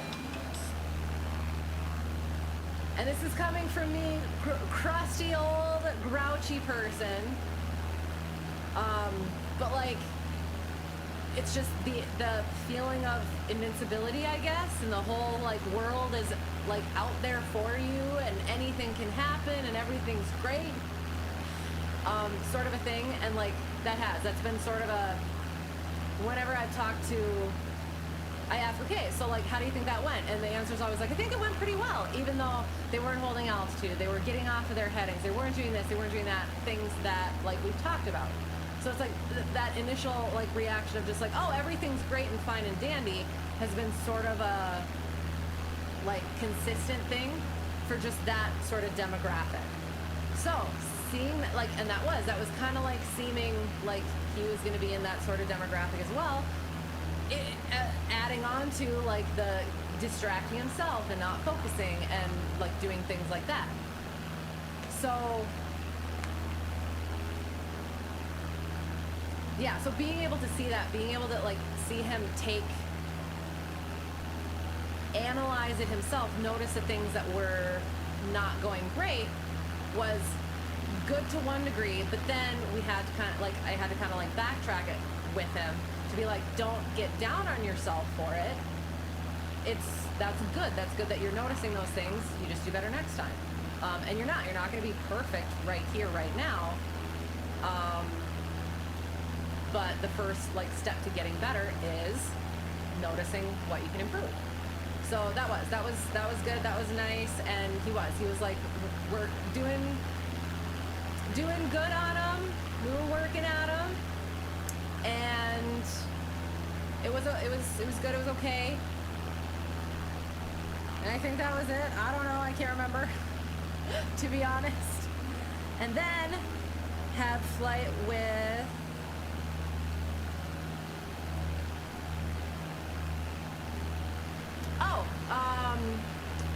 I didn't have a flight with so inconsistent pre-solo private student at home airport. He canceled it. So, and it was the perfect freaking day to go practice takeoffs and landings to get ready for hopefully solo soon. But again, it was a work thing. So, but okay. So that's like, I am the frustration of like trying to get him to that place, but that's something I can't do anything about.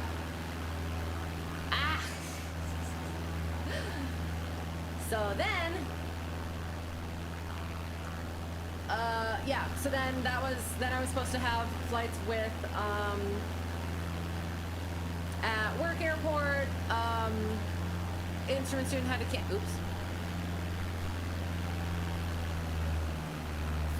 morning instrument student had to cancel because he was sick, both days, and then doctor's appointments for the other one, and then inconsistent private student couldn't do either of the days, so that's when I was like, okay, so that's all right, go do your written, let me know when you're done. And then it ended up being either windy or low. I think it was windy, and so we canceled my newest private student wrong way. So oh god, so now we're getting into the fatigue portion of the flying where I was trying to pitch down by pushing forward on my throttle.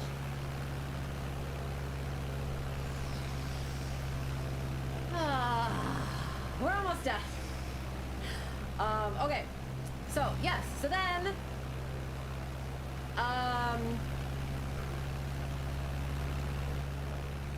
I worked on stuff a different day, and then I was supposed to, again, sick student and doctor's appointment student and not getting that student, so then private student at work airport. We did pattern work, go-arounds, crosswind takeoffs and landings, aborted takeoff, and a wheelie for energy management. So, we have been trying to, double checking. Okay. I guess I should have us a little bit above the, I don't know, which one? Do you want, like, above or, ooh, actually that's kind of cool, being slightly above. Flying into the sunset. Actively crashing into the sunset, sorry. We're not going to, I promise. I am in complete control. Okay, so. Oh, yes. So got there that day, and it looked like one of the owners at home airport, his plane was over by an open hangar, and he was looking at a plane. So I was like, oh, I might as well go over and check that out, or see what he's doing as my student is pre-flighting.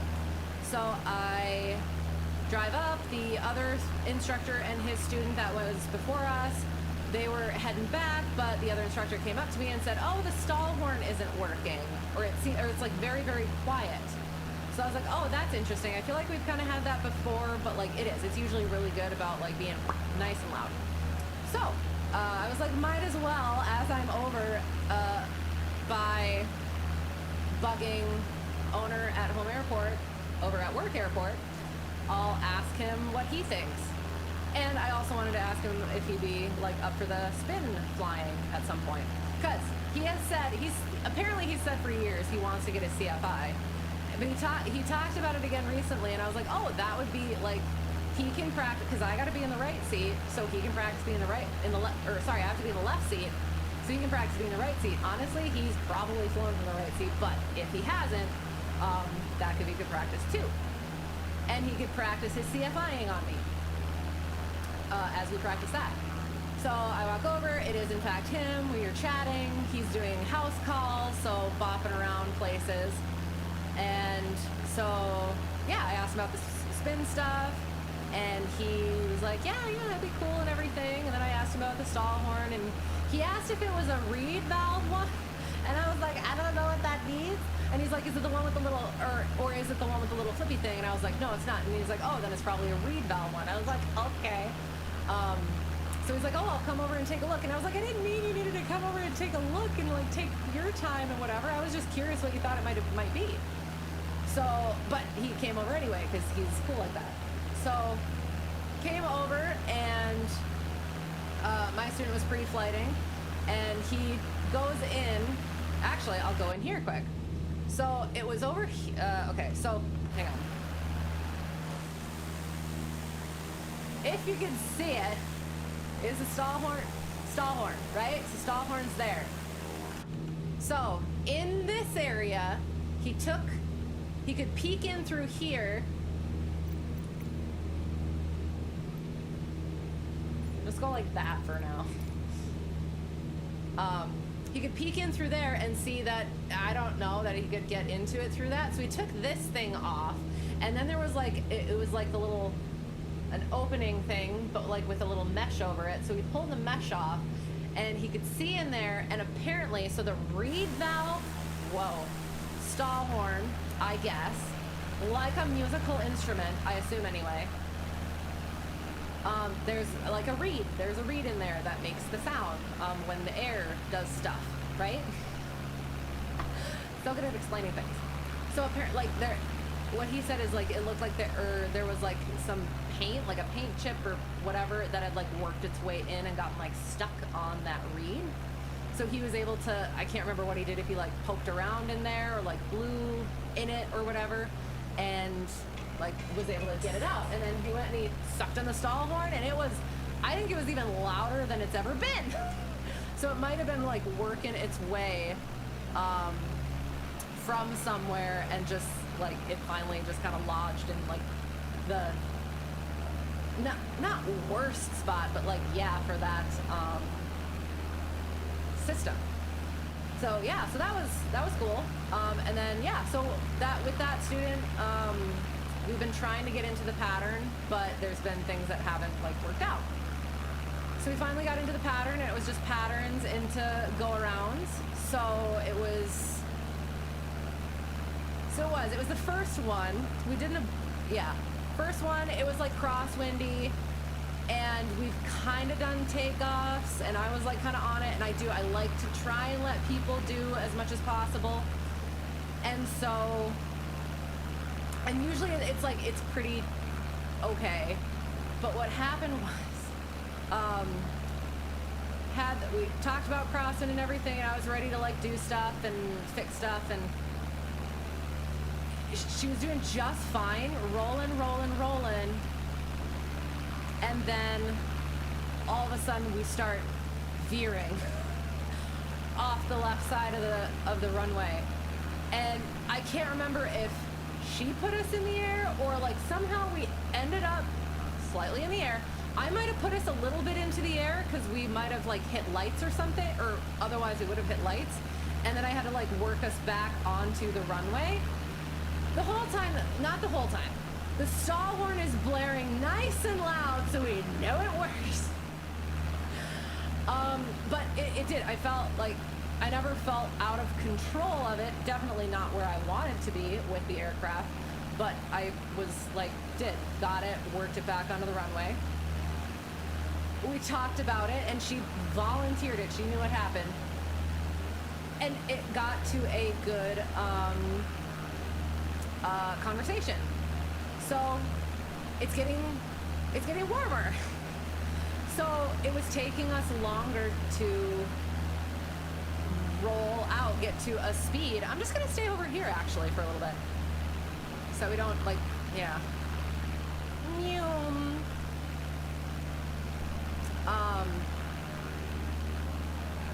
So yeah, so she said she ended up eyes down in the cockpit trying to figure out why we weren't getting to, like, why we were like taking so long to get up to speed. Was she doing something wrong or whatever?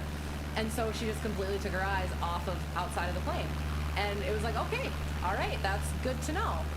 And that's one of those things too, like it can, like with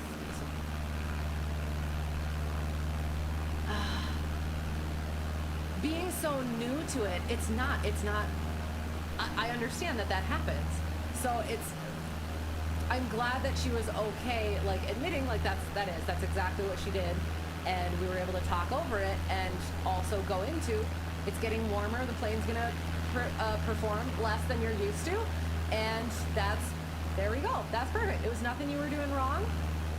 Next time we'll keep our eyes outside. That's good.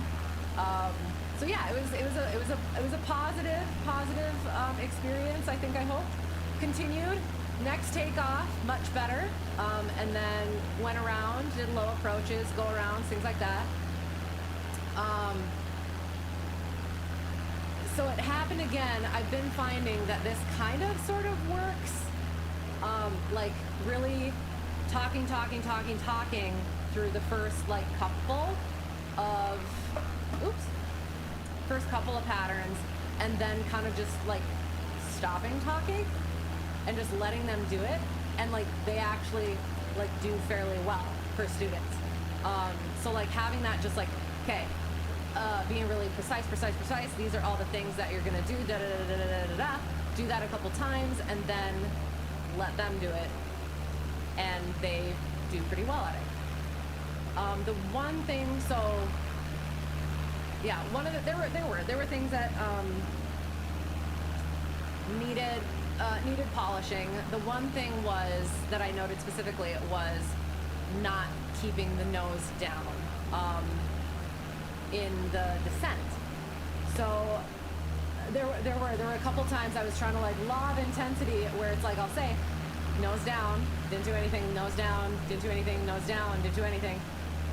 So then I'd push the nose down so that like to just kind of like get that it's okay to have that nose down, to get out of that like mentality of, because it's very much a mentality of as you're descending in the pattern, getting closer to the ground, you can want, like, people will want subconsciously keep that nose high, like I don't want to get closer to the ground, and you're like in a backwards way you're getting even closer to the ground because you're gonna stall it and nose dive right into the ground.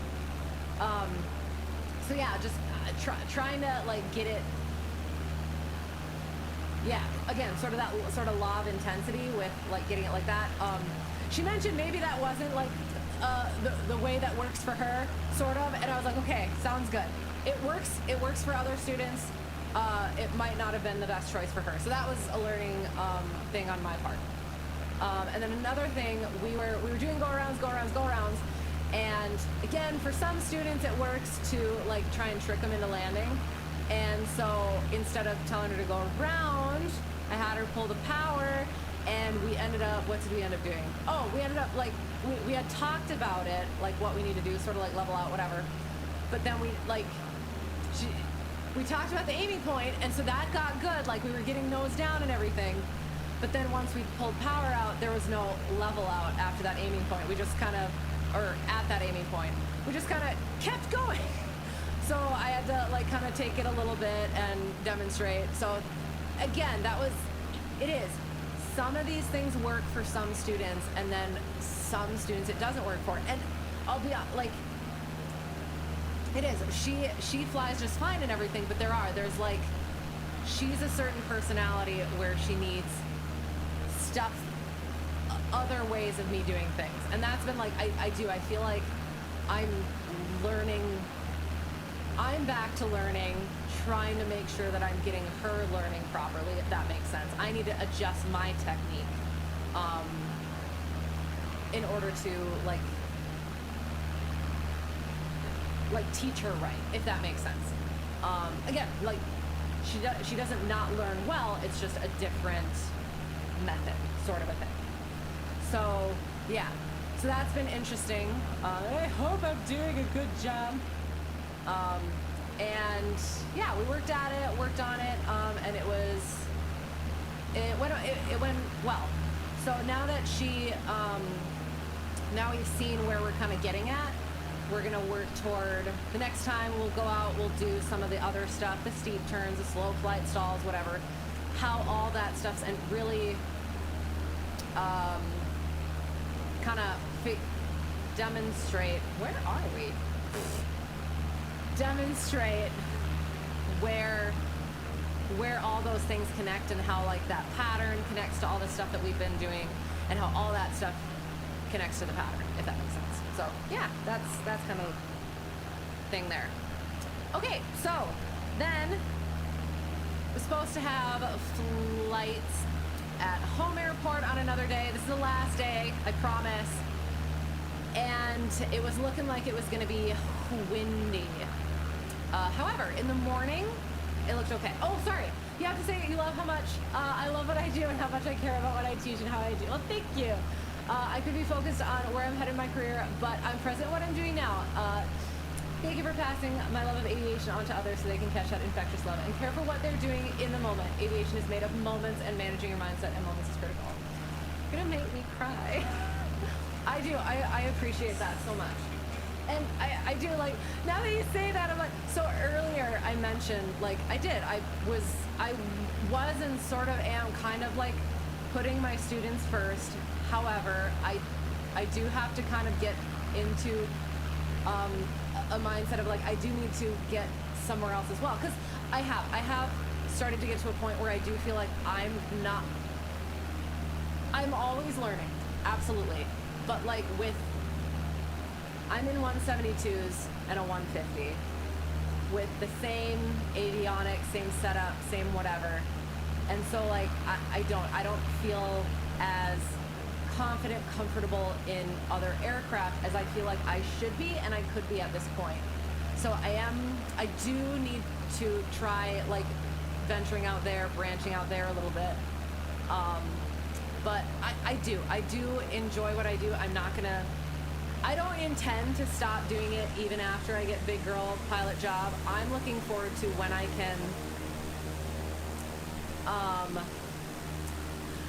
can do like the one-off flights, like spin training. I'll go do all the spin training for all the CFI candidates.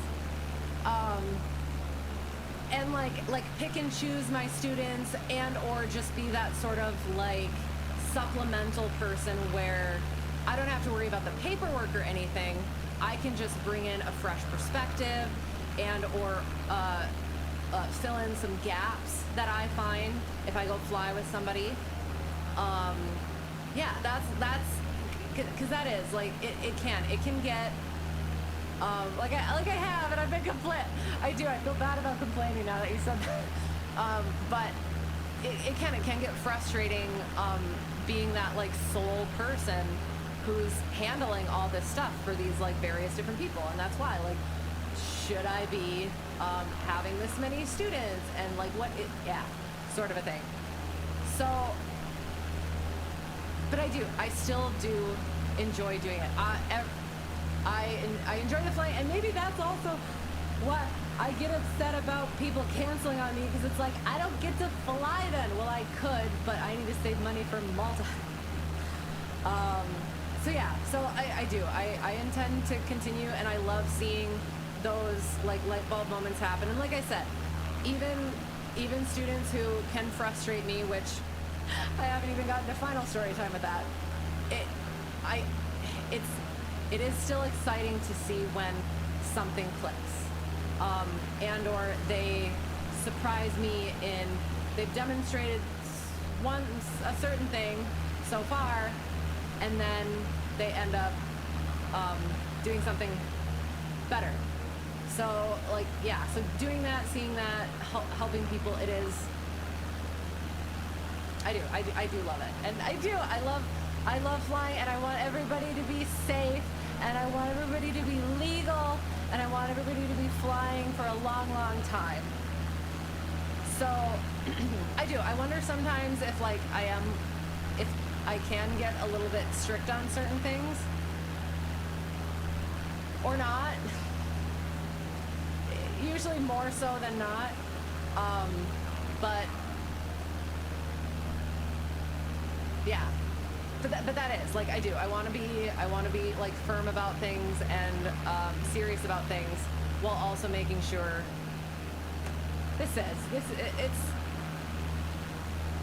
it's amazing what we get to do, what's available,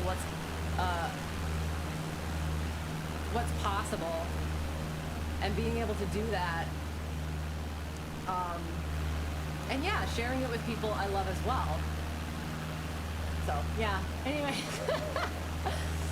So I do, I hope that I can live up to what you said, and I am. I'm gonna continue, like, trying to do that. And yeah. I appreciate your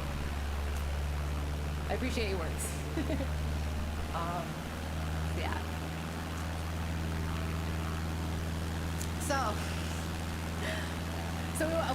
So we won't get to, well, oh, I forgot about that. Okay. So, on that, after that nice positive note, now I have to go into some other stuff. So, first had a flight with, so in the morning looked okay, but like it was gonna get windy, potentially quite windy, by the end of our flight for instrument students. So I'm at home airport for the day, and so he said he was kind of figuring it was a no-go, but also like what I thought or whatever.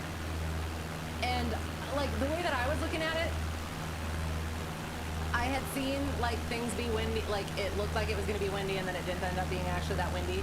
And especially with what it was that morning, like when we were looking at it, it was calm enough where you hour to hour, it increases at a more gradual rate.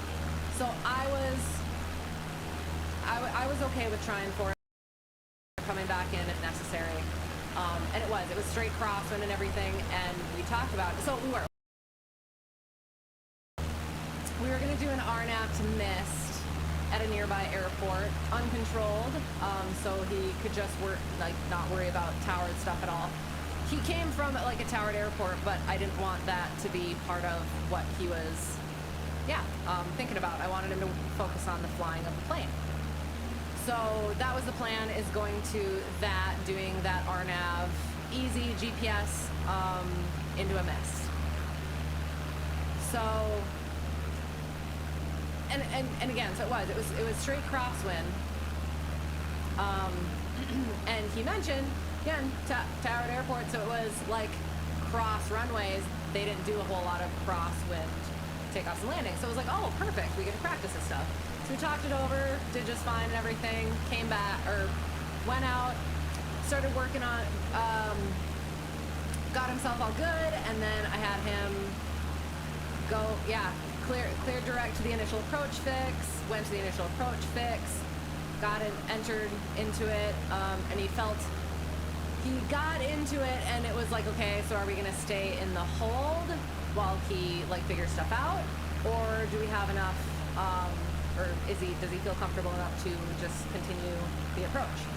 And we had a bit of a headwind, so he felt comfortable enough to continue the approach because we had that much time for him to figure stuff out, and did just fine. Was kind of getting like, got off just a little bit at certain places, so it was like rapid scan, be efficient, like as you're descending, configuring, whatever, make sure that we're not hyper focusing on stuff and everything. And then there was going to be traffic.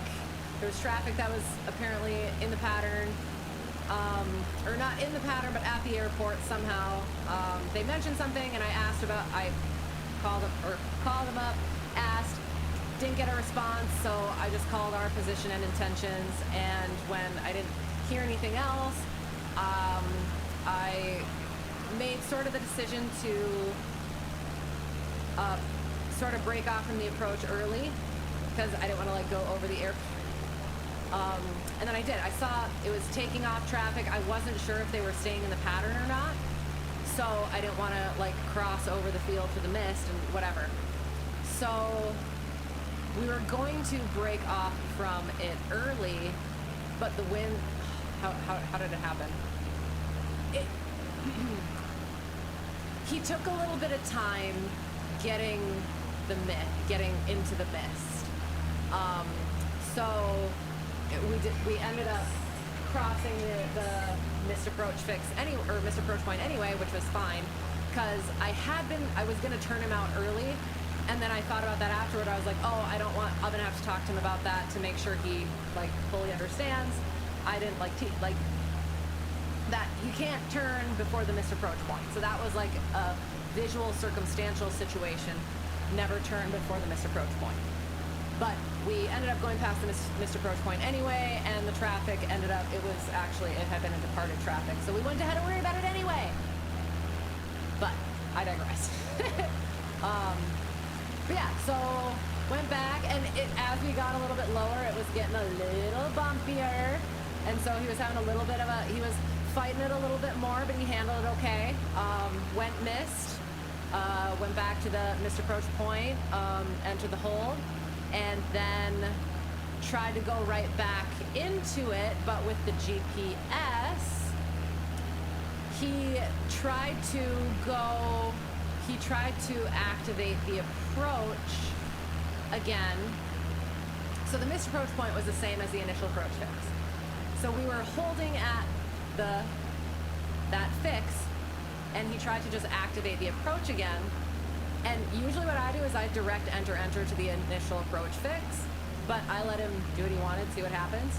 And what happened was he tried to reactivate the approach, and all it did was send him right back to the missed approach point part of the plan.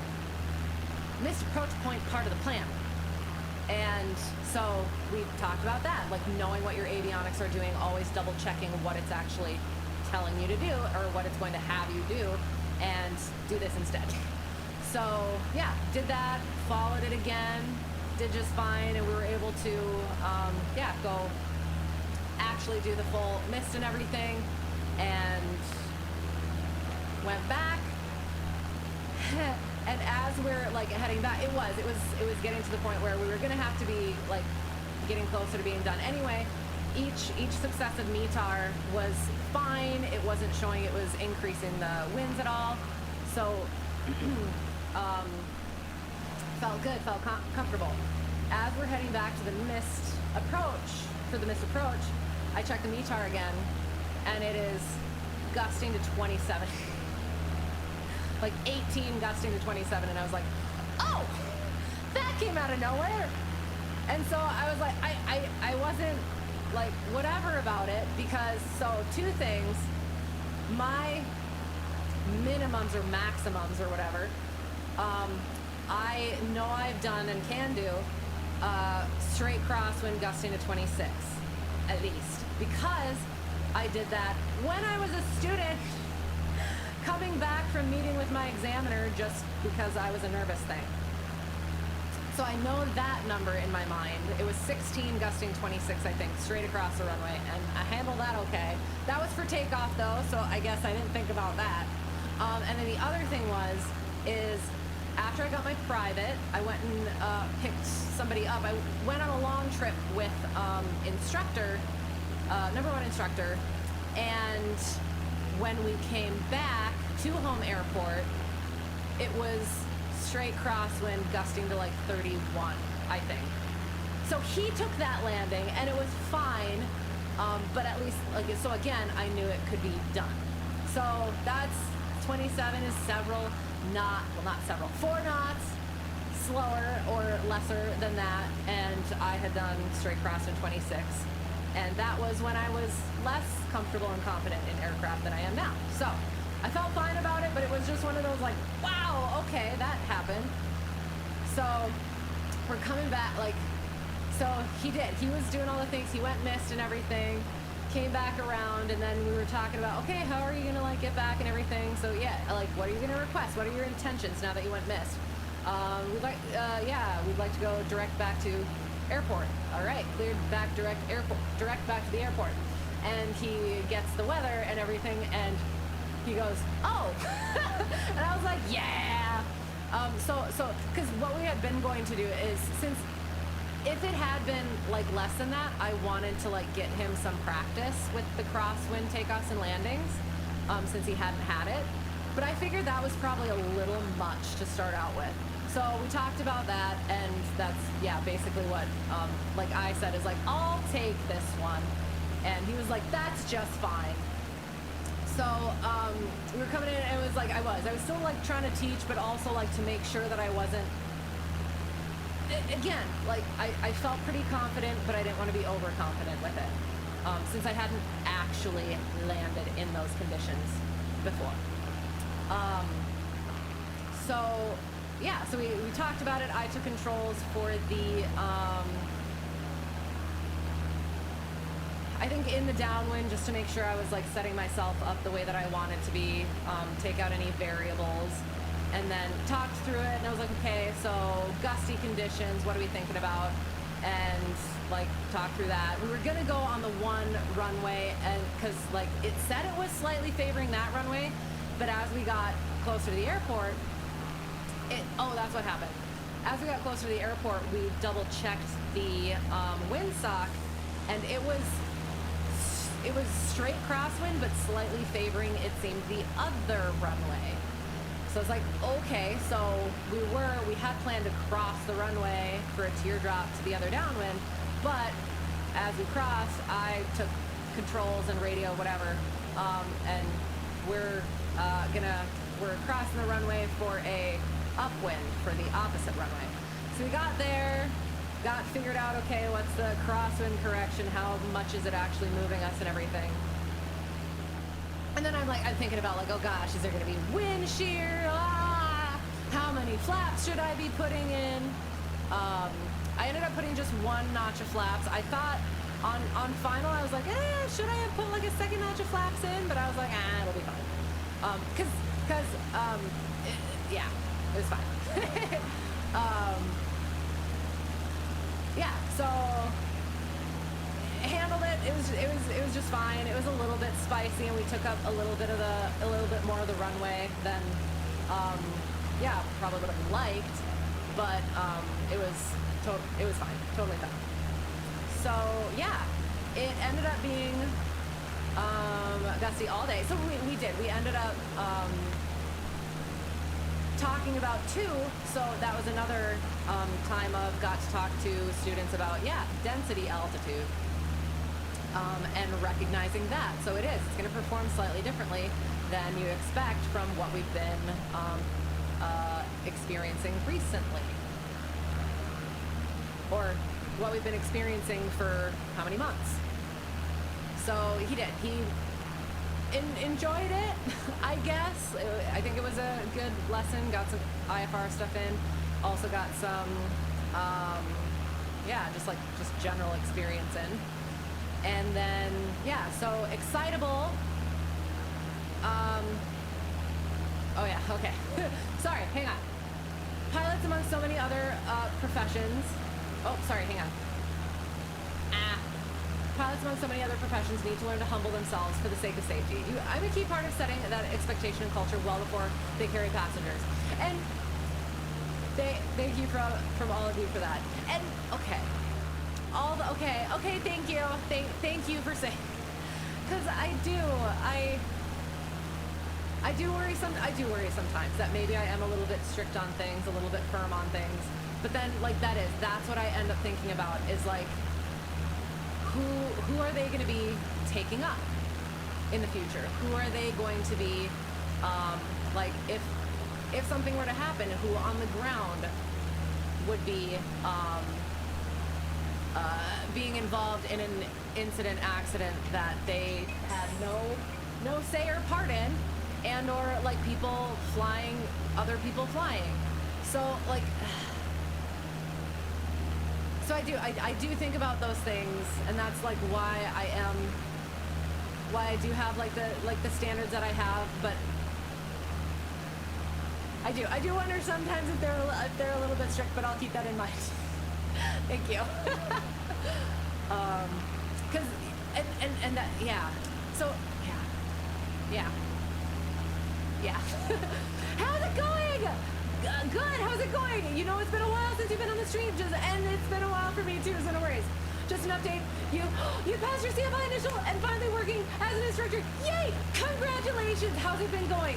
Can I and how did? Okay, so here comes the question barrage. So yes, first off, congrats. Like, wonderful job getting that done, like putting all that work in, and like it is. CFI is one of like the toughest check rides you can take.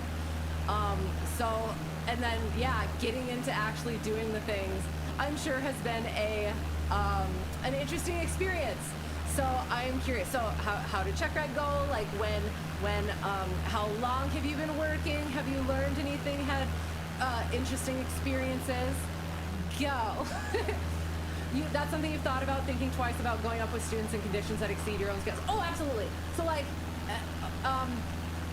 that's one of the things is like, okay, if I have, when I was a student, I was comfortable with what my instructor was comfortable with. So now I'm in the position of, I need to be way more comfortable than my students so that they can get experience too. So, and that has been something I've like gradually gotten better at. I'm definitely much better than I was, just so that like they can see, okay, what is possible, what's okay. Oh no, hang on, sorry, I don't know where we're going. Like, yeah, what's possible, what's okay, like making those decisions, those good decisions. So, because I don't want to teach them to do bad things, but I also want to make sure that they've had experience where if they get themselves into a situation, they're going to be able to get themselves out. Does that make sense? So like not teaching them to do these things, but in case something happens, that's what they can handle it.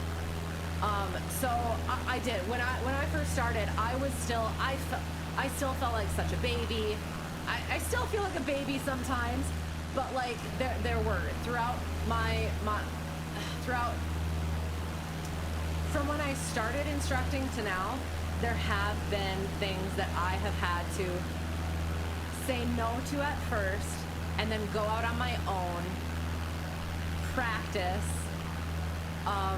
get that experience, be okay with it, and then be able to take that to my students. There are also, I won't say that that's like always the decision I've been, we're all in, there are flights where I probably should have made a different decision. Obviously it worked out, but I still do think about like, okay, what if it hadn't, sort of a thing. So that's why, I'm still very like conservative about certain things and what I teach and what I show, but also I want them, again, to be able to handle things they might get into, because I've definitely throughout my journey, my entire journey, you get to a point, you start getting a little bit more confident. You like, when you're in, and this is something that I actually teach my students too, or I tell my students, I bring up, is you're going to, what you learn here, safety things, regulations, what you're supposed to do, what you're not supposed to do, you can learn that rote, you can memorize it, you know what it looks like in the book, you know what it looks like, what it sounds like when you're answering a question, when a question is being asked to you. When you're in that position, when it's actually happening, it looks a lot different, and you might not even recognize it, that this is where you need that information. So for like aeronautical decision making, you can, like, when you're being asked the question, oh, when the weather's like this and you have people waiting for you and this, that, whatever, when you're on the ground getting asked that question, it's easy to answer, oh, I just won't go. When you're flying and you actually have that situation, when those pressures are actually in place and the numbers are right on the edge, could go one way or the other, it's a lot more likely that you're going to make that decision to press on rather than do something else, if that makes sense. So, all that being said, where was I going with that? I'm so sorry. I'm gonna have to get back over there. So, sorry.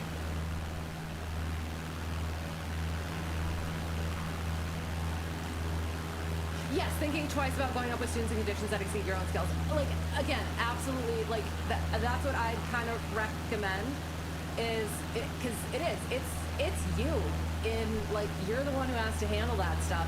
So, like, that was something that I got faster at. Hang on. I think we're getting too close to our track art. So I'm gonna head out this way a little bit more southwesterly. So I still had my certain, like, minimums or maximums when I first started instructing, and I kind of stuck with that for a while. But then there started to be days that I could have gone up with my students and decided not to, because again, under my minimums, maximums. And then I did. It was a little bit of a kick in the pants from the owner of the 172. We ended up talking for, like, we ended up talking about, like, instruction and, like, how, yeah, you just, like, when the files are low, you go up, do pattern work. And it's like, but they're too low, sort of a thing. But it's like, no, they're not, or whatever. So, like, I had to lower my minimums from 2,000 feet AGL to, like, where we could, yeah, at least go out and do pattern work. And so I did. I got much better at being able to fly lower, being comfortable flying lower. Again, not in a dangerous sense, but just so that we could still get good experience on days that are, again, perfectly flyable safely. You just wouldn't go cross country on it, if that makes sense. So yeah, so definitely think about, like, when you're out flying on a good day.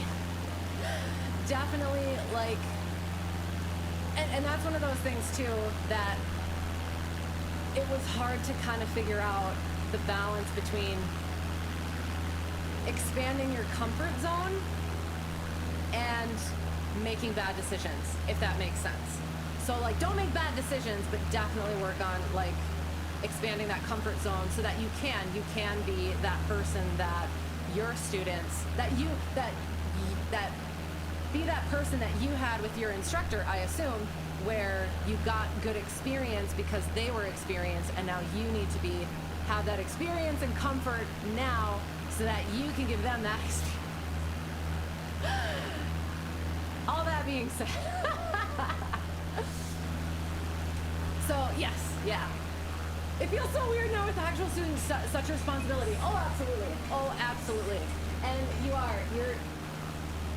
if you're anything like me, you're gonna feel like, for a long time, and still, like, honestly, there's times to this day that I'm like, who put me in charge of other people flying airplanes and teaching them to fly airplanes?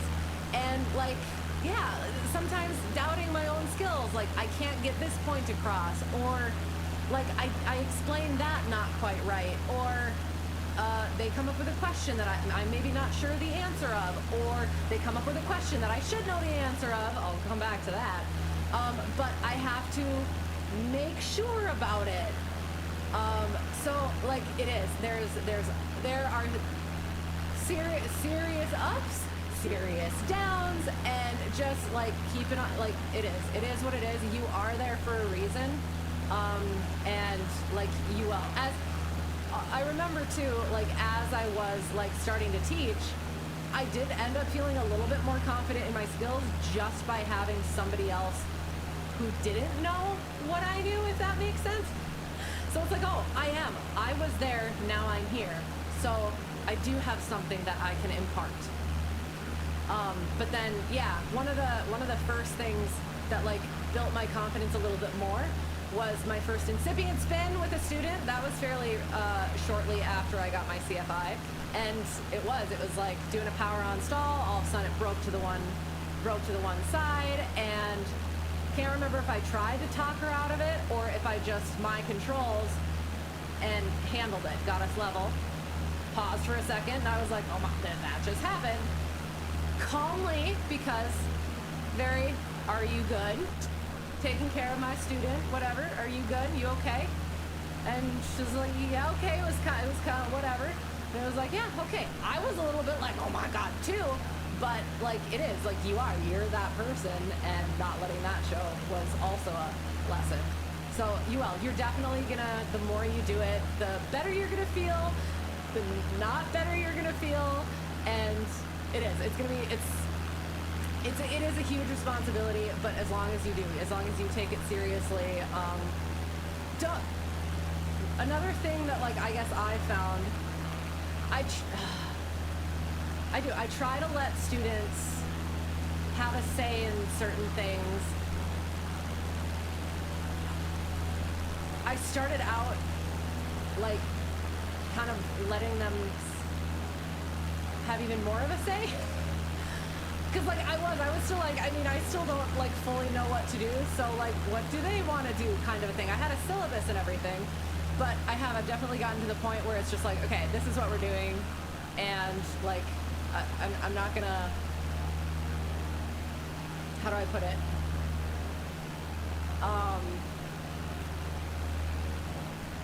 I've gotten so much more comfortable with like being that authority figure of like, yes, I know what we're doing and we're gonna do this, and not that I don't care what you want to do or what you think, but this is what's gonna work, sort of a thing. So I don't know if like that helps at all, but I remember when I first started, it was a lot of like, I know what I kind of want to do, but I also want to like let them have some input, and it's like, no, just tell them what to do. But yeah, anyway, sorry. Pilots look back on their strictest teachers with a mixture of grr and thanks based on who they are. Right. The fact that I am concerned about my strictness, but erring on the side of caution and thought and consideration and safety is my default. That type of learning anchor matters. Good job. Thank you. Thank you. I do. I mean, and I do. I like that point too, that it is going to be like student dependent. So like my multi-instructor, there was a specific point. He was a little bit more of a, how do I put this? He had like 20,000 hours of instruction. So he was like, yeah, the sort of, not, I don't want to say grouchy, but like a little bit more, not the fluffy sort of instructor. He was more, whatever, but fly by the seat of your pants sort of. And so that was different than what I was used to, so it kind of threw me a little bit. But I think he appreciated how much that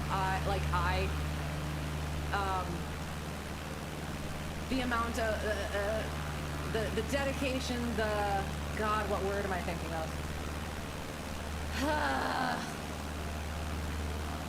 The effort I put in, how, like, Yeah, whatever that word I'm thinking of is.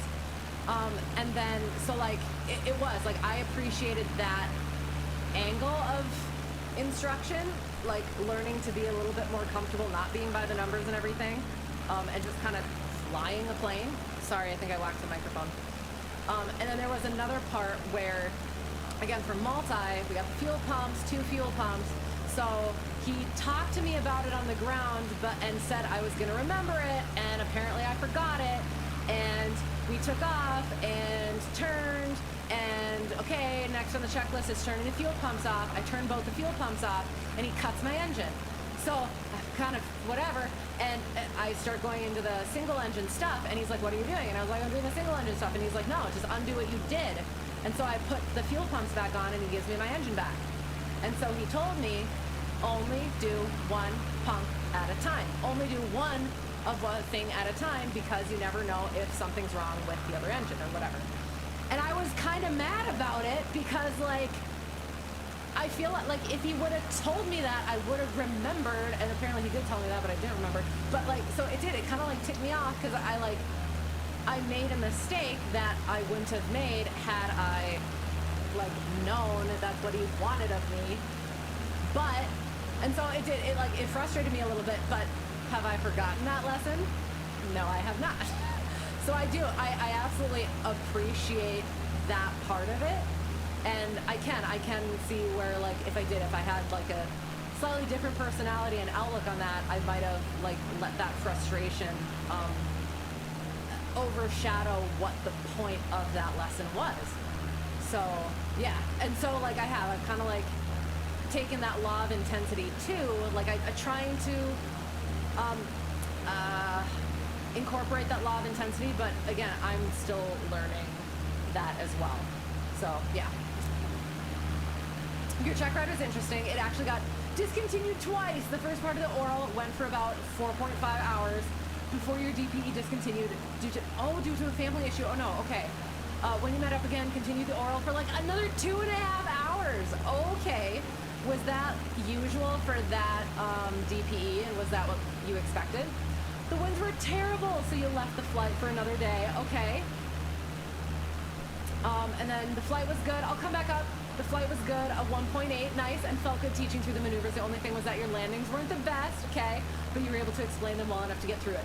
Right, excellent, excellent.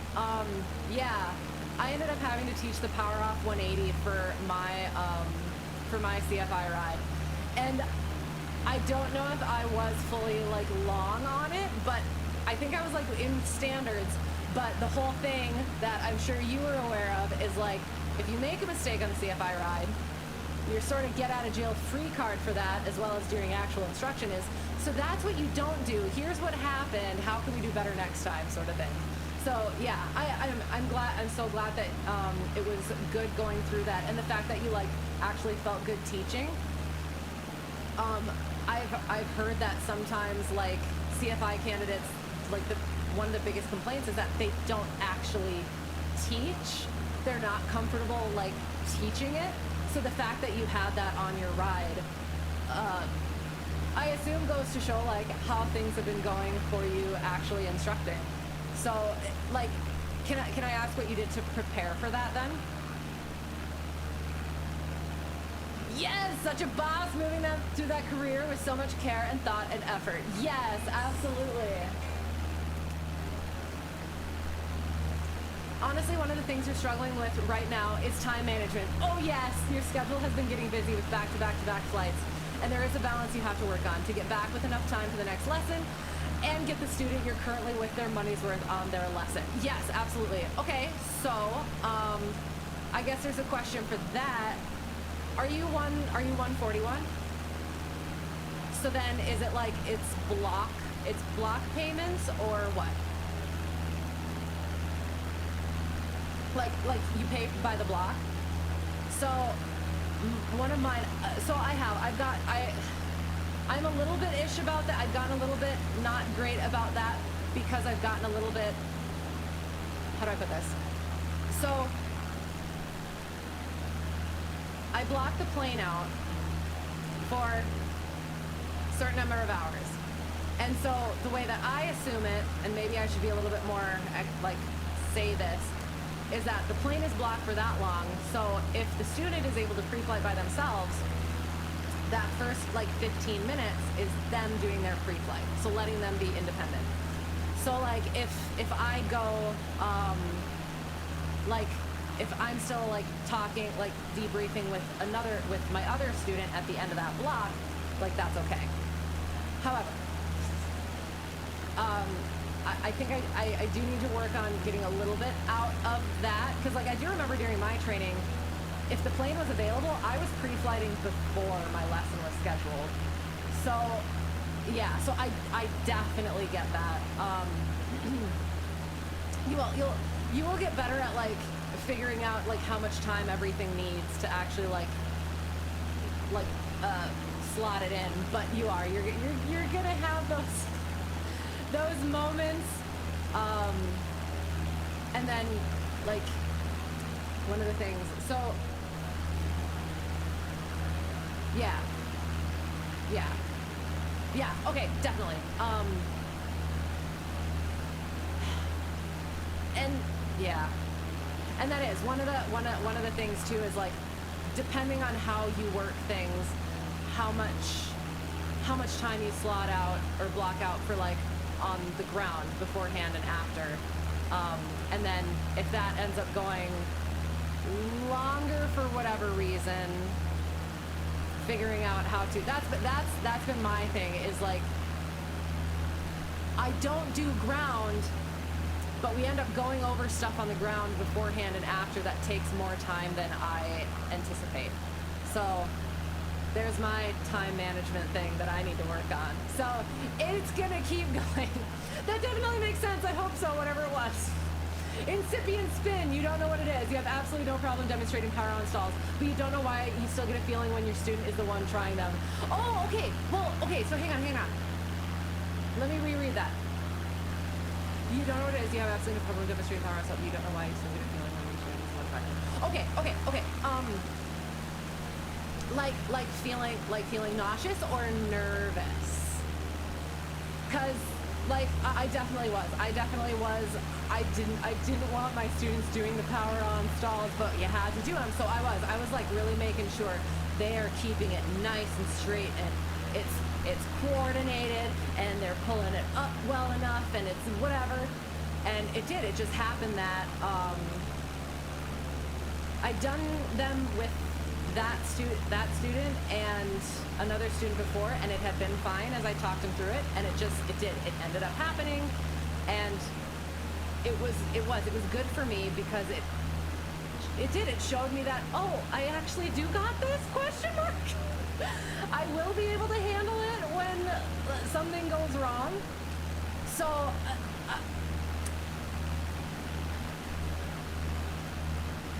one thing I've actually even gotten into is teaching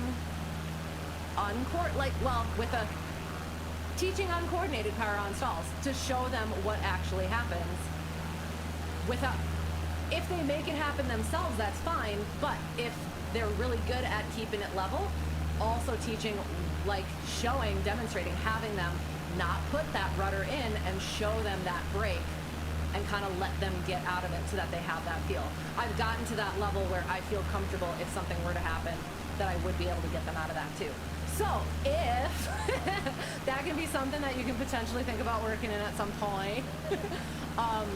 But again, like I was definitely not there at the beginning, and just having that little experience, you're better than you think, I will say. I don't have to know all the details about how you fly and everything. You're at this level, you're better than you think. So yes, you know exactly what I mean. You're really just starting, so you guess right. You guess you're still in that want to give them some input phase. Yes. Okay. About which you're still in that want to give them some. Yes. Absolutely, and you will be, and it's just gonna I think it's just sort of like you at that stage, like there's so many ways you could take it. You're still finding what you like to do and how you like to do it and everything. So once you figure that out, and how, like, what things you find work and don't, then you'll start kind of like solidifying that, okay, like this is the way that I want to teach.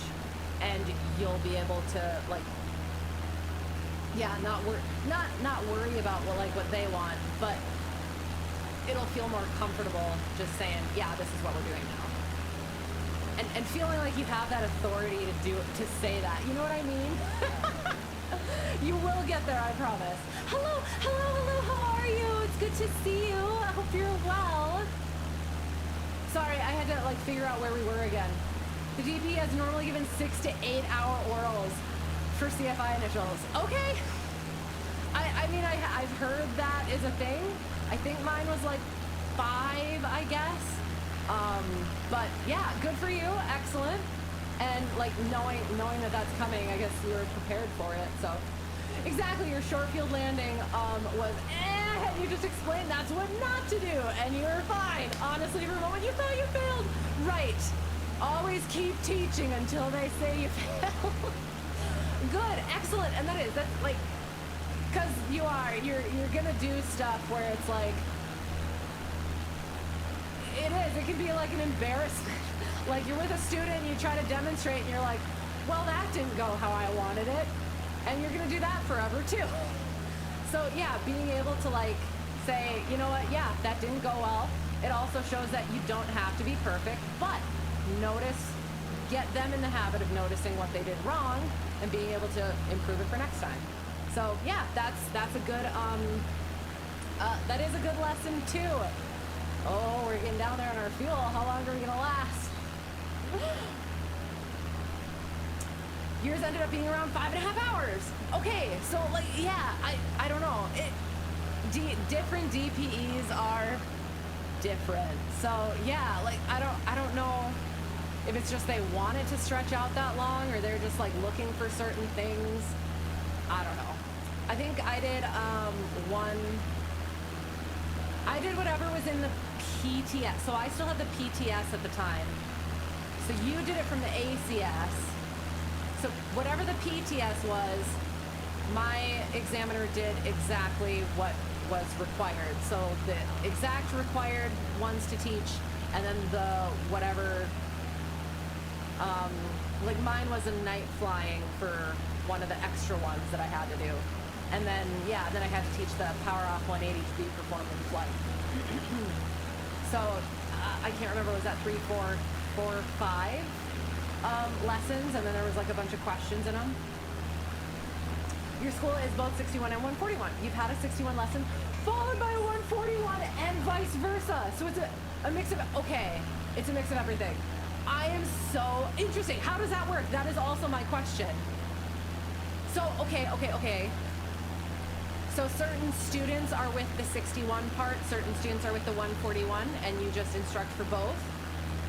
And then so you have to do, I assume, like the stage checks and everything for the 141, and the 61's a little bit more,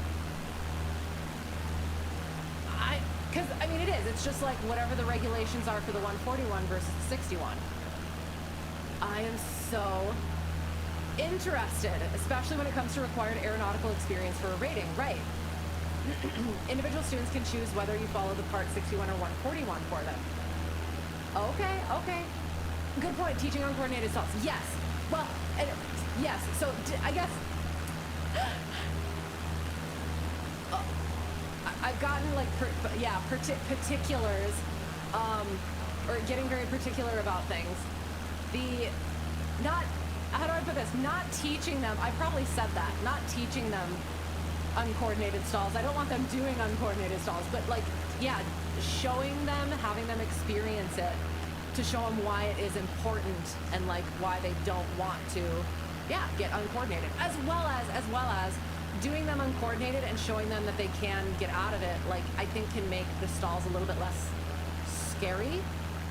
Because I know people like can not like stalls because of how badly it can go. And yeah, it totally can, but as long as you know what you're doing, what you don't want to be doing, and all that, they're fun.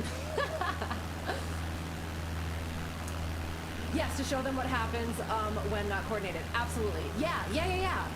And yeah, getting that, because then It's one thing to like verbally teach spin awareness, because that's all that's required, right? I don't need to like teach. Would spin training be good even for private students? Sure. Does incipient spin, like having it just break and having them not like having them coordinate it themselves and fly it out, does that do some of the same thing? I think so. That way, like if they're good at keeping their stalls coordinated for the most part, and then like on the check ride if somehow they get uncoordinated, and or if they're practicing it by themselves.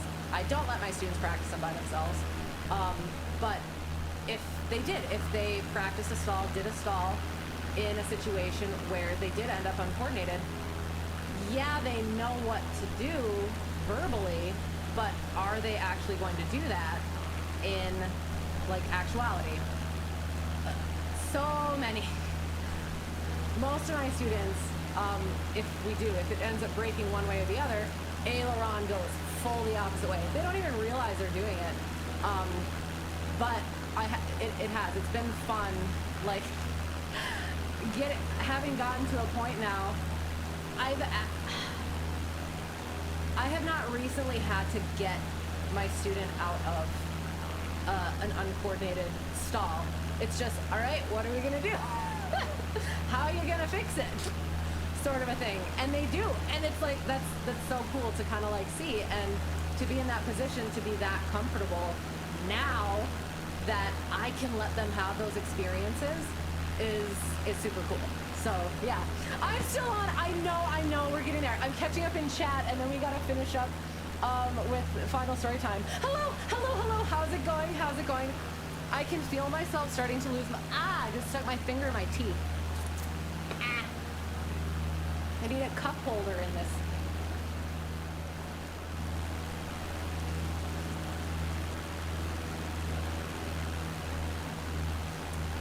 I can feel myself starting to lose my voice. I'm so sorry.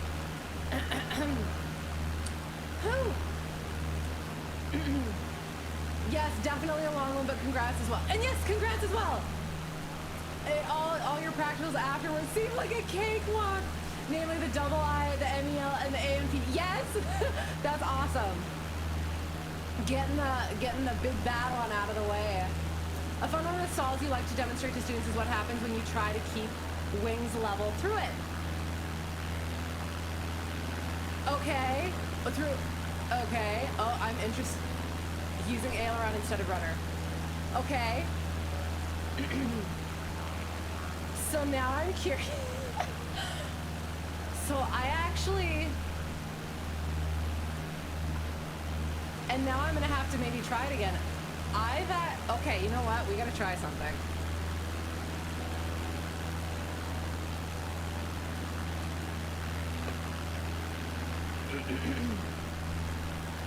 And maybe I'm sort of misunderstanding. And you just passed your aircraft dispatch practical test a few days ago. Yay! Everybody moving ahead. I love it. Congratulations to you as well. So now you have the FAA license to work for the airlines to create their flight plans. That is so freaking cool. Oh, I love that so much. And that is so interesting. Okay, so I haven't gotten to like that point of having dispatch and everything. So what made you want to get into that? That is so cool. I get to talk to for instructor and number one instructor and other people who are at the point where they have like dispatches and stuff, and it's interesting like hearing like what ends up happening, all those things that go on behind the scenes, and I absolutely know nothing about. So I'm so curious. So, okay, all right, I want to try something. I'm gonna probably climb just a little bit more too. We're gonna go back inside. Here we go. We get to use Ducky! Okay, we're at least 1,500 feet up. Okay. We'll do a little bit more. Full power. I should probably fuel us up before I forget. Yeah, no. I'm not testing that.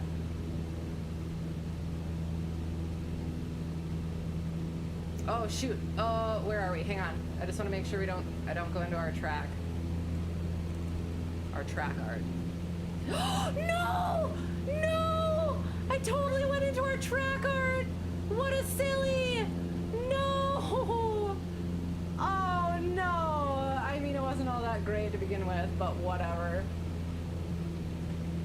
Okay, alright, I'm gonna see if this works, cause, okay, what? Alright, power on stall.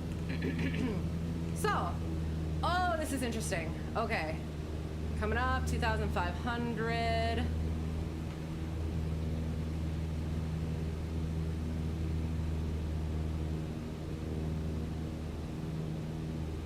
I'll get us somewhat trimmed for cruise. I'll try to get us trimmed for cruise, all right? Gotten better. Oh, that was one of the things that my, when I went and did the multi, with that one instructor, that was one of the things he said he really liked was I was pretty hands-off with the controls because I like trimmed it and everything, and that's something that I've gotten really like so much better at, is just like putting the plane somewhere, trimming it a little bit, hands off, figure out what it needs, do it again. So yeah, that was nice to hear. Okay, so we'll see what happens. So usually, power out, and now we hold our altitude. So power out, I'm gonna bring it out like 1700. So all I wanna do is hold our altitude. Holding our altitude is gonna bring that speed up. If I want to, I can bring that down even more. We're just gonna bring it down to 1500. I'm gonna go like this. I wanna hold it like right in that direction. Gosh darn it.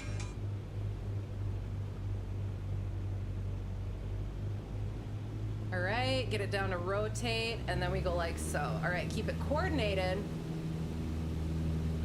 So I am using a little bit of aileron to keep it where I want it. I'm definitely not coordinated right now, sorry. There that goes. Let it go. So, all right, let me try that again. Because I've actually found, like I said, maybe I'm misunderstanding, and maybe I'm missing something.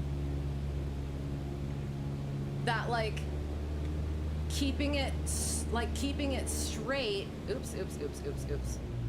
Keeping it straight, you kind of need a little bit sometimes of the aileron, at least in the initial, as you're getting into it.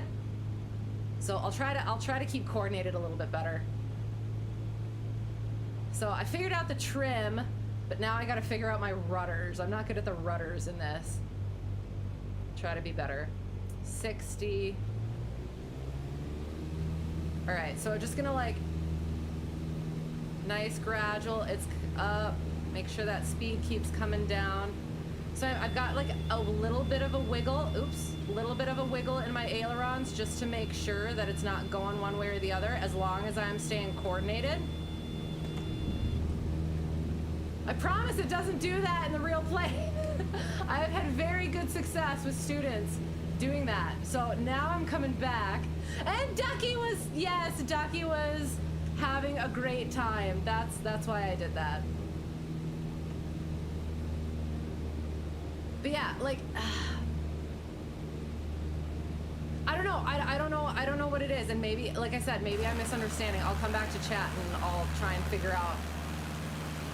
Yeah. Oh, okay, hang on. Oh, okay, got you. Sorry. If a student keeps trying to use aileron when the aircraft is about to stall, you'll demonstrate it by doing the same, but taking the stall all the way to the brake, which causes the high wing control. Okay, so that's kind of different, because I totally get what you mean. So that moment when it's like, it's just about to stall, and it's moving, and you can see, like, their yoke is just going in the opposite direction as it is stalling, and it's like, oh yeah, this will be fun. I let them do it. Cause like, so in some of the planes, so like in the 172s, they're fairly stable, so they don't really break that much. But like, yeah, I've had students get it, yeah, definitely get it to that stall, and they get that aileron all the way over, and it's just like, okay, all right, fix it. So I totally get that now. Sorry. I wanted to make sure I wasn't doing something wrong. Ducky! I don't know how to pronounce that properly. I'm so sorry for whatever just came out of my mouth. You wanted to work for the airlines, but you like to plan flight plans, so that is why you chose aircraft dispatch since you are not wanting to be a pilot. I love that so much. Oh! I love flight plans too, so I appreciate you and your flight plan nerds. That's what we are. That's so exciting. So like, can you give like so it is. It's all the flight planning. So it's delays, it's weather, it's so like, are you thinking like speed and stuff and like fuel calculations for like, you're doing all that stuff? So like the economy versus the max cruise or whatever. And I'm probably just throwing weird stuff out there, but I want to fully understand. Cause like I said, the only having other people do my flight plans, or having other people do flight plans, experience that I have is just hearing stuff from my instructors. So I'm just trying to put that into perspective. You found the MSFS flight model wants to dip a wing no matter how coordinated. Well, thank you for giving me that excuse. But I mean, the one thing is like the 150 that I fly in, like it kind of does as well. So like, I mean, maybe that's like fully accurate. But I just wanted to say, like, one of the things I was trying to see if it did, because I have done it in real life when I'm doing the power on stall, when others are like, when my students are doing a power on stall, definitely using those like, keep those ailerons like level, not, how do I put it? Keep the nose level. Make sure it's not like tipping whatever. Keep yourself coordinated that way as well, while maintaining that coordination. If you're coordinated on the rudders, you can be coordinated on your other stuff as well. And then that should just come up, right and nice in line and down, sort of a thing. Apart from, yeah, when it breaks one way or the other because it just wants to. Yes, all of that. Okay, sounds good. Okay. There was one, my friend instructor, he said something like, there was an option for them to either get there in like the shortest amount of time, so like the max speed thing, versus with like 20 minutes of fuel beyond reserves, versus doing doing it the fuel economy way, and trying to, and it was going to take longer. So they get to get, well, how do I put that? So yeah, so, we're going to go ahead and do the one that takes longer, sort of a thing. So like that's you as well, as you're putting like those different possibilities and everything too. Like, this is the flight plan, and or these are the possibilities for the flight plan. Sorry, I love it. I love seeing the different aspects of aviation. I do, I appreciate it so much. Okay. While you're exasperatedly answering my silly questions, I will attempt, because we have okay, so, where we were, had my gusty crosswind landing with student, good experience for him. One of the things he had asked was, we were logging stuff, and he asked about holds, and I was like, for some reason, I couldn't remember if we did like a full turn in the hold. So, we found out we didn't, and it was like, do entries count for the hold? For some reason, my brain farted, and I was like, do they?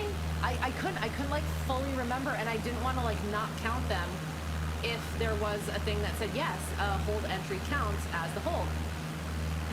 Thinking about it now, if a hold entry counted, you could count a hold every time you did a procedure turn at a hold in lieu of procedure turn, or yeah, anything that had a hold at an initial approach fix when you didn't approach.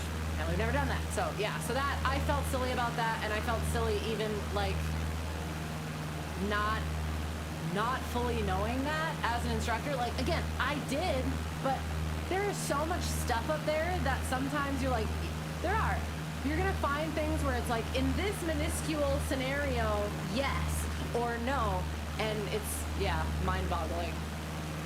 So yeah, that was one of those things, like, it humbles you too. Like, again, the things that you know, the things that you've done over and over have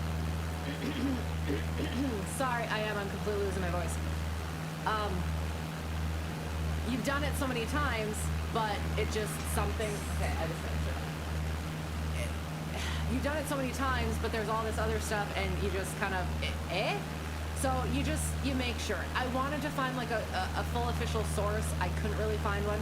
The other thing was, I still have to look for, if you do a hold at, so what we did was the RNAV at an initial approach fix, the missed approach came back to the same fix for another hold.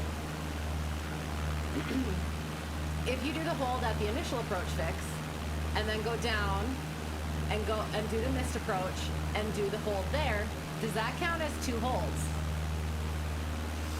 Even though it's at the same fix.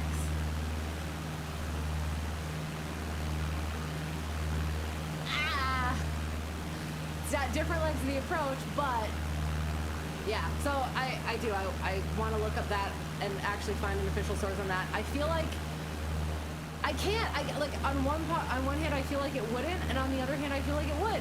So I don't know, I'm confused. Well, that's what I should have done. I should have been like zoomed way out there so I could have actually seen, gosh darn it. Honestly, you only ever been trained to use fuel economy if normal crews would run out of fuel before the destination airport. Otherwise, you just use the normal cruise speed and you were trained on a 737-400. Oh, okay, so like you have, like you're specific to the type. That makes sense, See, I wouldn't have thought about that. But okay, that's super cool. Thank you for answering my silly questions. And again, have you like started and everything? I remember you said you passed your test, and I don't remember, I guess I could go up and look. A few days ago you said, so you now have your license. When do you start? All of the questions. Getting too excited. So yeah, so that was that, and then I was supposed to have a lesson with excitable private student. And he, okay, so he was working on his ground. He was doing Sporties. He was doing the Sporties videos. And he had been planning to do his written test in like April. And I was like, why? And so I was like, okay, what you want to do is, I told him to do the 200 questions, the slider with 200 questions, work through that, but go ahead, take a single practice test, just to see where you're at. Sorry.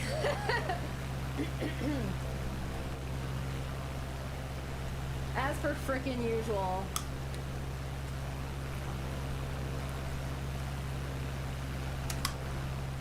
I babble too much. No, not yet. You're still finding a job. Okay, sounds good. Well, good luck on your search. I hope it is very soon, and I look forward to when you get started. And hey, maybe at some point, okay, so at some point, and maybe this is getting way too far ahead. So would you add like other types of planes? So that you could do other ones, or are you like good with that one? So if ever, well, not, yes, if ever when I get my big girl job, At some point, I would have to be on the 737-400, and then maybe I would have you as my dispatcher. That would be so exciting. Sorry. So yes, so I did. I told him to take a practice test to like just kind of see where he's at, and like it doesn't. Once you get through, because he's done with the course. He just needs to like work through the questions some more and get more comfortable, get better with it. So he texted me and he showed me like where he was at. I think it was like 70. But then I saw he had done all of these other practice tests, and I was like, what did I say? Do one practice test, keep doing your 200 questions. Otherwise, you're not gonna see all the bank. You're gonna get really used to these. You're gonna get your endorsement, and you're gonna not do well on the test because you only got used to these questions, and then you don't end up getting those questions. But again, he's enthusiastic. So eventually, he texted me again. He was so excited. He passed the 2 tests, so he got his endorsement, and he got the test scheduled.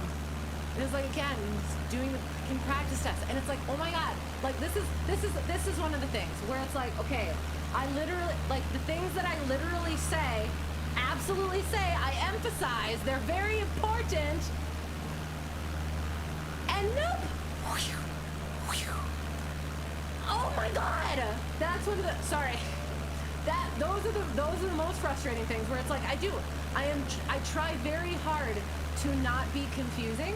I know that sometimes I can be, but on some of the things where I am very particular about things, and then students go and do other stuff. So it's like, what? So, yeah, so it's like I feel like that's one of those things that like ruins it for my other students, because it's like now I'm like, okay, now I don't want to like tell other students to take a practice test to see where you're at. It's just like, no, keep doing the 200 questions. I won't be, but like it just boggled my mind that it was like literally the thing that I emphasized was the thing that was not heard. Anyway, moving on. Oh no, video choppy. Oh no. Ah! I see some dropped frames. Should I go back and land and then finish story time?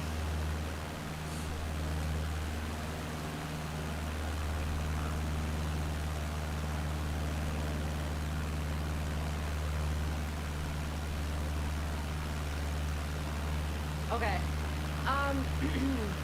I will. We'll work on going back and landing while, and then I'll finish story time just on the ground, so that, yeah, so we don't have to worry about that stuff. Sorry. Thank you for letting me know. Coming back.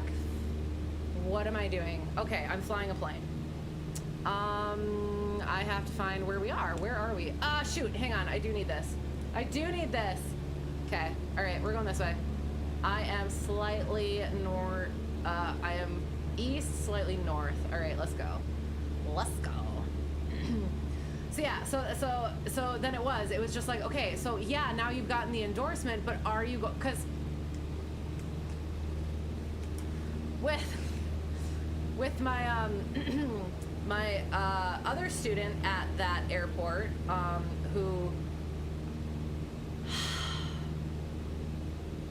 I will get into this a little bit because it is relevant. So, pre-solo private student, he's the one where we were just gonna like try and get him to like landing on his own while I was in the seat, and then he was gonna go do other stuff. And then stuff happened, and now he's wanting to solo and everything. So it's like, okay, cool. So I don't let students solo unless they get their written test done. So apparently I need to be more particular with my expectations, and I do think I remember friend instructor maybe saying that he expects maybe like 90%. So Sporties requires 80% on the written test. I should check the in order to give you your give you an endorsement. 125. Okay, so 1100 is our. Oh, okay. You're also getting stutters every so often. It's getting more frequent. Sounds good. We will. We'll head back and land. I'm sorry. And it looks a little better now. Okay, sounds good. We will. We'll head back and land. It's cool and pretty anyway, so might as well. And that way I can, yeah, maybe I'll focus a little bit better. Traffic tower, we're coming in. I don't know the distance because it's not showing up on my friggin' thingy. Oops. Landing light, taxi light, both. Why not? Oh, uh-oh. Oh, I don't like that. Oil temperature is a little bit high. Oh God, we'll see what happens. It's probably another good reason to head back in. Okay. So, as we're coming, so Sporties requires 80% passing for 2 tests, and I feel like I remember Friend Instructor saying something about how he requires 90% on something.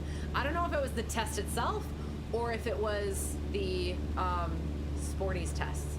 So at some point I'll have to ask him about that if I remember, or I just have to do my own thing and say, you know what, this is how it is. Because so pre-solo private student, I was trying to help him with the ground stuff. Again, I let people do their own ground, figure out what they want to do. I give options. I give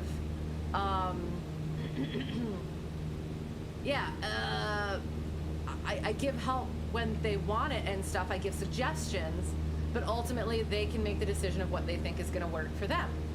So he had this, I assume it was his dad actually, that had this old book for test prep book.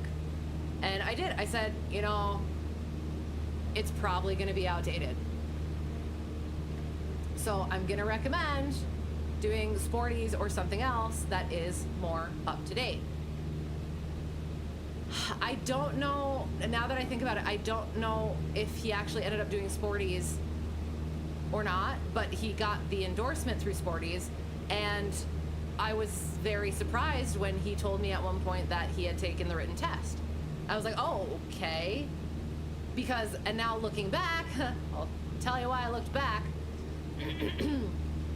I never got a chance to tell him to do get the E6B, the sectional, the chart supplement, or not the chart supplement, sorry, the testing supplement.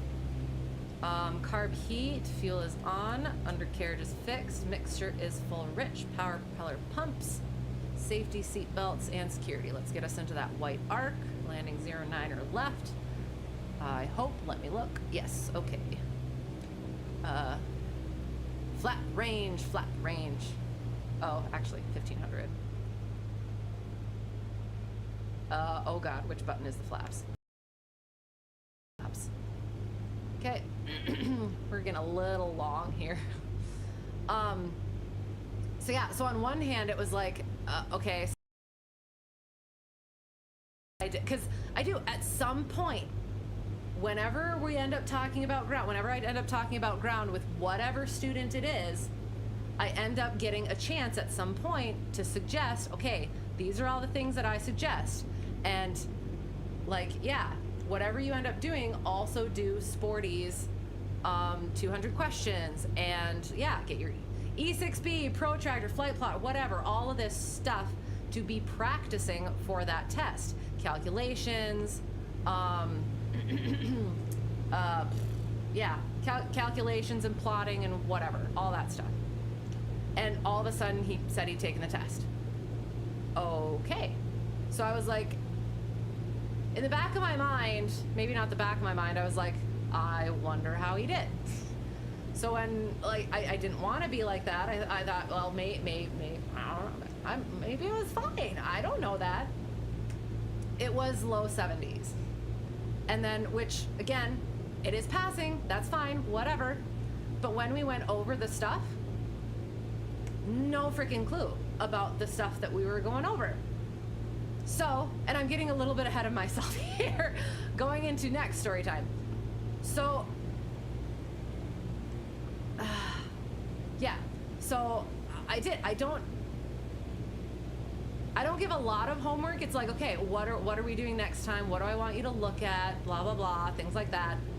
But when it's something like that, oh, we're on final. Bo something. Barstow. It's B with an O at the O-W, at the end. Oh, rudders, dancing. Oh, we're a little high, little high, little high, little high, little high, little low. Still bad at landing this thing in the sim. I promise I can actually land a plane. Oops, in Is that a blue light? Is that a taxiway or a runway? I can't tell. Oh, that was a taxiway. These are bluer. We'll use this one. Oh, there's the yellow. Perfect. I have absolutely no idea where we're going. Noom.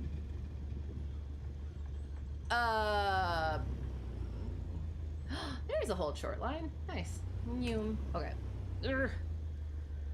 Bartow, that's what it is.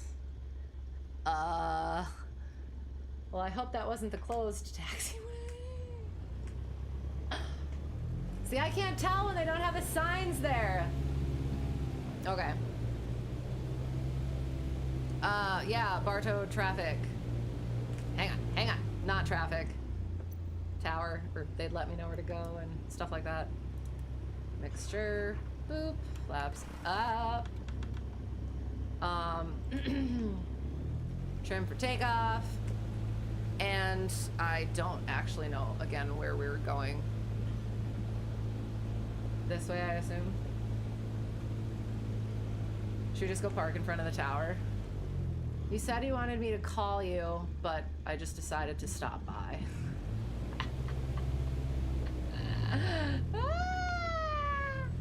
Shoop, shoop, shoop, shoop, shoop.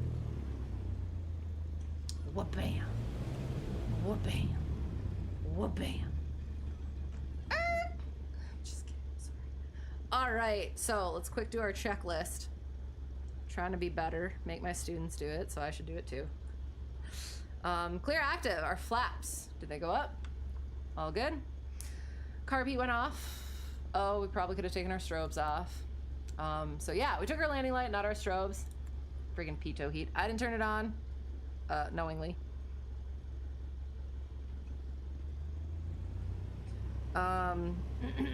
Taxi light we have on, pitot heat off, trim for takeoff. We'll double check it. I'm almost wondering if, yeah, is this one? If it's more like, I was sticking it in like the center of takeoff, but I think it's more down at the off. Maybe, we'll see. Transponder on standby, might as well. There. Good. Securing. Do we want to secure it right now? Is it doing better? Just a little shaky? Okay, I will. I'll get out of the sim so that it's better. Unless it's like, unless it's good now, then at least we'll have the pretty sunset in the background. Still streaming? Yes, we're almost done, I promise. I need to be, I'm losing my voice. Bartow, you're actually not too far in that area. You've done it cross country with an approach into that airport during IFR training. I love that so much. Oh, yay. So, okay. Well, now I'm curious. Bartow.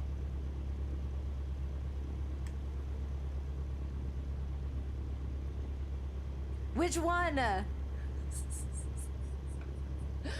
That's so awesome.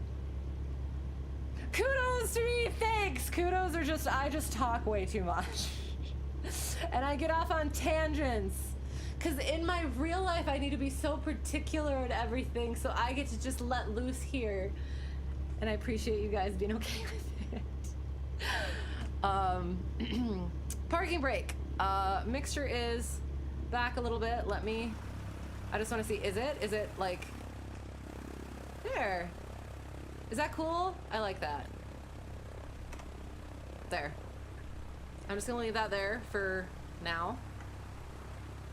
Parking brake. It almost looked like something, like a shade happened up in here. Spooky. It was probably just me.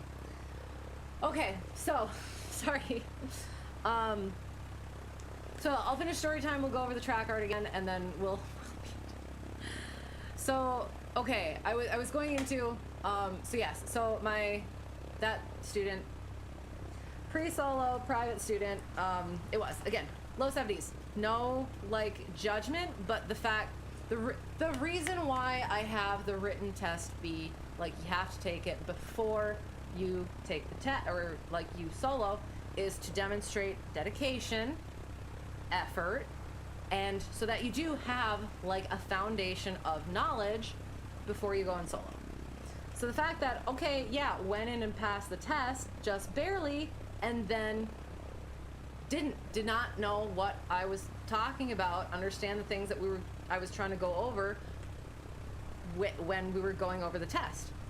So again, I don't give a lot of homework, but I was like, okay, clearly you need a little bit of ground guidance. So these are the things that I want you to be working on. This is where I want you to go and work towards. Airspace was a big one, specifically around where we are. And then performance calculations, weight and balance, using the POH for the aircraft, all these different things. These are the weak areas I'm seeing. This is what I need you to go do. Okay, there we go. I'm not a babysitter. I expect, and and again, this is one of the things is I haven't had this issue for the most part elsewhere. Like if I give homework, it gets done. So I guess that's something where maybe for certain students I need to be a little bit more, these are the things, I don't know, be a little bit more methodical and I don't know, maybe like record things like I gave you this homework on this day or whatever, I want you to be done. But here's the thing, I don't want to do that. Like I said, I'm not a babysitter, I'm not a teacher, I'm an instructor. So there is a certain level of independence that I expect and I feel should be expected from pilots. Yes, I am guiding you and everything, but with the ground stuff at least, I try not to do a lot of ground. I love doing ground, but if we end up doing ground, if we do like a ground lesson, I'm gonna have to charge you. Like I hate it, but I do need to be respectful of my own time, or like, because it is. I've done it where I did ground and didn't charge for it, and it was exhausting. So if, like I said, there's so many resources. I give the suggestions. You can go, you can do it. I've had students be just fine with that. If you need more guidance, that's fine. I try to do that before and after flight lessons so that you don't have to pay me. But if we have to go over stuff, especially that we've already gone over and I told you to do, I'm gonna charge for it. So I try not to do that. Anyway, okay, getting a little bit ahead of myself. So with all that being said, back to my other student. So again, my expectation, my standard, whatever, is taking the written test. Before you're solo. Haven't had an issue with that yet, but looking at that, where it's just boom, boom, boom, boom, through, adding another expectation of you need to get at least 90 on the Sporty's endorsements before I'm okay with you going and taking the test too. I don't know how that's gonna work, so like I would have to talk to friend instructor about whether that was actually what he did. But like there needs to be something, because that was the other thing with my excitable student now. He got 80s, I think, and like scheduled this test out enough, and this is why nothing against him for that, but like okay, so Shepherd going into things, best source, no, not best source of information ever. Apparently best source of venting effort for this one. I'm sorry. No, this is, I still, oh no, where's my thing? Hang on.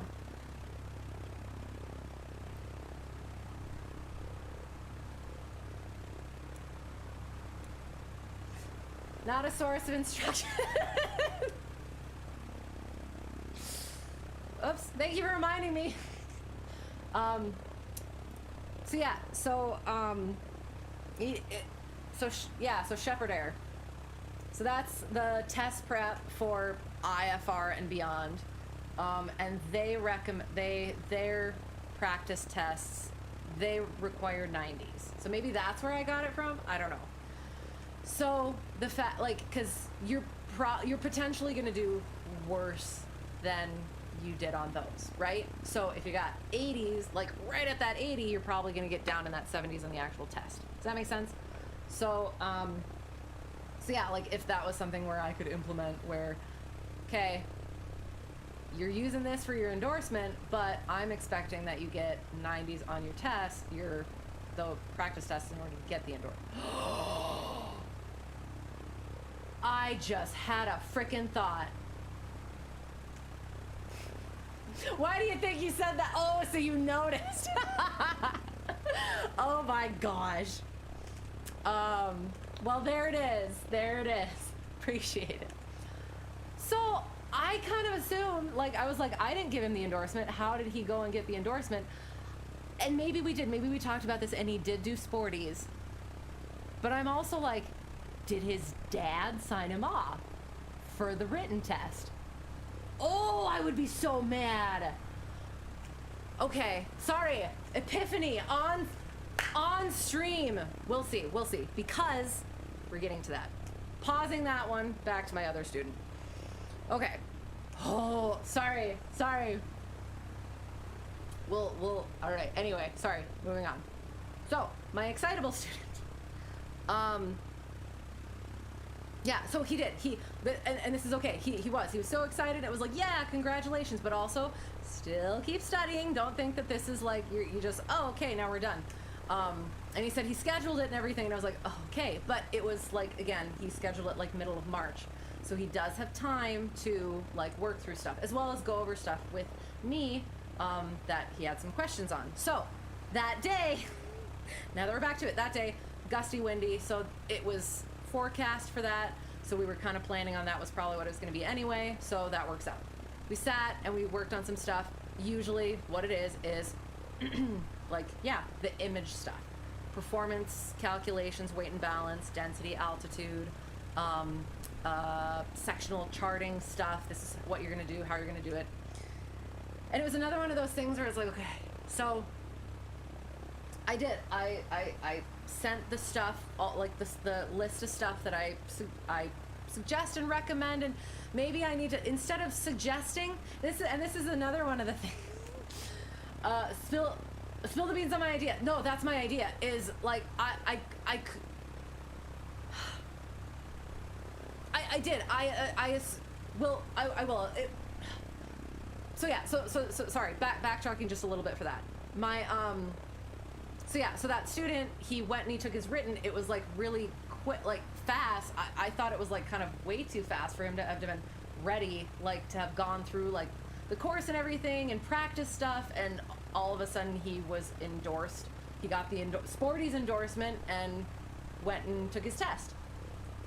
So I assumed that he got the Sporties endorsement. I don't remember if we ever actually established that he did, but now I'm thinking, maybe his dad just signed him off for it. And I will be so freaking, I'm about to be unladylike, honestly. I would be so freaking pissed. Because there are things that I need to go over.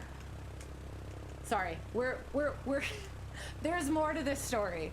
So, yes, so that's what I'm wondering is, I was surprised that he would be that not, when we went over the stuff that he got wrong, like, yeah, obviously he didn't know it, but like there was like no understanding of the like whole thing at all, like the whole topic. Little things I can understand, like particularities, but like the entire topic was just like not there. So I couldn't fathom why and how he could have gotten the Sporties endorsement and still not have that actual base of knowledge enough. So that's what I didn't think about that. So that was my idea. Sorry. Anyway, I'll get back to that. So, instruction drama. So this was the other thing, where, yeah, not, how do I put it? Not letting students have input, sort of a thing. So I've been like, I say that, oh, these are the things I suggest or whatever. No, you're gonna get yourself a calculator and a sectional and a plotter and a planner, or not a plotter. Yeah, no, the flight plotter, not flight planner. And or having the straight edge approach. You're gonna have these things, not just, oh, I suggest you get, you're gonna get these things. Because like for Excitable Private Student, I told him to do that and he's been working on his stuff, but he only just ordered the stuff. So he's been practicing and he got his endorsement and everything. He worked, but he didn't get any of the things that I told him to get, so he hasn't been working with that and he hasn't been practicing with it. Oh my God. So like, ugh. So that's where it's like, so you're just gonna ignore those questions, you're just gonna skip those questions, you're just, okay, anyway. So that's where that is. So it's like, this is the stuff you're gonna get and you're gonna get it and you're gonna have it. Anyway, so we talked about that and he has it ordered and he's gonna get it, he's gonna be able to practice with it and fine, okay.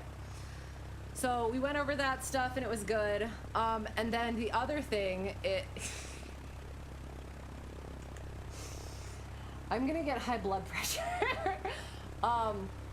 So he brought up that I ignored him one time because it was a Sunday. I was doing things, I had family things, and he blew up my damn phone by like, can we go fly? I'll pay you extra. It's so nice out, blah, blah, blah. Like, how many different freaking messages? My phone's just like going off. And my initial reaction was just, I'm gonna tell him, I'm gonna block him, or I'm gonna tell him, stop freaking texting me. So my kind reaction was just, I'm just gonna ignore it. I'm not going to indulge being, and maybe this is just a me thing. I don't like being contacted. I don't like being texted. I don't like, unless it's something like important or like helpful. If it's a question. Anyway, sorry. So I did. I ignored it. And so he brought it up. And I was like, I absolutely did ignore you. You're not going to be blowing up my phone on days off. And that's another instruction-wise. Like, you do need to have your own time and have those, like, certain boundaries. There are certain students that, like, my first student, we were, like, sort of buddies, kind of. But, like, there was, like, we were friendly enough that we could have fun, but still be like working towards the goal. But then like there's been like other ones where it's like being that friendly,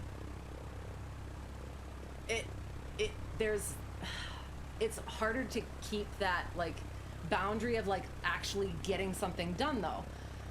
So I've had to start like rethinking a little bit how I come across at first and how I present myself right away. Even though I want to be the fun, friendly CFI and everything. Some people can't handle that, I guess. So I don't know. So like being like coming from it from that professional standpoint at first and just kind of like keeping it there and keeping those like sort of like just boundaries of I'm your instructor, I'm not your friend. You're not gonna be blowing up my phone when we're not flying with whatever stuff. Because it's like, if you have a question, that's fine, but not like that. That's not okay. So anyway, so we had that conversation, whether or not I got across my point or not, but then it was, he went there, fine. Do you say damn kids or darn kids? And I get that it's like, that it could be a slightly like age gappy thing and just like, yeah, communicating, being friendly and everything is fine for him, but like that's not my thing. That's not my personality at all. So yeah, establishing those expectations as well. You have that issue too. One of your students is super overeager and would fly 24/7 if he could. Oh, right, exactly. Yes, that's exactly what he is. He's like, and we're gonna fly Monday and Tuesday and Friday and Thursday and Friday, and it's like, and on one hand, it's like, I do get that it's kind of a joke. Like, he knows how I feel about it, but it gets to a point where it's so freaking grating that, like, I'm the grumpy CFI now. I'm grouchy. I am old. I don't have time for this stuff. So like, the thing is though, is like he flies fine and everything, but there is like trying to harness that energy toward also doing your other stuff, and yeah. So there was the pilot. I went up and during my double I training, I went and flew to a different airport, randomly met another pilot there, and ended up like flying a little bit with him and doing stuff with him. And one of the things that I remember him saying is like, so he was a CFI too, and one of the things he said is like, one of the things that he learned is not getting friendly with students, not being friends with students. And I was, at that point, I hadn't had any students yet that it had been an issue for me to be like kind of friendly, bantery, like kind of chill sort of with. But I get it now. Like, I remember that him saying that now, and I'm like, yeah, that's probably a good idea. Like, I mean, you could build like the camaraderie later on, but like to start with, it's probably like keep it to, yeah, whatever. The problem I have is like I get super excited. You guys know, like going over stuff with like new people. So like when I first meet them, it's like, it's exciting. We're gonna go, we're gonna fly and all that, and questions and like answering, and isn't that cool? So like kind of like, I don't know, how do I like roll back from that while also still being that sort of enthusiastic person? So yeah. In fact, this past week he did 2 flights a day. You agreed to it to see if he would get tired, but no. I mean, people do it. So that's good. That's good though, I hope. Is said student doing their ground as well? Cause that's the other thing, like the ones that get disappointed about not being able to fly, like, and that's the other thing, is like I mentioned at the beginning, like, you're getting started at a point where, like, as the seasons go, like, the weather's not going to be good for a while, so get used to being disappointed. And it's still every time, oh, I want to fly. We can't frickin' fly because of the frickin' weather. Oh, but will it? Yeah, and it's, oh God. And then it's like, okay, so you had all these times where we couldn't fly. Why isn't your written already done? You had all that time. So, and then that's another thing where it's like, okay, if I'm a CFI like this, next year, if anybody comes to me and is like, I want to start flying now at that season in the fall, maybe I just be like, is your written done? Get that done first, and then we'll try. And then that'll take them the whole season, and we'll get to flying when it's actually nice. Anyway, sorry.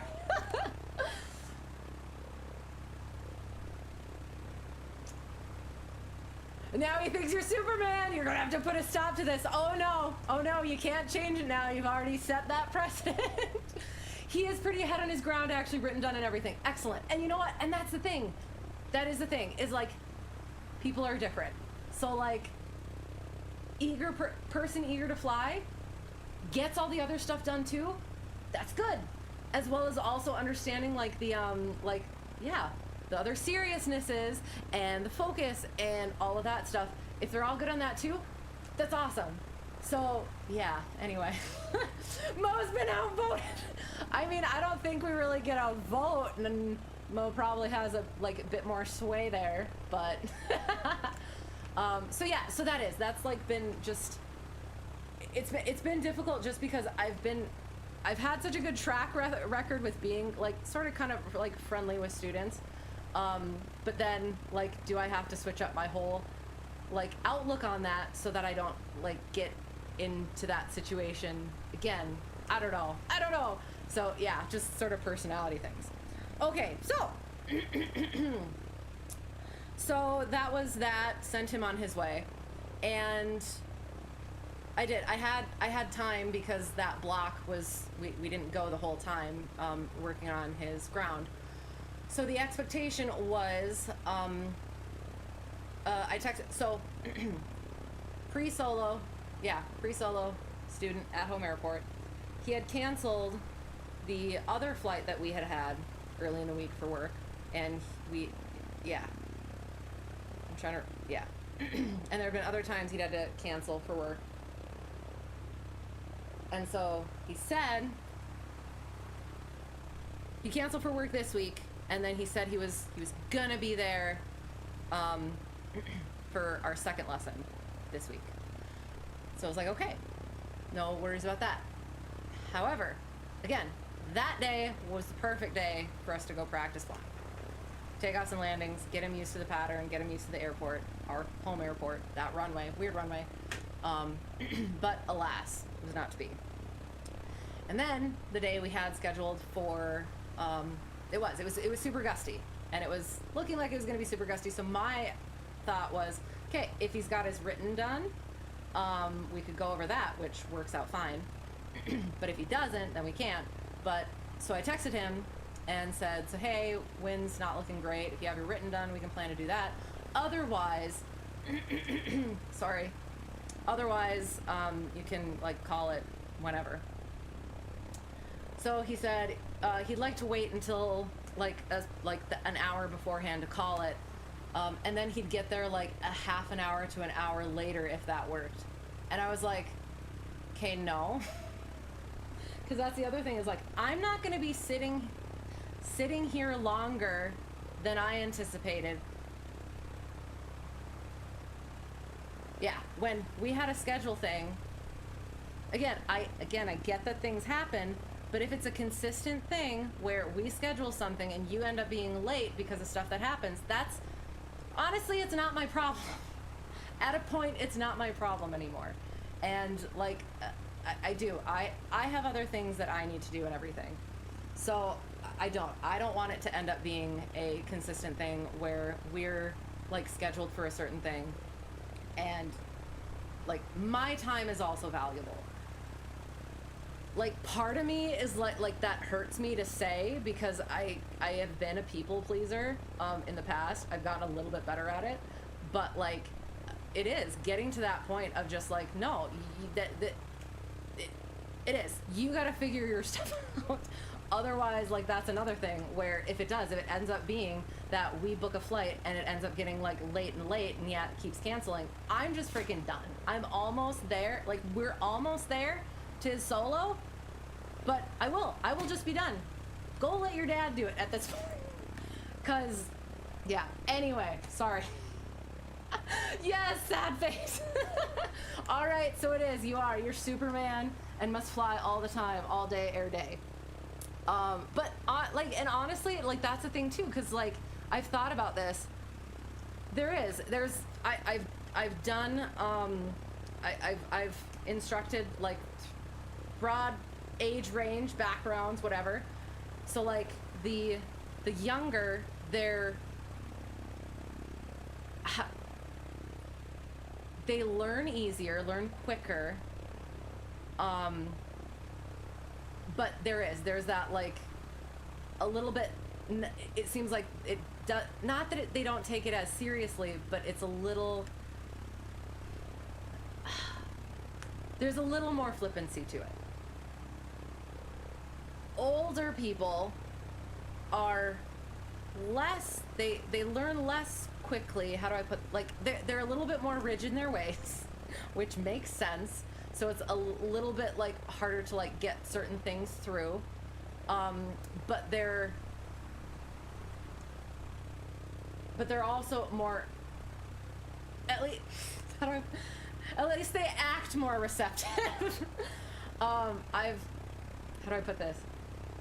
Because I've had a couple of older students, and like they're very like they say that they want to learn, but then there's still that sort of like stubbornness there a little bit. So like and then like right in the middle is like age range is like sort of right in the middle of that. And that was like my first student, where he was very conscientious about stuff. He took it seriously and everything. He learned really well, but he was also like, yeah, he was receptive and everything. He was independent, but was also willing to ask questions. And maybe I'm more biased towards that because I'm closer to that demographic. So, and maybe it is. Maybe it's just again, a personality thing. So it is. It's still like trying to work through those things. I do think it's been like good experience for me getting those different personalities and learning to work with them. Because they're not necessarily bad things. It's just knowing how to hone those aspects, if that makes sense. So anyway, that was just like some sort of like thought process that I had recently, and apparently it just came out because it's time to be done. It's been time to be done, but here we are. I'm sorry. So, all right, back to story time. So I was already like a little bit peeved, but then it was like I realized that. So I send a certain. If I could finish a sentence, friend instructor gave me the pre-solo written exam that he does. So I just use that for home airport as well. So I made an answer key for work airport and work airplane, but I didn't quite finish doing one. I did all the stuff except the calculation, like a calculation example, and I had done it on my laptop. And I didn't bring my laptop with because I hadn't like thought ahead, like, oh, we're gonna have to do. I should have thought ahead. I kind of thought ahead, I guess, but I didn't think about that I was gonna need my laptop because I didn't have the answer sheet on my drive. So I was like, okay, now had to drive home, get my laptop, come back, and then I did. I was like, okay, if we can work out the calculation stuff. If he's done his calculation stuff, we can go over the not if he's done it. We can go over his own calculation stuff and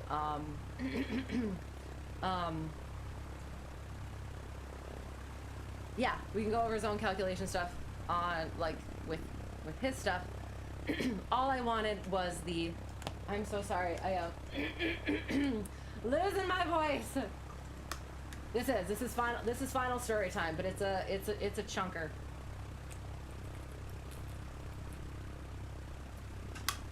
Okay. So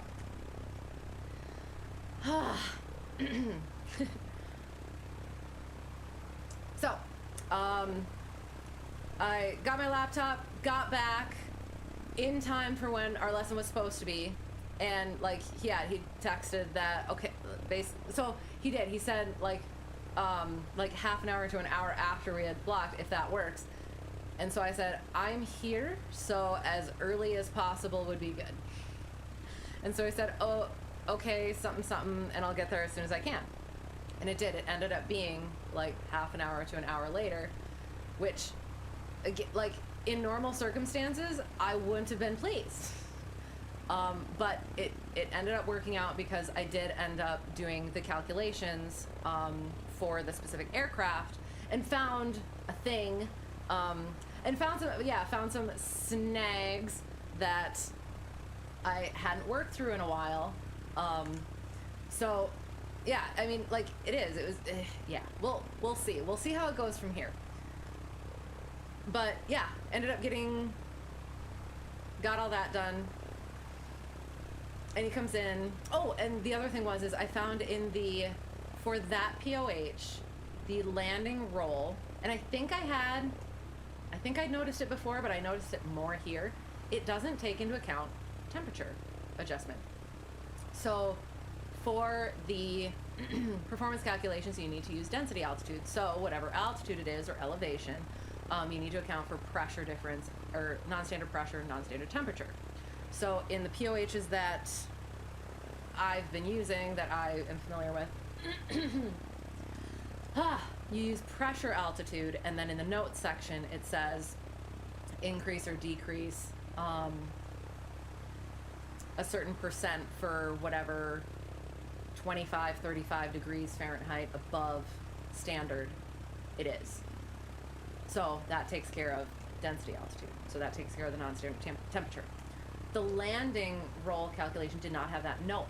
It still had like the standard, like this elevate or this altitude standard, but it didn't take care of the temperature. So I was like, I went and asked owner, one of the owners, and I was like, do you have a thought on this? And he's like, oh, I don't know. And I was like, oh, okay. So am I supposed to use pressure altitude and we just don't care about the temperature? Or should I be using density altitude even though it has the standard temperatures here? So still have to figure that out. So got all those calculated example-wise, whatever. And like I do. And then in parentheses, like all the, doing the interpolations, and then in parentheses, or use the worst case scenario. So like if your elevation is right in the middle of sea level and 2,500, go to 2,500 column. If you have 5 knots of headwind, use, and it's 0 or 10 knots of headwind, use 0 knots of headwind. And then boom, there's your most, your worst case scenario. But I also like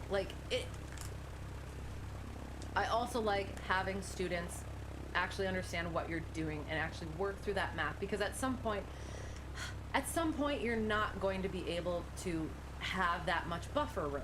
Like once you get to commercial and like other stuff like that, it is going to be a tighter squeeze, because it can be, you can still be within standards, but just have less buffer room, so you have to be more particular about those calculations. So like learning how to do that stuff is still a good skill to have. So yeah, anyway, but I can still, there's potentially still improvements and adjustments I can make with my philosophy. So all that being said, let me pull this up. I have to remember how it went.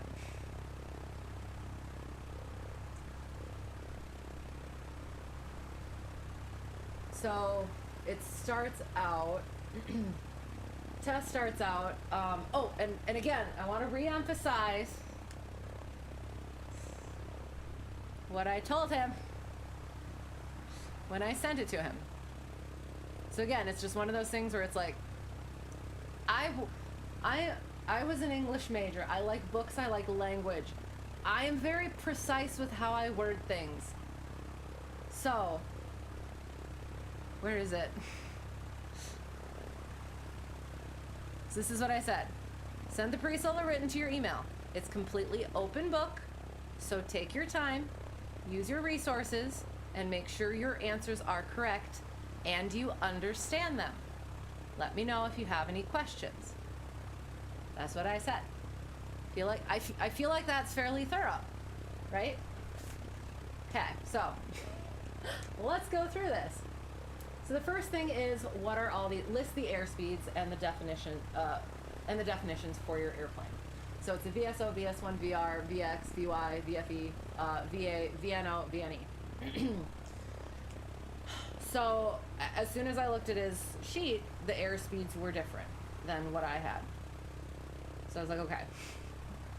So where were those from? From the checklist, from the plastic memory aid checklist. So I was like, okay, maybe we haven't discussed this, that is a memory aid and not where we get our actual information from. So I was like, we're gonna use our POH for that one, our like proper specific POH. So, and again, that was just like, okay, that's easy mistake to make. That was something that we could have, should have gone over at some point. But then we went over the definitions, and that was pretty good. Made sure we understood what those were. Good, excellent. Maximum ramp weight, maximum takeoff weight. And he's like, I didn't see a difference between any of them, and it was like, good, because there wasn't any.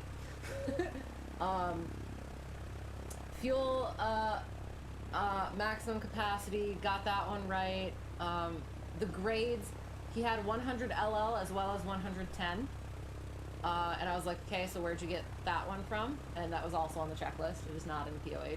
So, and again, so that the checklist, that plastic checklist is for, and the first thing I said is look up in the top right corner. It's for these 3 letters or this range of letters for models of aircraft. So it's potentially not perfect for your specific aircraft. So, okay, so just be aware of that. We're going to use our POH, not our checklist. Okay, good, fine. Oil, talked about that. Good.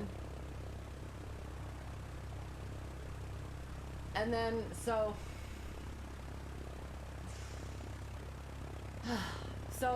the next question, so then it got to the calculating questions. First one is compute the location of the center of gravity for a solo flight with full fuel in your airplane. Is the CG within limits? And he had yes written there. So it's like, okay, do you have your, where's your like calculations or whatever? And he's like, oh, I did them in a notebook or whatever. And it's like, okay, where's the notebook? Well, he doesn't have it with. Okay. So like I thought about this afterward. It was like, okay, so like on one hand, okay, fine, but also like he was just in high school. Like if you went to a class, you had a thing, like you had homework. Would any teacher allow you to not show your work? Has that changed since I've been in school? But I was like, okay. I can't remember because then we might have just kind of, I saw what he wrote for the rest of them. So it was, what is the takeoff ground roll and the distance over a 50-foot obstacle for your airplane at your airport with full fuel, temperature, headwind, altimeter setting. So takeoff ground roll. Next question is the ground roll and total landing distance over a 50-foot obstacle with different conditions. And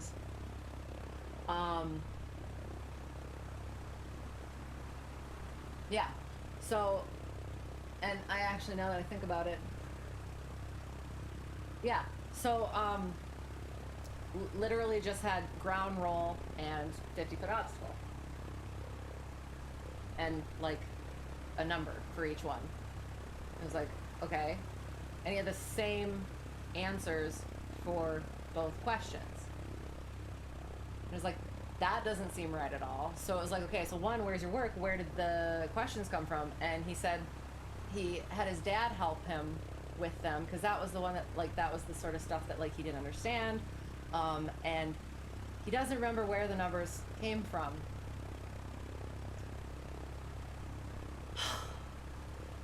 So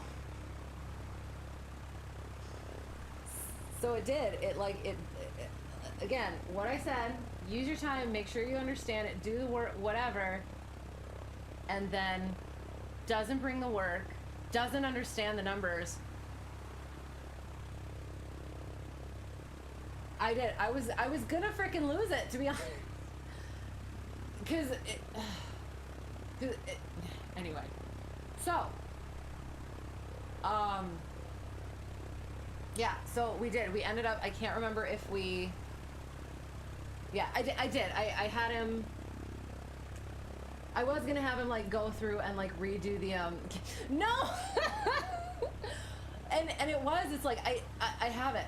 I remember back when I was a young lead instructor, it was like, I wanted to be the bright-eyed, bushy-tailed, sunshiny, like, happy, whatever instructor, and it's like, there are, like, I've gotten better at the come to Jesus moments, but like, this was like the one that like really pissed me off because and we're not even done yet. So I'll just, anyway, moving on.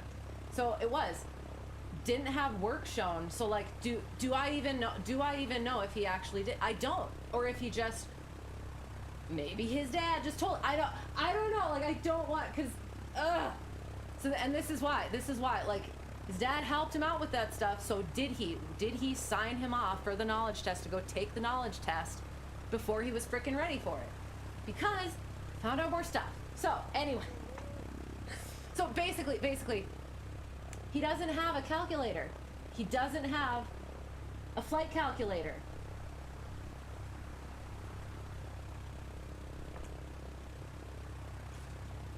How are you you supposed to do your written, your ground, your whatever stuff if you don't even have a frickin' flight calculator?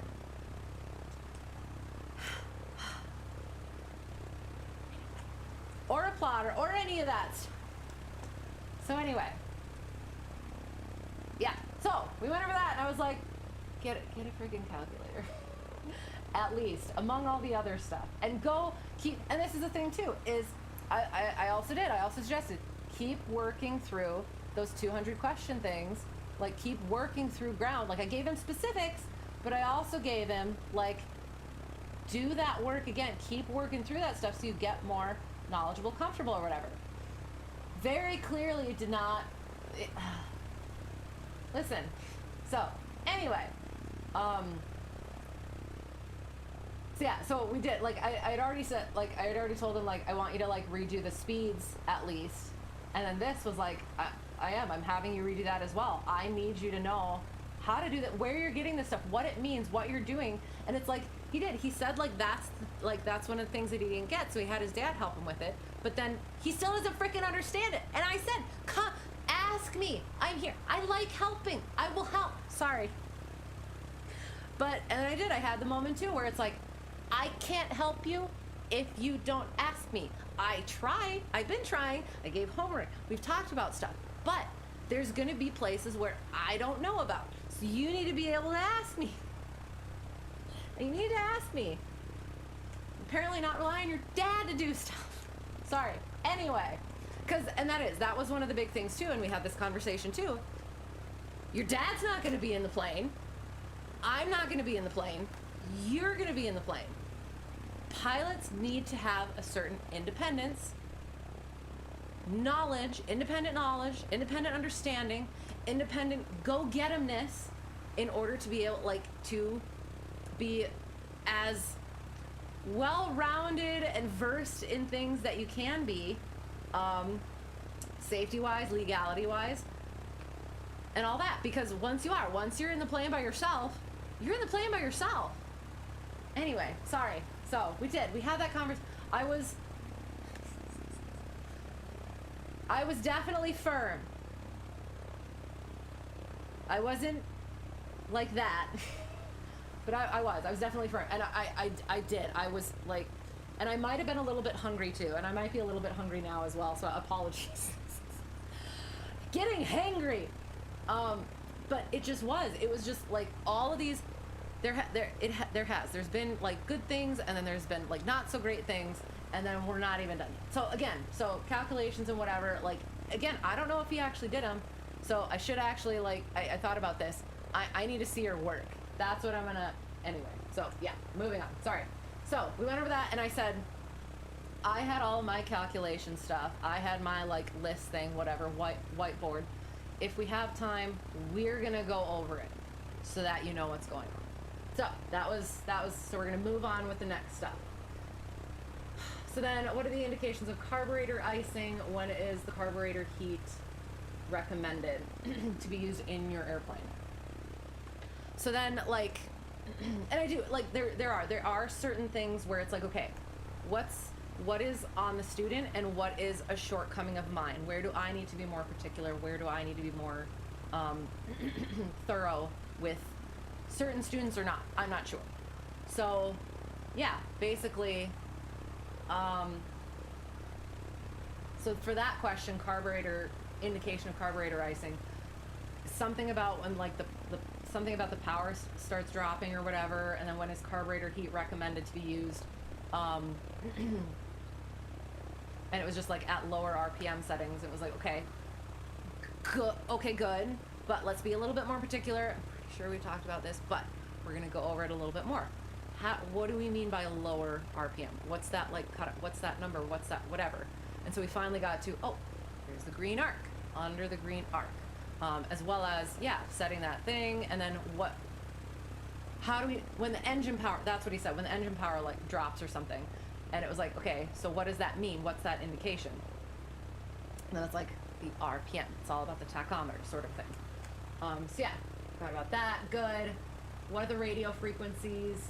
Went over that. Talked about some stuff, like, and that was the thing. It was like, some of it was like, where did you get the information, and remember where you got it, sort of a thing. So it was like, that was another thing where it's, okay, sources are important, and maybe I could have been a little bit more, like I did. I said, use your sources. Maybe I need to add a little bit more of like, okay, know your sources too. Have the sources. Write the sources. So that you know, so you can look back on it, whatever. So yeah, adjustments, things I can adjust. At your airport, what runways are available? What is the direction of the traffic pattern? What is the traffic pattern altitude? And in what class of airspace is the airport located? List from the surface to 19,000 feet. Sorry, cat hair. Apparently, or it's just fuzz. So, got the runway numbers right, got the direction of pattern right, got pattern altitude right, AGL, NMSL good, and did not get airspace right. And again, this is something that we had talked about. We had gone over, and I feel like we've gone over a couple times that I recommended go over airspace stuff more. And we've talked about airspace too. So yeah, so we looked at the chart. Okay, what is indicating the airspace? And it just, the circles, he said. Are they always circles? What symbols indicate airspace? And so he's like, okay, and it was like, how are you going to find that stuff? And it was like, he the legend. Like, he didn't get the legend. So it was like, okay, I'm gonna let you figure that out on your own. Again, on one hand, I love talking about airspace. I love doing lessons on airspace. But if we're at the point where you have a knowledge test, I am not teaching you this stuff. This is not at the teaching point. There is a certain degree of, we have gone over it before. There is like other resources that you can use, that you can find, and you should know that stuff. So like I'm a little bit like, I mean, should we have just gone over it? So like, I guess what I could have done is we could have gone to like a different area and like looked at different airspace symbols and things like that and talked through those and everything. I feel like we would have already done that before, but definitely do it again. So that might be something that we do, because like I said, I do like actually going over airspace stuff and helping out with that. But that is something that needs to be, again, we're at this stage, you should understand a lot of it more than the chart than he seems to at the moment. So that was, again, another bit of a frustrating thing. How do you enter and depart the traffic pattern at your airport? That was pretty good. I had to prompt for, okay, what if you're on the opposite side of the airport? And oh yeah, teardrop and everything. I was like, okay. What radio communication procedures are required at your airport? Got that one. That was good. And we talked about here's a little gotcha. Are they actually required? No, they're recommended. Some aircraft have like no radios, but for our operations, they are required because flight training and we have radios, so might as well use them. Explain the procedures you would use to land at your airport if the communication radios failed. And apparently he forgot to answer that one.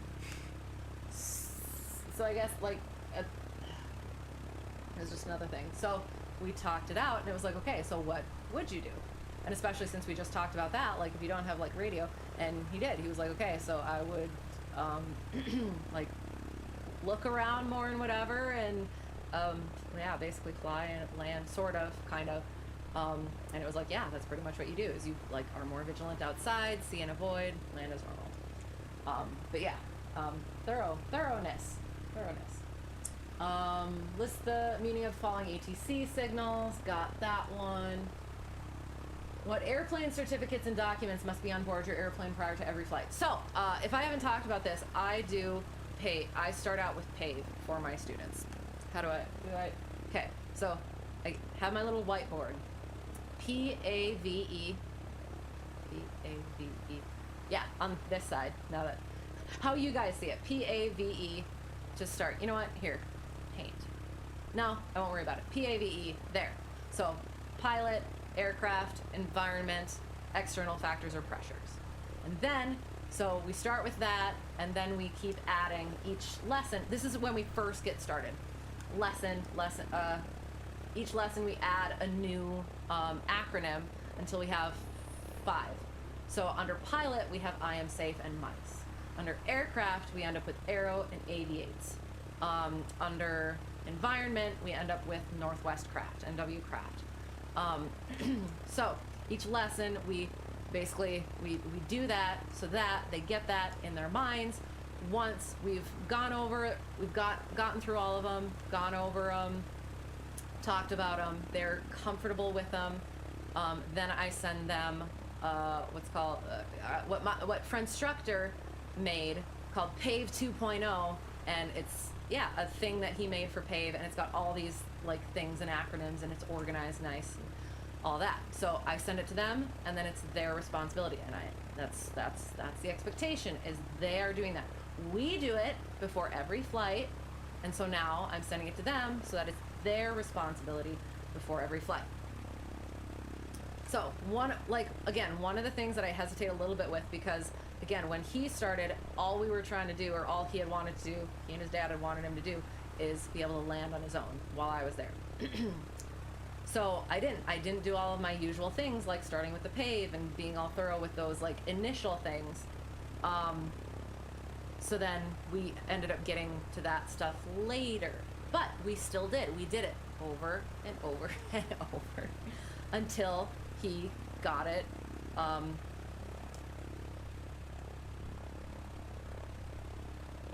now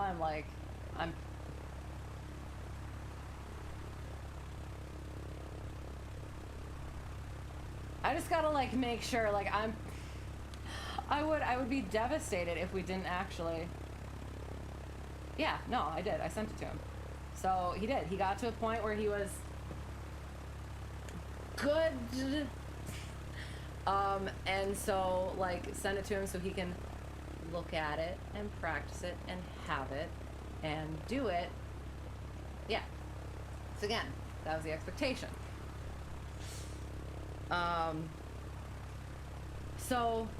So what airplane, next question, what airplane certificates and documents must be on board your airplane prior to every flight? Aero, yay, look at that. What personal documents and endorsements must you have before beginning a solo flight? Mice, yay, look at that. Again, we know these things. Who is directly responsible and is the final authority as to the operation of the airplane when you are flying solo? You as PIC, you got that one, excellent. You may not fly as a pilot within blank hours after the consumption of an alcoholic beverage with blank % by weight or more alcohol in the blood. Got that one just fine. And then explain the next question, explain the regulatory pre-flight action requirements. So, that one is the regulation. Hi, hello, sorry. You're coming in on vent session, I'm sorry. Happy to have you, I'm sorry. So we did. So apologies. I mean, I hope it's entertaining or interesting for you guys, but like it's fresh. It was like, this was the last thing that I did. This was the last lesson that I had, and it's been over, like these things have been over like how many months. So you do have a question when I have a second, okay? All right, I'm nervous. Go for it.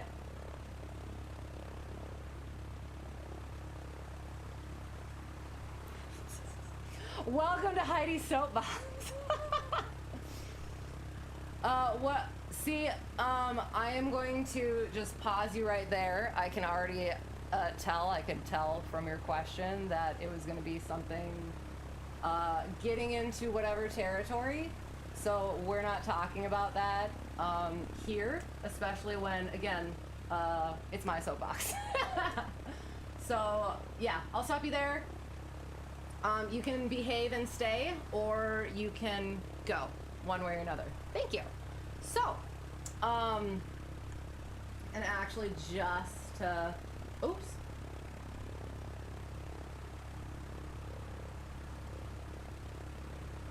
Yeah, also that, aviation, not politics.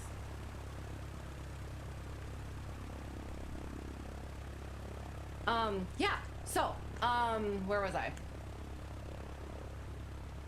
Oh, Northwest Craft. So, regulatory requirements for regulatory pre-flight action requirements. So he had everything that is required. There's a specific phrasing in the regulation. The first part of it is the catch-all is what everything that a pilot needs to know before starting a flight. And so it's like, yes, okay, and then what? And like what? Like, what else is there? Like, where'd you get, like, where did that come from? Like, if you got it from the regulation, you have all the particulars too, which is also exactly the acronym that we had in our PAVE. So, so I did. I was like, kind of like trying to get him to, okay, good, like good. So there's more to that. What else is there? What are the particulars and everything? And I can't, like, he might have started, like, he got like to weather or something where I said, is there like an acronym that we, like, whatever? And he couldn't think of it. He couldn't think of it. And it was like, okay, so we've worked on this. I sent it to you. Your responsibility was to be doing that. I would assume at this point you would be even better. And then I did. Do you have it to look at? Like, you can use open books, open source, whatever. He didn't know where it was. So clearly, he hasn't been using it. And here's the thing. I have had that happen with a student before. Backing up. My other student who had been a senior, and we didn't quite get to finishing him up because, like, he was like right there, but he was gonna have to go to school at the end of summer. So yeah, he did end up, I don't know if I probably mentioned this. He did end up finishing up in December somewhere else. So that was good. At a different, yeah, that I actually kind of recommended. So that was cool that I was like still helpful for that. But yeah, so it was just another one of those things where it's like, okay, I don't send you a whole lot of stuff. I don't, like, again, give you a whole lot of homework. The things that, like, I do, though, like, I try to make sure that they're important. So, like, not having that stuff, not working on it, when I was very explicit about it, and I made a point to make it important and everything, yeah, it boiled my blood. And I did, like, that was another, like, sort of come to Jesus moment where it was like, we worked on this stuff. I gave you that stuff. You should have that stuff. That was your responsibility to do. Like, we discussed this and you don't have it. You don't know where it is. You don't know how to find it. So clearly you haven't been looking at it. Anyway, sorry. All the same things. But, so we had that conversation. It's like, I want you to redo that one. And then also have that. Find it, download it, have it, look at it, practice it, like we talked about. Anyway, sorry, moving on. Explain your use of safety belts. Had that one fine. When aircraft are approaching each other head on or nearly so, what action should be taken? Both alter course to the right, okay. Except for takeoff or landing, at what minimum safe altitudes should you operate your airplane? He had 1,000 AGL, and that was like about it. And like something else or something. It was like, okay, anything else? Nope. So it's like, okay, do that one as well. Find the source for that one, know where that's coming from. There's other things for that. And again, maybe I'm being picky, but you know what? Here's the thing. I wouldn't be as picky if I sensed more effort going into it. Sorry, I do. I let more slide if I can like tell that there's actually effort going into it. Sorry. Moving on. Again, soapbox. Explain the altimeter setting procedures. That was fine. Practicing steep turns, slow flight, power on stalls, power off stalls. Select an altitude. I think that was fine. I can't remember. Explain the go around procedures in your airplane and when would you use them. So he did like power. Everyone drink when I say sorry. You'll all be passed out in the next 12 minutes. So explain the go-around procedures in your airplane, and when would you use them. So basically, he goes, power full, climb, call, like make a call or whatever. I was like, okay. Anything else you want to do in there? Like clean up the freaking aircraft? And like, again, here's the other thing where it's like, okay, so we're on the ground doing stuff. Like there's ground, like doing stuff on the ground versus being in the plane and doing stuff. 11 minutes, 50 seconds and counting. I'm trying not to say the word just in case anybody took that as a challenge. So yeah, so it is doing something in the plane versus like writing it out. But I don't know, like there's a certain like, so I gave a little bit of grace there just in case it was like, if he did it in the plane, he would bump, bump, bump, bump, bump, bump. We'll fly next week, hopefully, and see. But I did. We went over that, like actually, yeah, like clean up the aircraft and everything. But like it was sort of like, did he just like forget that in writing it down sort of a thing? But we'll see. So yeah, told him to like re-go over that, like think about that and everything too, because that is a very important, making sure you know how to do a go around and not botch it. Best glide airspeed, maximum gross weight, you got that. Couldn't remember if that was from the checklist or from the POH, but it was in the POH.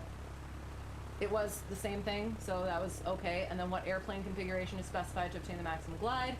And he said, clean, all he could find was the graph in the POH or whatever. And it was like, yes, that's exactly what I wanted you to find. Excellent. Explain the actions you would take if the airplane engine failed in the following situations.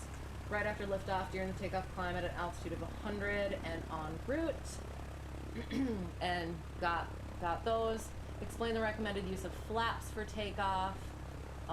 That was fine. For student pilot, what are the minimum visibility requirements? Got that one. For student pilot, what are the restrictions to flight above clouds? Got that one. For student pilot, what are the limitations of carrying passengers? Got that one. What are the day VFR fuel requirements? And got that one. So yeah, so we got through that. And then I was like, okay, so he had trouble with the computation things. So okay, that's where I come in and we're gonna figure it out. We're gonna do it. So we did. We went over, well, first, he needs to get an E6B. So he can actually do the calculation. So it's like, that is, he went and he took his written test and he didn't have a freaking calculator to like do any of the stuff. So anyway, so yeah, so takeoff ground roll, first you have to find your pressure. So we did, we went over the different altitudes, pressure altitude and density altitude, how those things work, what you need, like standard atmosphere, like know what standard atmosphere is, memorize it, know it, and understand how it affects the plane. So first, find your pressure altitude, and then, yeah, basically we taught him interpolation. So okay, how did it go? So it's y0, what is it? Y minus y0 over y1 minus y0, and like that thing. So it's like you're finding, it's finding an average, but when that number is not right in the middle. So yeah, so we did that. And again, we also went over, like, yes, use worst case scenario too, but I did.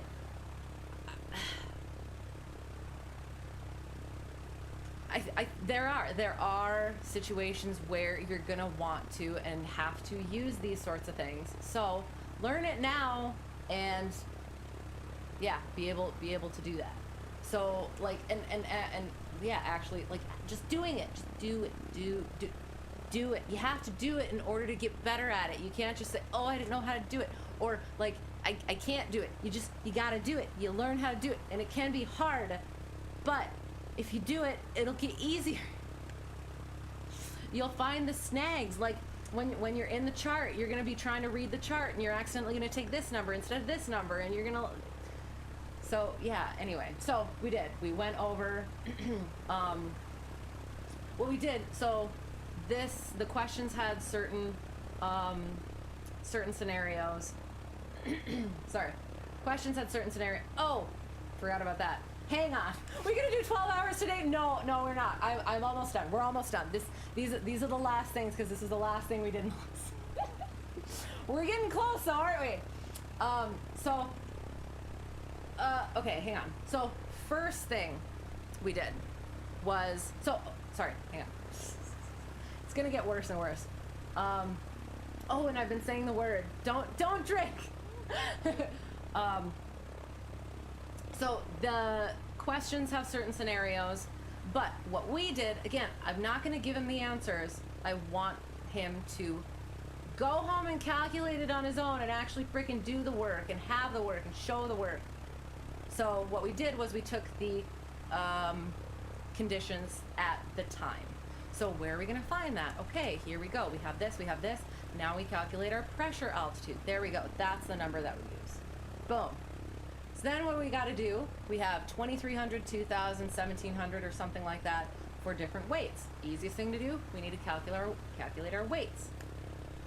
So, and I didn't quite think about this, I guess. So that was a question, that was the question beforehand that he just put, yes, it is in the middle, it's within limits. Okay, cool. So what number did, like, we first we had to calculate the weight and balance. So might as well do the full thing, put it in the little chart, and here it is. So I had it written. Hang on, let me see if I can. I got my handy dandy little whiteboard. So this is what I did. Can you see it?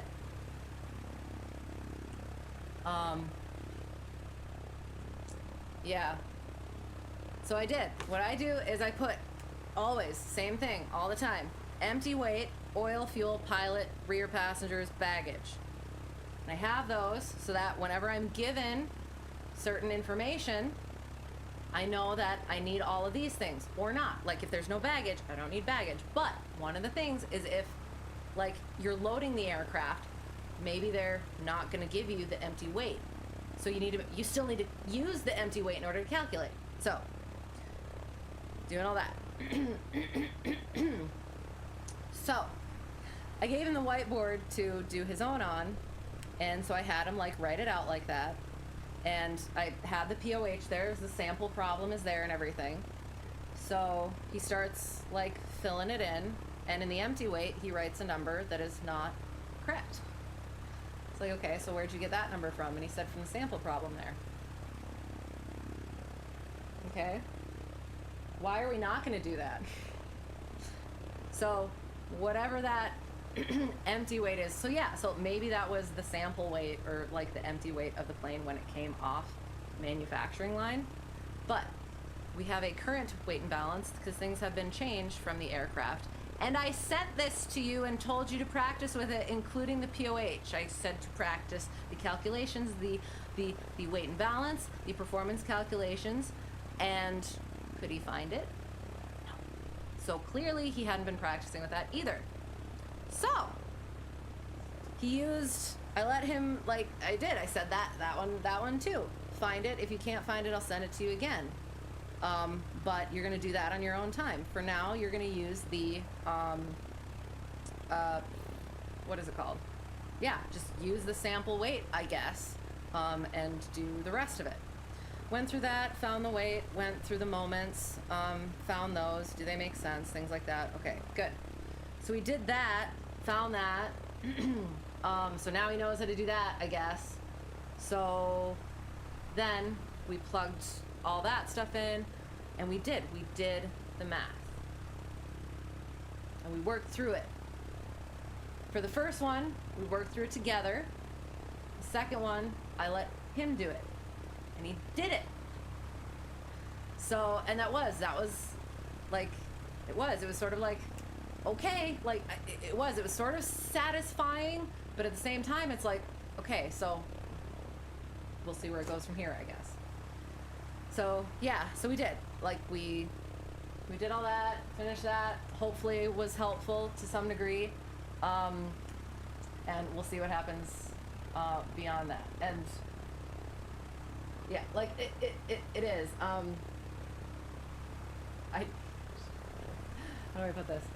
His dad seemed nice enough, but like I'm at a point where I'm like, he needs to stop freaking interfering, because it's gonna be my certificate that he's under. So yeah, so I will. I'm gonna have to see some things, and yeah. There was one more thing. Oh, I might have mentioned this. Yeah. So, the whole medical thing. So I ended up talking to the owner at one of the owners at Home Airport, and so he gave me a little bit of the lowdown. So the dad had been in, and they'd ended up talking about it, and I had talked to that owner that I was like, yeah, he didn't have his medical or anything, or he didn't have his medical yet, and he had to have basic med first.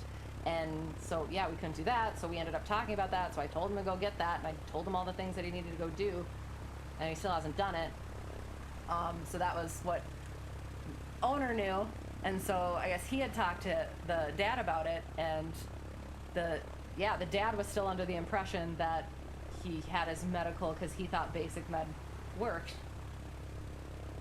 So, yeah, he went back. He apparently went and talked to my student, and then came back and talked to the owner again and said, "Oh yeah, I guess whatever." And it was like, so it is. There's like those like certain things where it's like, okay, the book that was like too old for the regulations and stuff that is current now. Like I'm sure there's good stuff in it, but at this point it's outdated. And then yeah, the medical stuff. Now, again, I'm wondering whether he endorsed him for the written test before he was freaking ready, and then now he's doing his work for him, but I mean also kind of getting it wrong and not like letting him understand it himself, not letting him be independent as a pilot. So yeah, so I like that's what, again, seemed like a nice enough guy. I don't want to like step on toes or whatever, but at this point, if I'm going to be soloing him, something. I don't know. Anyway, so I think that's it. And before I think of anything else, let's, yay. Oh, that looks so freaking ominous. That's me. These are my students.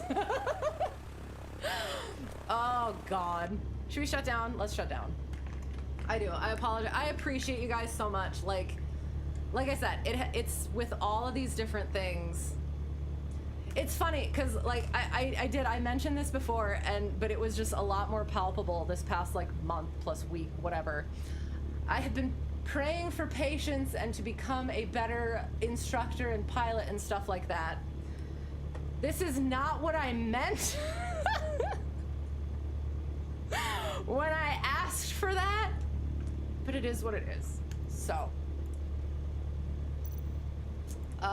this button.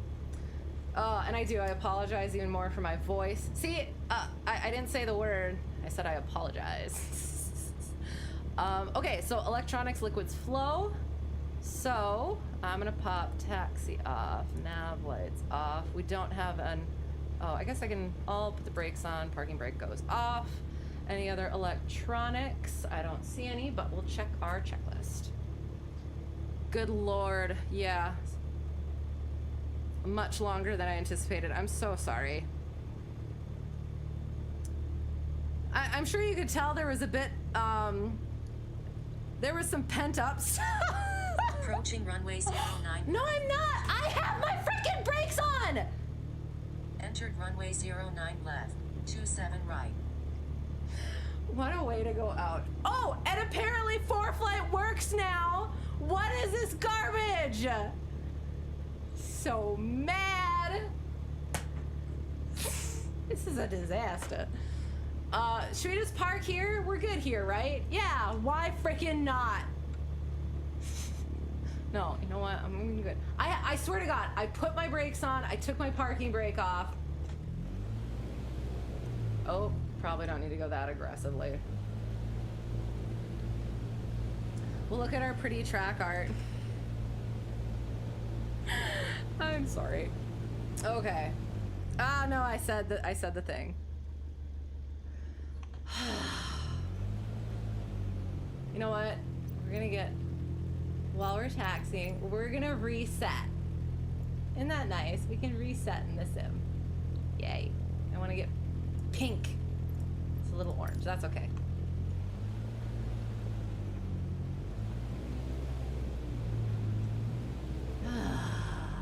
All right, back to the control tower.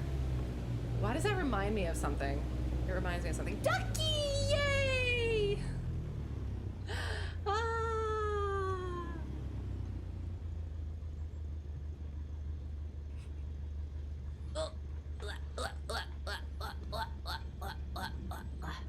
Oh, okay. Did anybody? So, I think it was this month.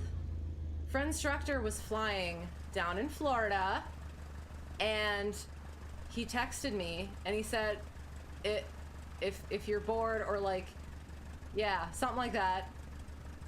There's some interesting stuff going on at, where was it? Orlando Tower. Did you guys see anything about that?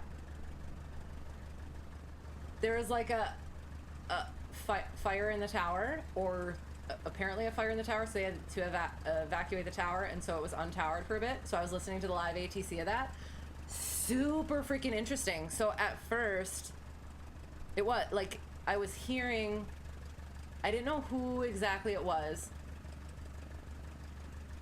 but eventually I think I figured out, I don't know if it, like, if they had people staying behind as long as possible for a little bit, but then at some point the approach and departure controller took over. Did that light just go on? Spooky. The approach departure controller took over and was just basically saying, like, basically you're clearing them, but taxi at your discretion, because they didn't have the visual or anything, but yeah, they had to get like a clearance or whatever. But then, like, let us know when you're number one for the runway or when you're at the runway, so that they could then, like, clear them for takeoff. Again, at your discretion. The actual landing clearances and stuff, again, at your discretion. So yeah, so that was, like, interesting, kind of, like, listening to in real time. But, yeah, that was cool. It was super interesting, because it was busy airport and everything, and handled. So, yeah, anyway, thought that was interesting, coming to Control Tower and Florida. So, all right. Inward, and we have Ducky, and we're happy, and we're calming. And again, I apologize. But again, I appreciate you guys putting up with, yeah. Apparently the vent session that is now a thing. I won't make it a thing. I hope it doesn't become a thing. Definitely doesn't need to be a thing. Documents.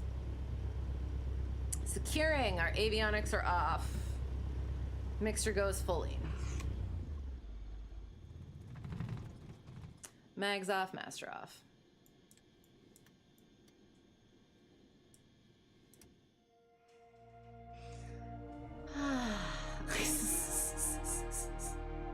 Three hours of flight time only? We got some night flying in too?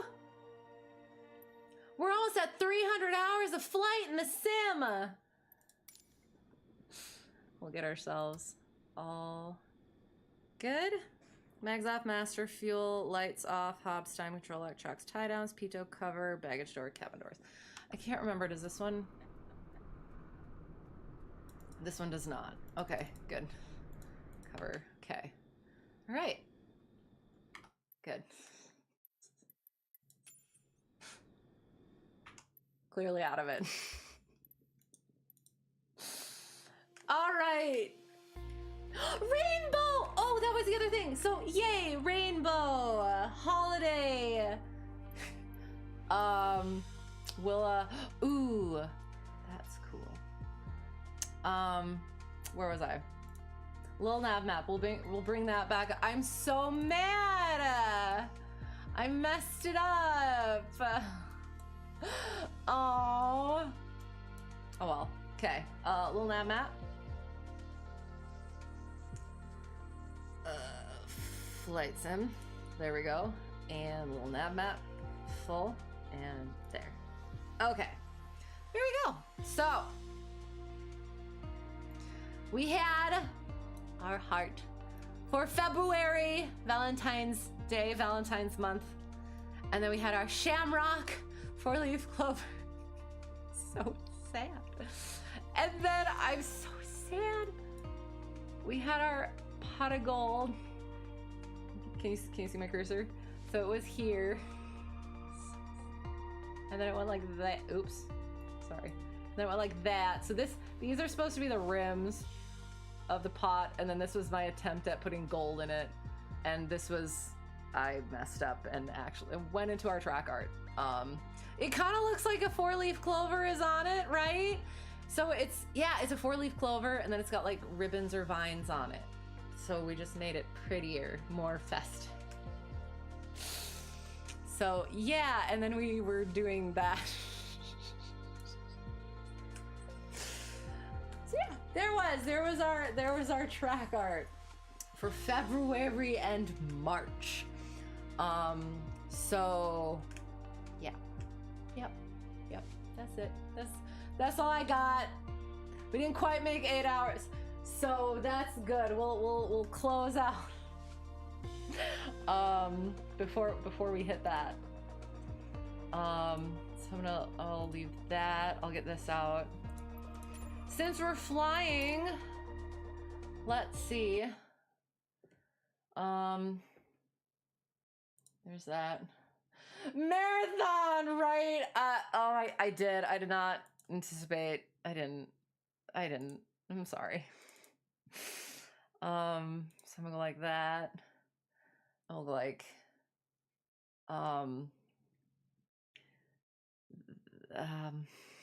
what am I doing?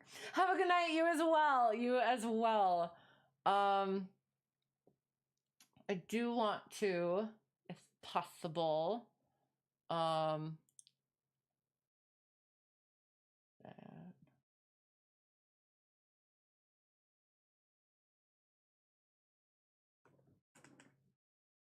Let me just quick do something here.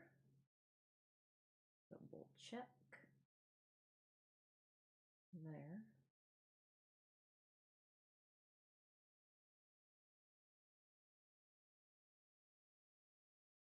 Ban the bot.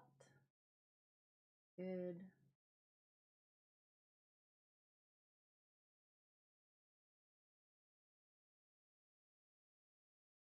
All right, cool. All right. It's been a while. I've forgotten how to do this. Hang on. How do I do this? Oh, I go like this, right? Oh my God, where did I put it? Oh. So we go, I go like that, and then I go like that, and then I go like this, and then I go, oh.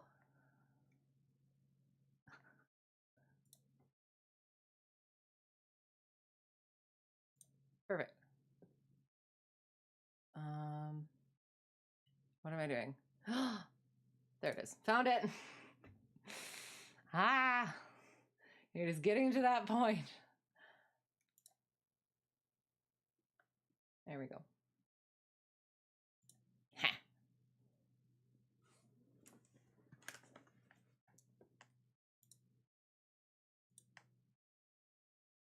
All right.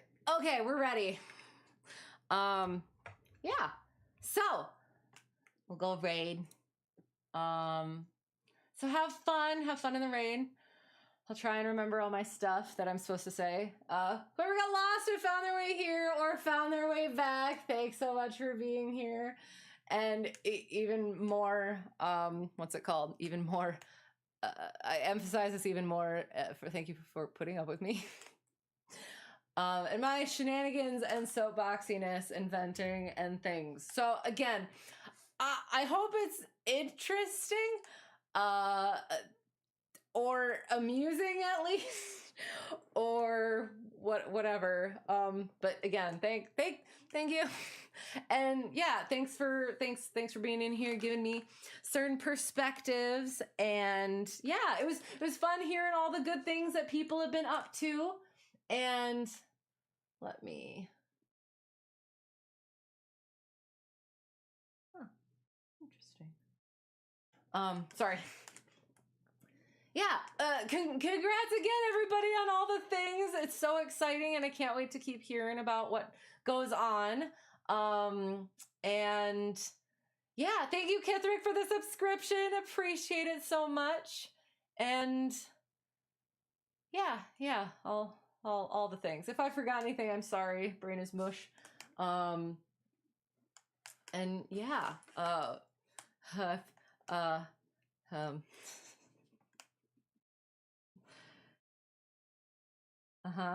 where was I? More than mush.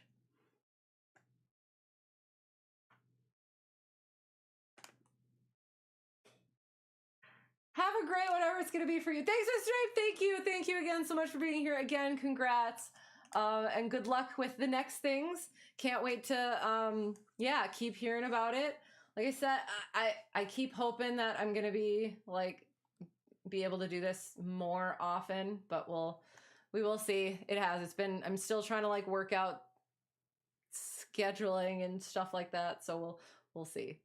I need to get back to uploading the videos onto YouTube. I know they're live, but I want them in whatever. So yeah, so that's another thing. Sorry about that. If I don't know if you use that or watch them at all. I will get back to that eventually, but yeah. Anywho, so yes, thank you. Have a good night as well. Have a great whatever it's gonna be for the rest of you all as well. Hope to see you again soon, and until next time. Yeah, all of the good things. Again, I appreciate you guys so much. And yeah, I do. It's cathartic. It's cathartic getting back into this and doing some fun stuff, and yeah, not being in the mindset as much. So thank you guys again so much. I can't say it enough. So thank you. Have fun in the raid, and yeah, I think that's it. So thank you again, and bye.